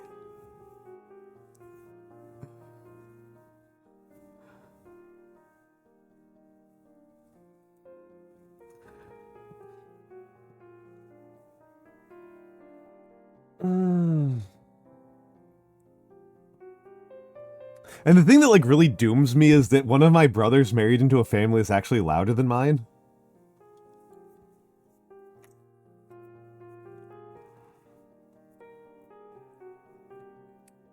And it's not actually that they're more social, it's just that they don't let people talk. Like, my brother's in-laws just, like, they, like, actually do not listen to people. Like they, like, actually are that, like the whole family does that thing of, like, the only reason why they are not talking is because they are coming up with what to say next. They are not paying attention to what anybody else is saying.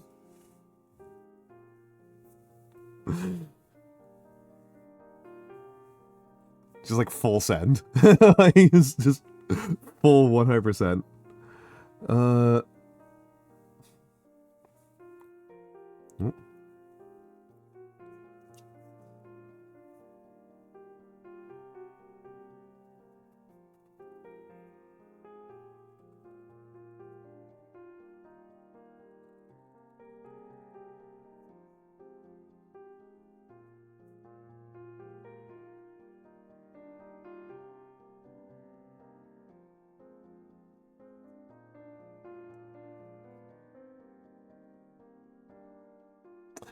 My brother's in-laws are actually extremely Italian-American. They have very thick East Coast accents. Honestly, Theo, I kind of have a thick Midwest accent. This is, I do have some family members who do a little of this, who have a little bit of the Minowegian. There's a little bit of Minowegian in a couple of my family members' accents. There's a little bit of that going around. But I've got a pretty canonical Midwest accent.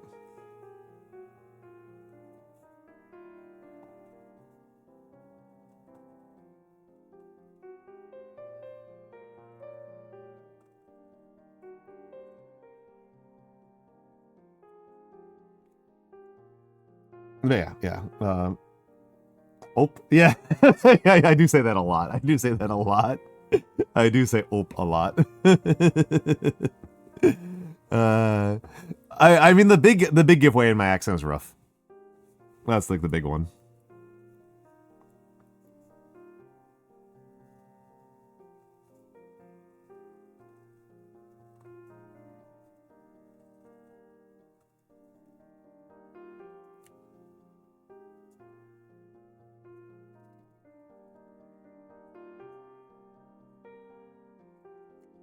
Okay. Oh, okay. That's 3 congratulations gotten through in pretty good order. I'm making progress. Legitimately making some progress.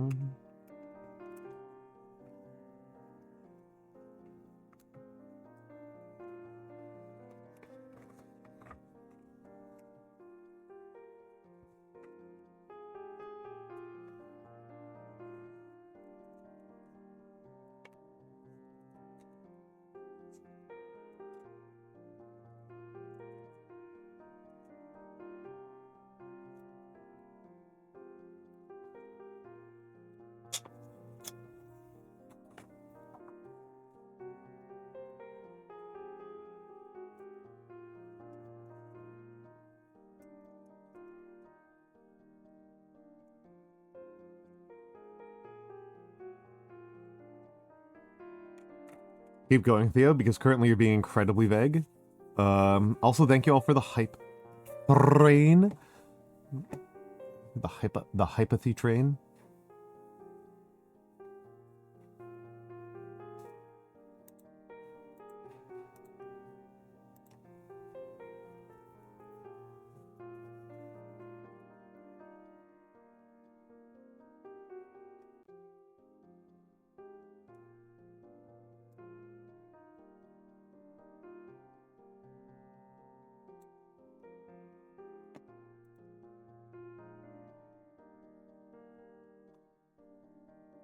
The same word. I mean, it had to be sorry, right?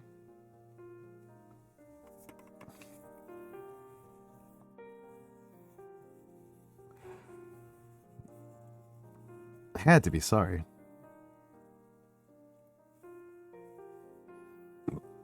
That reminds me that I was watching a video from a Japanese person explaining a Japanese language thing.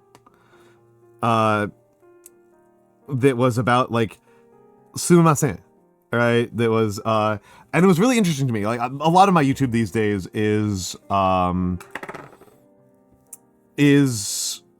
from Japanese people explaining Japanese language things for English speakers learning Japanese.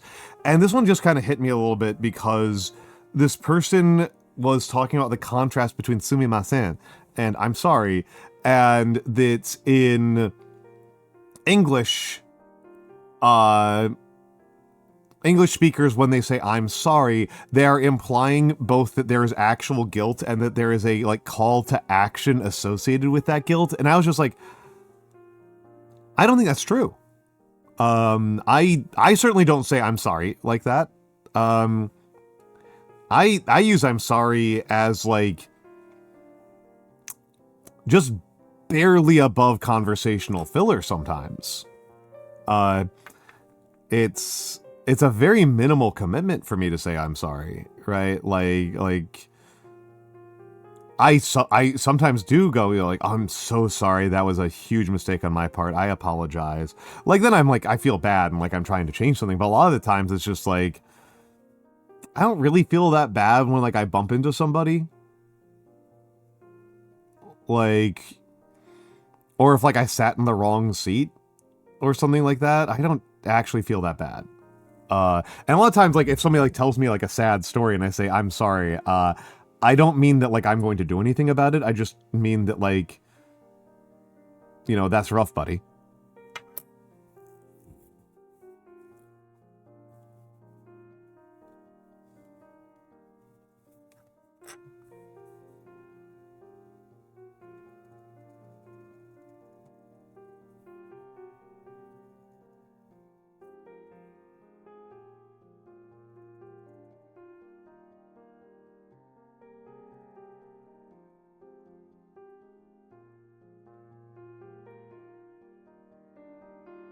Yeah, it's something negative has taken place involving the speaker or listener. Yeah.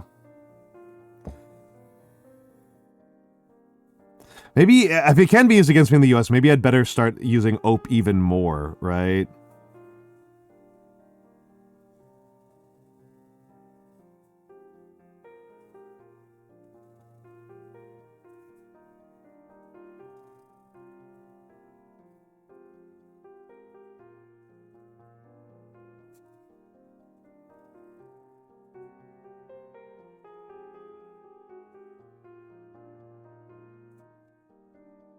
Okay, then I better stick to using OPE more often.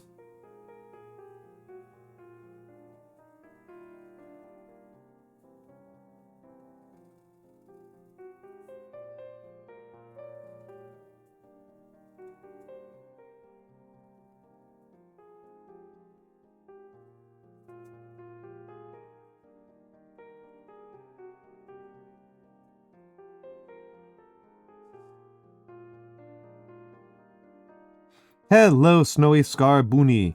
Hello, hello, hello. Yeah, this is the thing that I think is like the most insane about American culture that is like kind of hard to convey to European and Asian minds, that like our legal system only exists in the breach. Like, to the extent that there's any rule of law in the United States that is downstream of us suing each other all the time. And so, like, those fears of lawsuits are, like, way more important than, like, every other social nicety. I am tired, Snow Bunny. I'm really glad to be streaming, right? I'm really glad to be streaming. But I am pretty worn down, by travel. By travel mostly. Like, travel and partying too hard.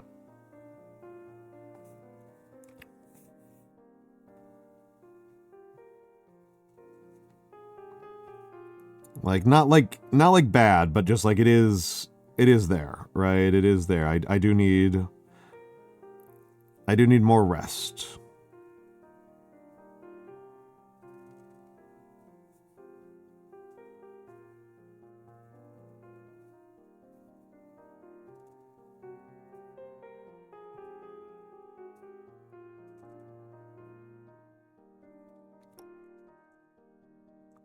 I will rest. I'll rest. I can't just sleep all the time, right? Like, this is, like, your body can't actually just sleep like 30 hours. Like, that's not realistic. That's not healthy. This isn't taking that much out of me, which is why this is probably not going to be like a super long stream. I'm definitely not going to do a drinking stream until I feel more recovered, because drinking streams do take a lot out of me. But I actually tend to find that streaming revives me. And I just spelled VTuber wrong.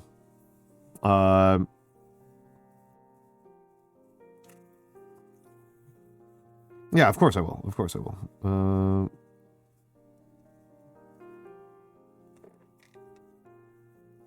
a little bit annoyed about that. That's like one of the best capital B's I've like ever done.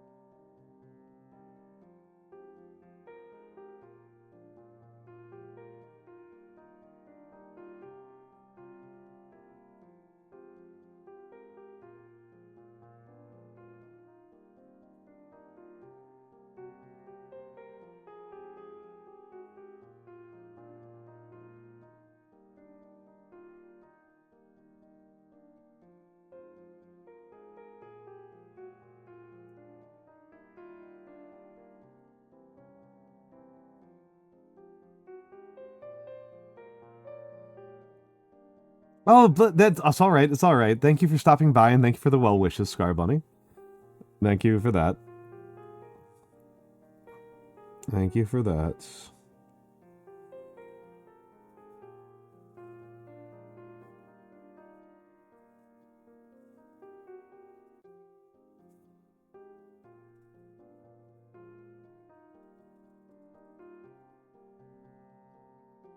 I've been rotating in my mind a little bit more the conversation we're having earlier on stream, about like trying to make games that pander more aggressively towards female audiences. And I was proposing like Regency romance, because Regency romances tend to have a very feminine audience. And like the only other genre I can think of that's like the real like for the girlies thing is well, I should say the main other one that's like the for the girlies genre is true crime.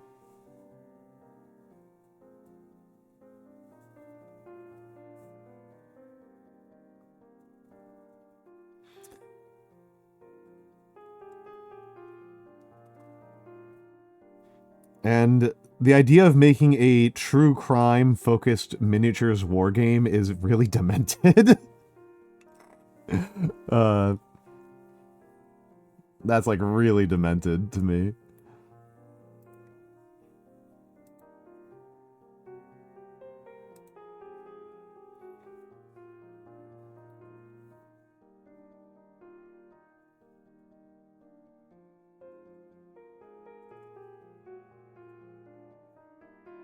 Like kind of like almost like a Dead by Daylight-esque sort of thing was what went through my mind.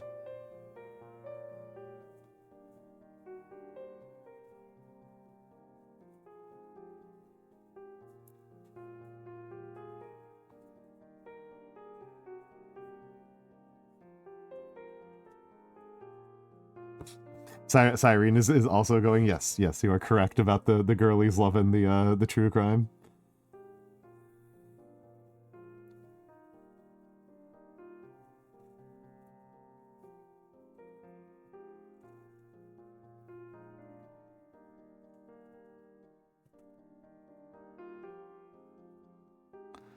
Hello, Sai Amanodol. Hello. Yes, this is what I do. This is what I do. This is the Almantas stream experience. Welcome in. Welcome in. I am a firmly okay calligrapher.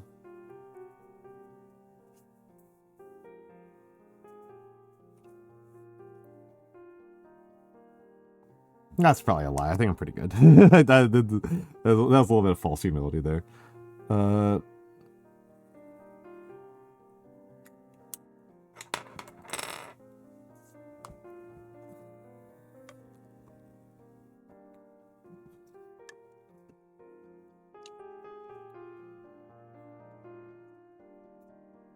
I've met better calligraphers, but not very many.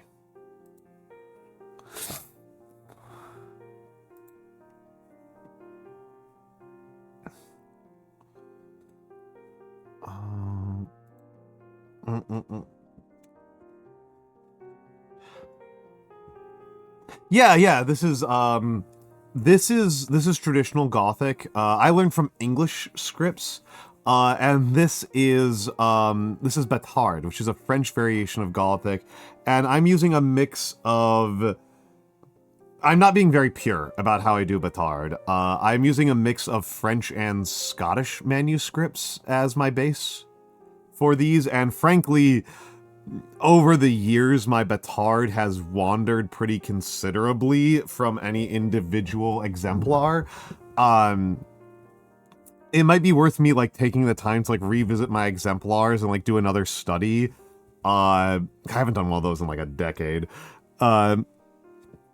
To like recenter it and reground it in more historical forms, but also I kind of don't care.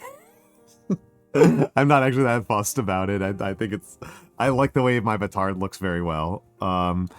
I never picked up Fractor. I can like kind of do Fractor, but I like need to be like I need to have like an exemplar like in front of me to do Fractor, because I always forget like, not as bad as Rotunda. Rotunda I always forget. Rotunda I have no idea. Rotunda, like I can execute it, but like it just like it's totally just like at random. I'm just being completely chaotic with Rotunda. But Fractor, which is gonna be much more German, I have to like really have some exemplars like open on my monitor while I'm doing it, or else I just am like I just drift back into doing traditional Gothic if I try to do Fractor on my own.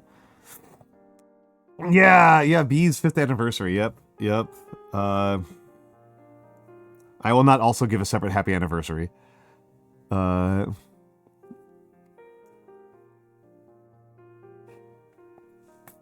She gets a birthday, and that's it. speaking like a stingy uncle.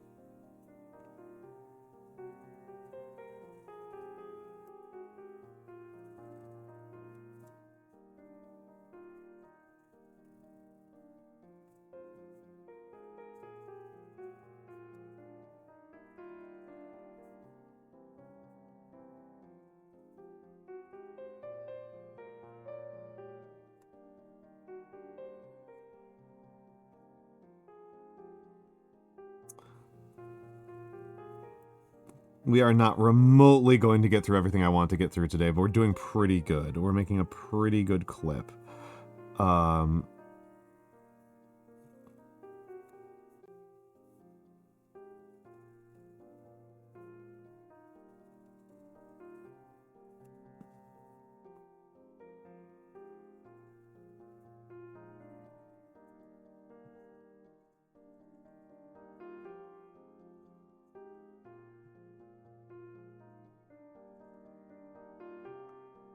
But yeah, right there is actually already, like, you can see me do something that's, like, a little bit ahistoric.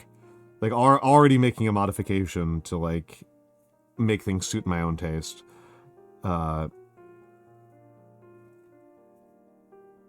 this is supposed to be very level, and I always, like, I've started curving it a little bit more, just because I kind of like it.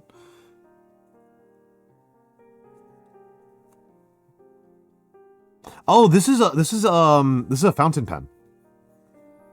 This is a fountain pen. There's a cartridge here in the back.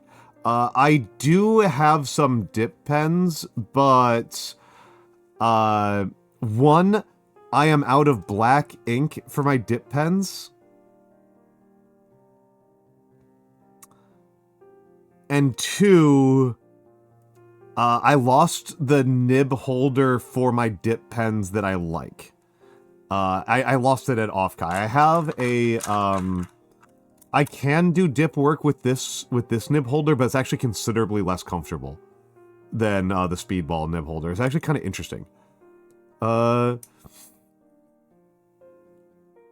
it's like very subtly different in shape, but like even, like you can see like how much less aggressively it tapers, and like even, it's not even like that dramatic, but even that amount is enough to make it uncomfortable to use. The Speedballs have a much more aggressive taper. I just need to buy more. Because I only had one and I lost it. I do think that people did. I've seen evidence of it, Theo.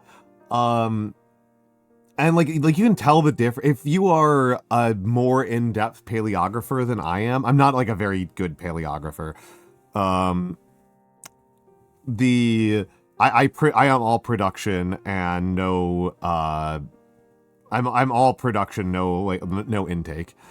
All output, all output, no input. There we go. That's the way to say it.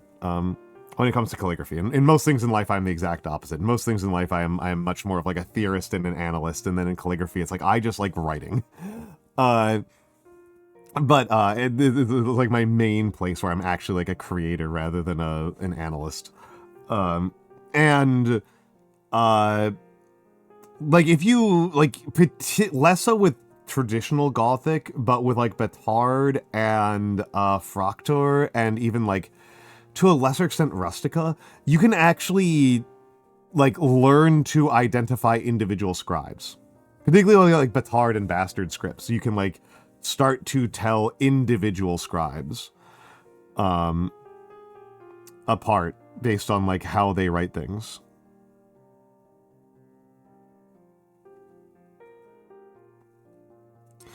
And again, I'm not like actually like a huge paleographer. I'm really limited in how much paleography I'm ever going to do by the fact that I don't actually speak Latin.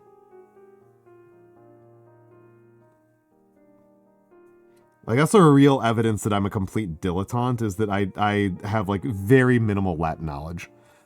My second language is Japanese, and it's not even very good.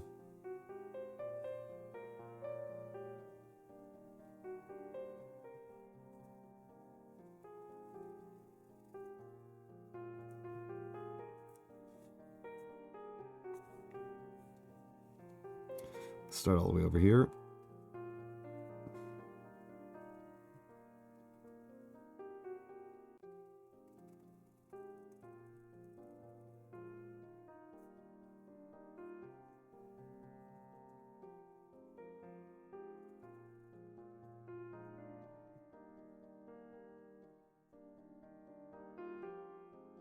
Hold on a second. Am I off camera? Yeah, there we go. I'm fine. Oh, damn it. Okay. Thank you. Thank you, Sai. Thank you, Sai. You saved me a bit of time there. Oh. Thank you. Oh, okay. That's probably a sign that I will try to do one more, and then I will probably call it. That's a good sign that I have worn myself down, is when I start misspelling common English language words like that. Thank you, though. Yeah. Also, since you seem interested, Sai Amanodel, there is where you can commission me. And you know what? I'm actually going to change that. I'm actually going to change that.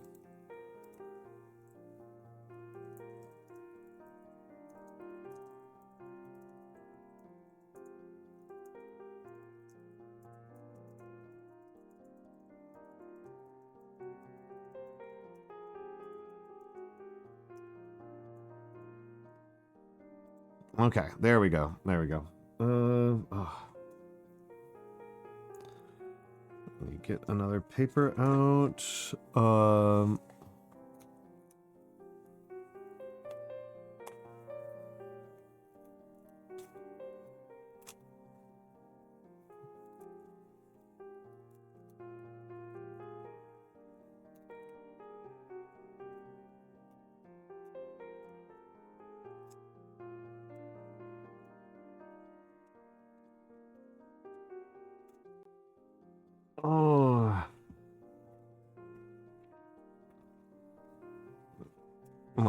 Let me just do a little scratching here, so I don't upload that by accident. It's important to destroy your placeholders, folks.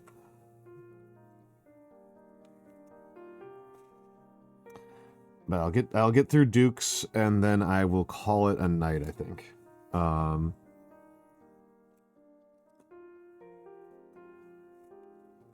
And also let me do something very important here. Okay, relief. Relief. Visible relief on my face, having put on the locked out the also, let me check something here while I'm thinking about it. Have it visible relief in my heart, in my kokoro, to lock out the raids.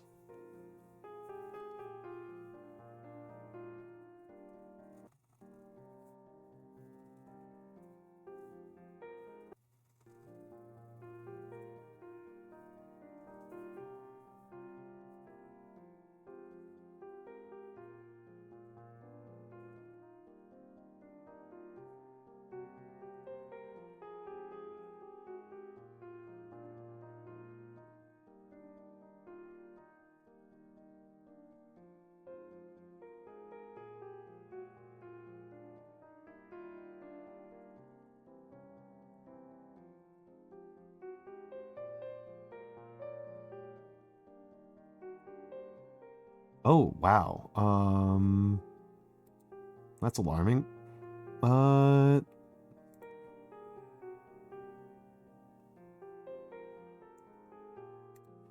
Sorry,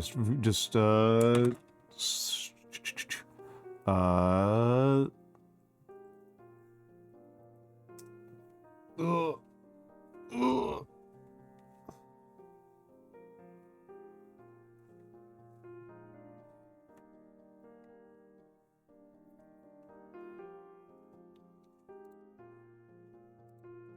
Oh wow, my streaming schedule's so interrupted. Looking at my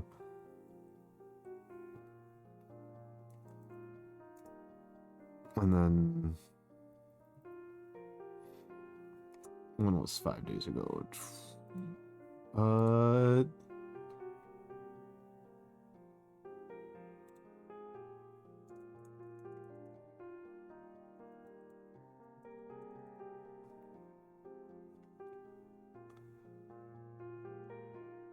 oh, this can't be right.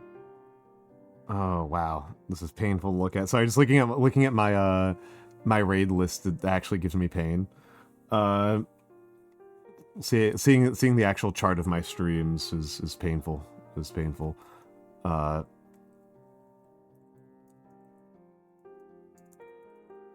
right. Sorry, I had to doing a little bit of paperwork on the back end so that I don't do something stupid.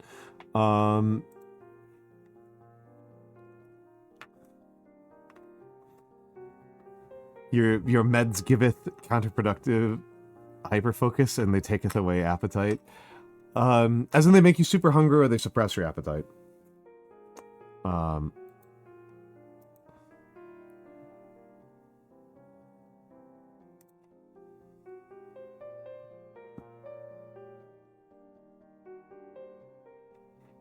Oh crap.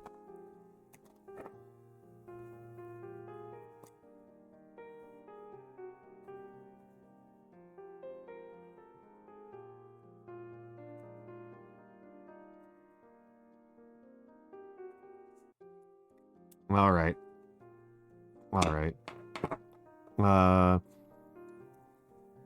It is another person's birthday, and I found out by looking at who is live. Well, they're getting this one then.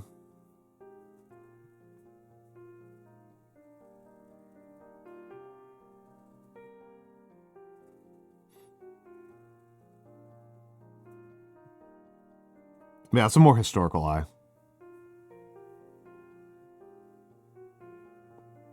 Suppress your appetite more than that. They make me forget to do anything. Oh, interesting.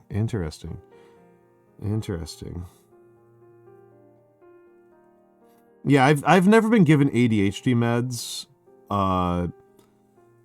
and like I get why, right? Like I don't actually disagree with the reasoning why, but sometimes I'm a little bit envious. And it says something very American about me that I'm more envious about the like appetite suppressant.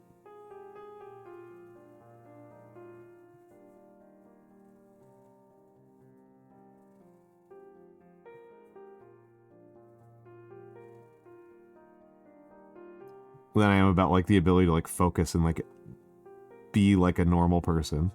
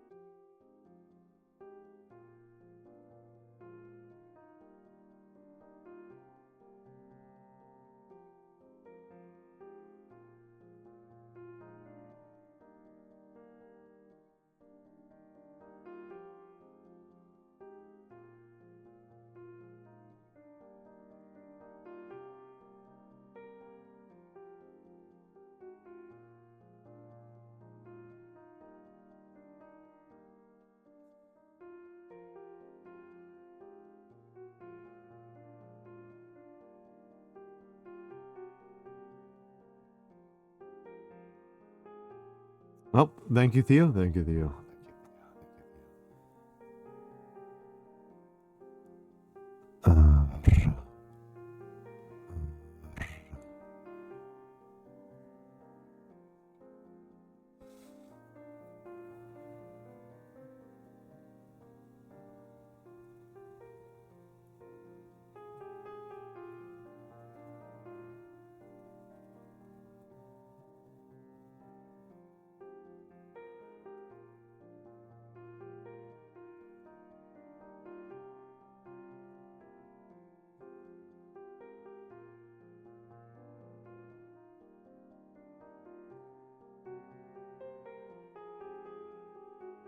I look too damn smug.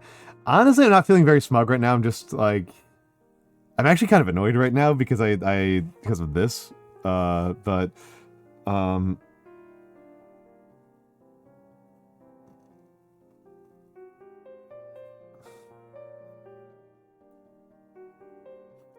I thought they were talking about my model.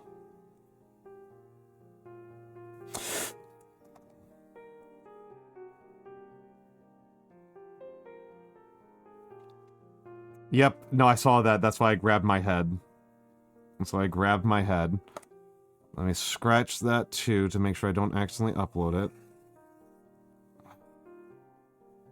No, it's not your fault. I'm the one who made the mistake.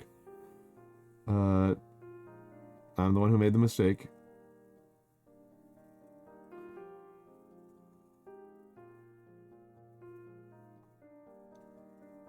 I'm just glad I didn't pass it on, right?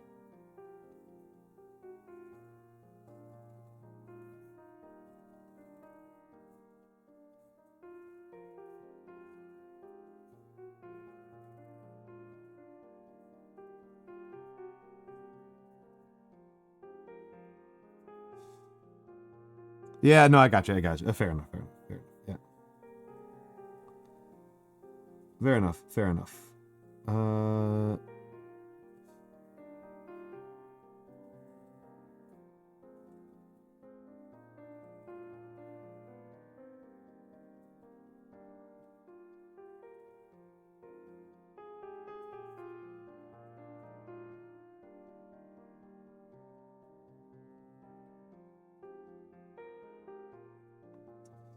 Try doing a slightly different R just to see if that helps me for some insane reason.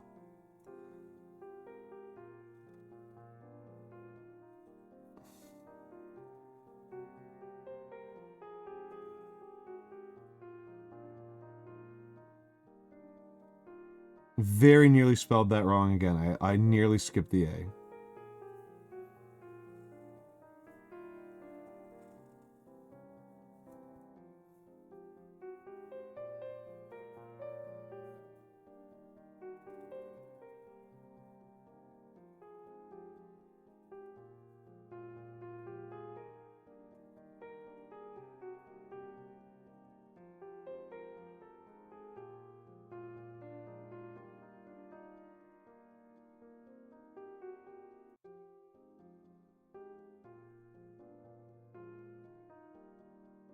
I nearly wrote birth DY. I was starting to write a Y right there for that A. Oh.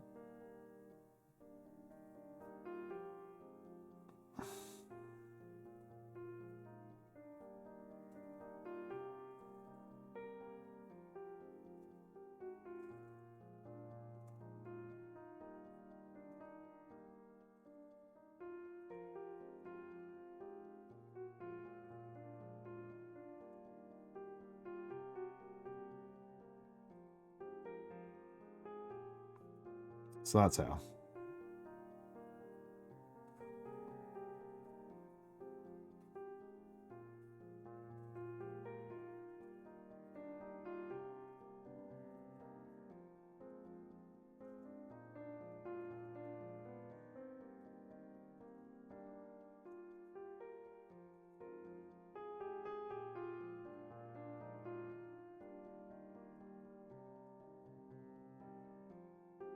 All right, I'm gonna let that. Where are we on ads? Where are we on ads? Let me go find my phone. If we're going into ads in the next couple of seconds, I'll just run ads. We're going into ads in the next couple of seconds. I'm going to run the ads and we'll be right back. I'll see you all in a few minutes.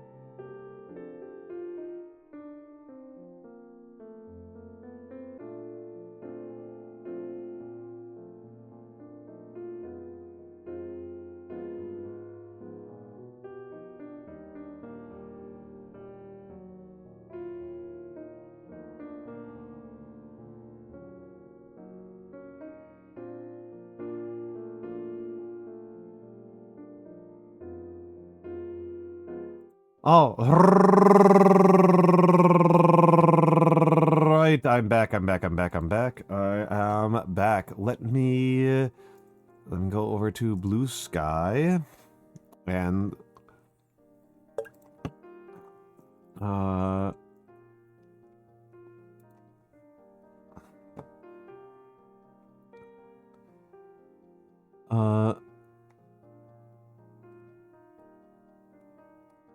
all right. Let me send her the birthday message. Okay,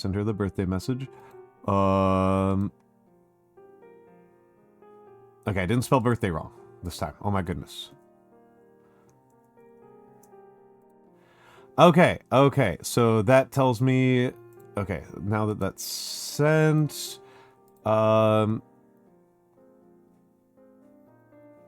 Now that that is sent, let's go over the rest of the week, okay? So, not VTube Studio. There we go. There we go. I am dead tired now. I'm dead tired now, so I'm grateful to be wrapping up. This is the schedule for the week. Tomorrow and Wednesday I'm going to game. It is possible, if I have COVID, I'll probably switch Wednesday and Thursday. Sorry about that. Hello adders. I have a couple of games I would like to play, and I'll probably choose them as I feel like it. That's what I'm planning on doing Tuesday and Wednesday, is I'll probably do some gaming. Followed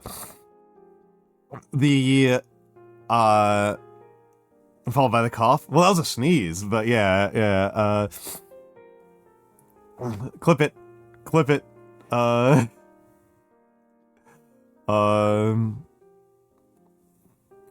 But if I have COVID, then things are different. If I don't have COVID, I'm only going to stream Monday, Tuesday, Wednesday. If I do have COVID, I might stream more, or if I get really sick, I'll stream less, obviously. But the games I would like to play, Timberborn, obviously, Corsair Cove. I did finally watch Project Hail Mary, and every time I watch a space movie, that makes me want to watch... that makes me want to play Kerbal Space Program. I also did pick up Avatar Legends, and it is tempting for me to test something out and see if fighting games are actually a nerf category for me, or if the apparent resilience that my stream has to any of the normal logic of what streamers are supposed to do will dominate, and people will just be happy to watch me get my ass kicked at Avatar Legends. And tell me that I'm playing the game badly. Because I'm quite bad. Yeah, so that's an option. That's true. I don't need to be. You're correct. Embargo is over. Then I can say that I like Corsair Cove a lot. It is a lot like Frostpunk. If you liked Frostpunk, you will probably like Corsair Cove. I liked it a lot. I feel like it's a fairly easy one to recommend buying among the survival city builders. There we go. End of statements. But yeah, Corsair Cove, Avatar Legends, Dot Age. I always like to play Dot Age. Possibly even Ace Combat 04. That's tempting, because I've played 2 missions of Ace Combat 04 and I love them, and I haven't played it again since then.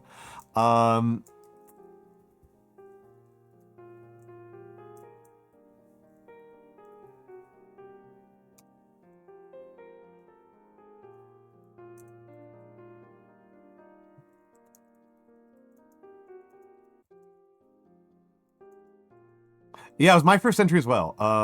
So there we go.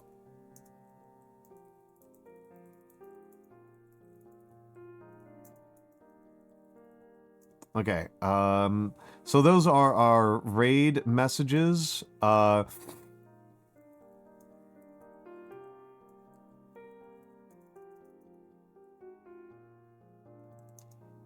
me make sure that that actually sends properly. It'll be really funny if I spelled her name wrong. Nope, I didn't. That is who we are going over to. It is Bonnie's birthday. I like Bonnie a lot. there are my socials. There is me Discord. That is the stream. That is the stream. I am tired. I am going to go lay down. I love you all. Have a good night.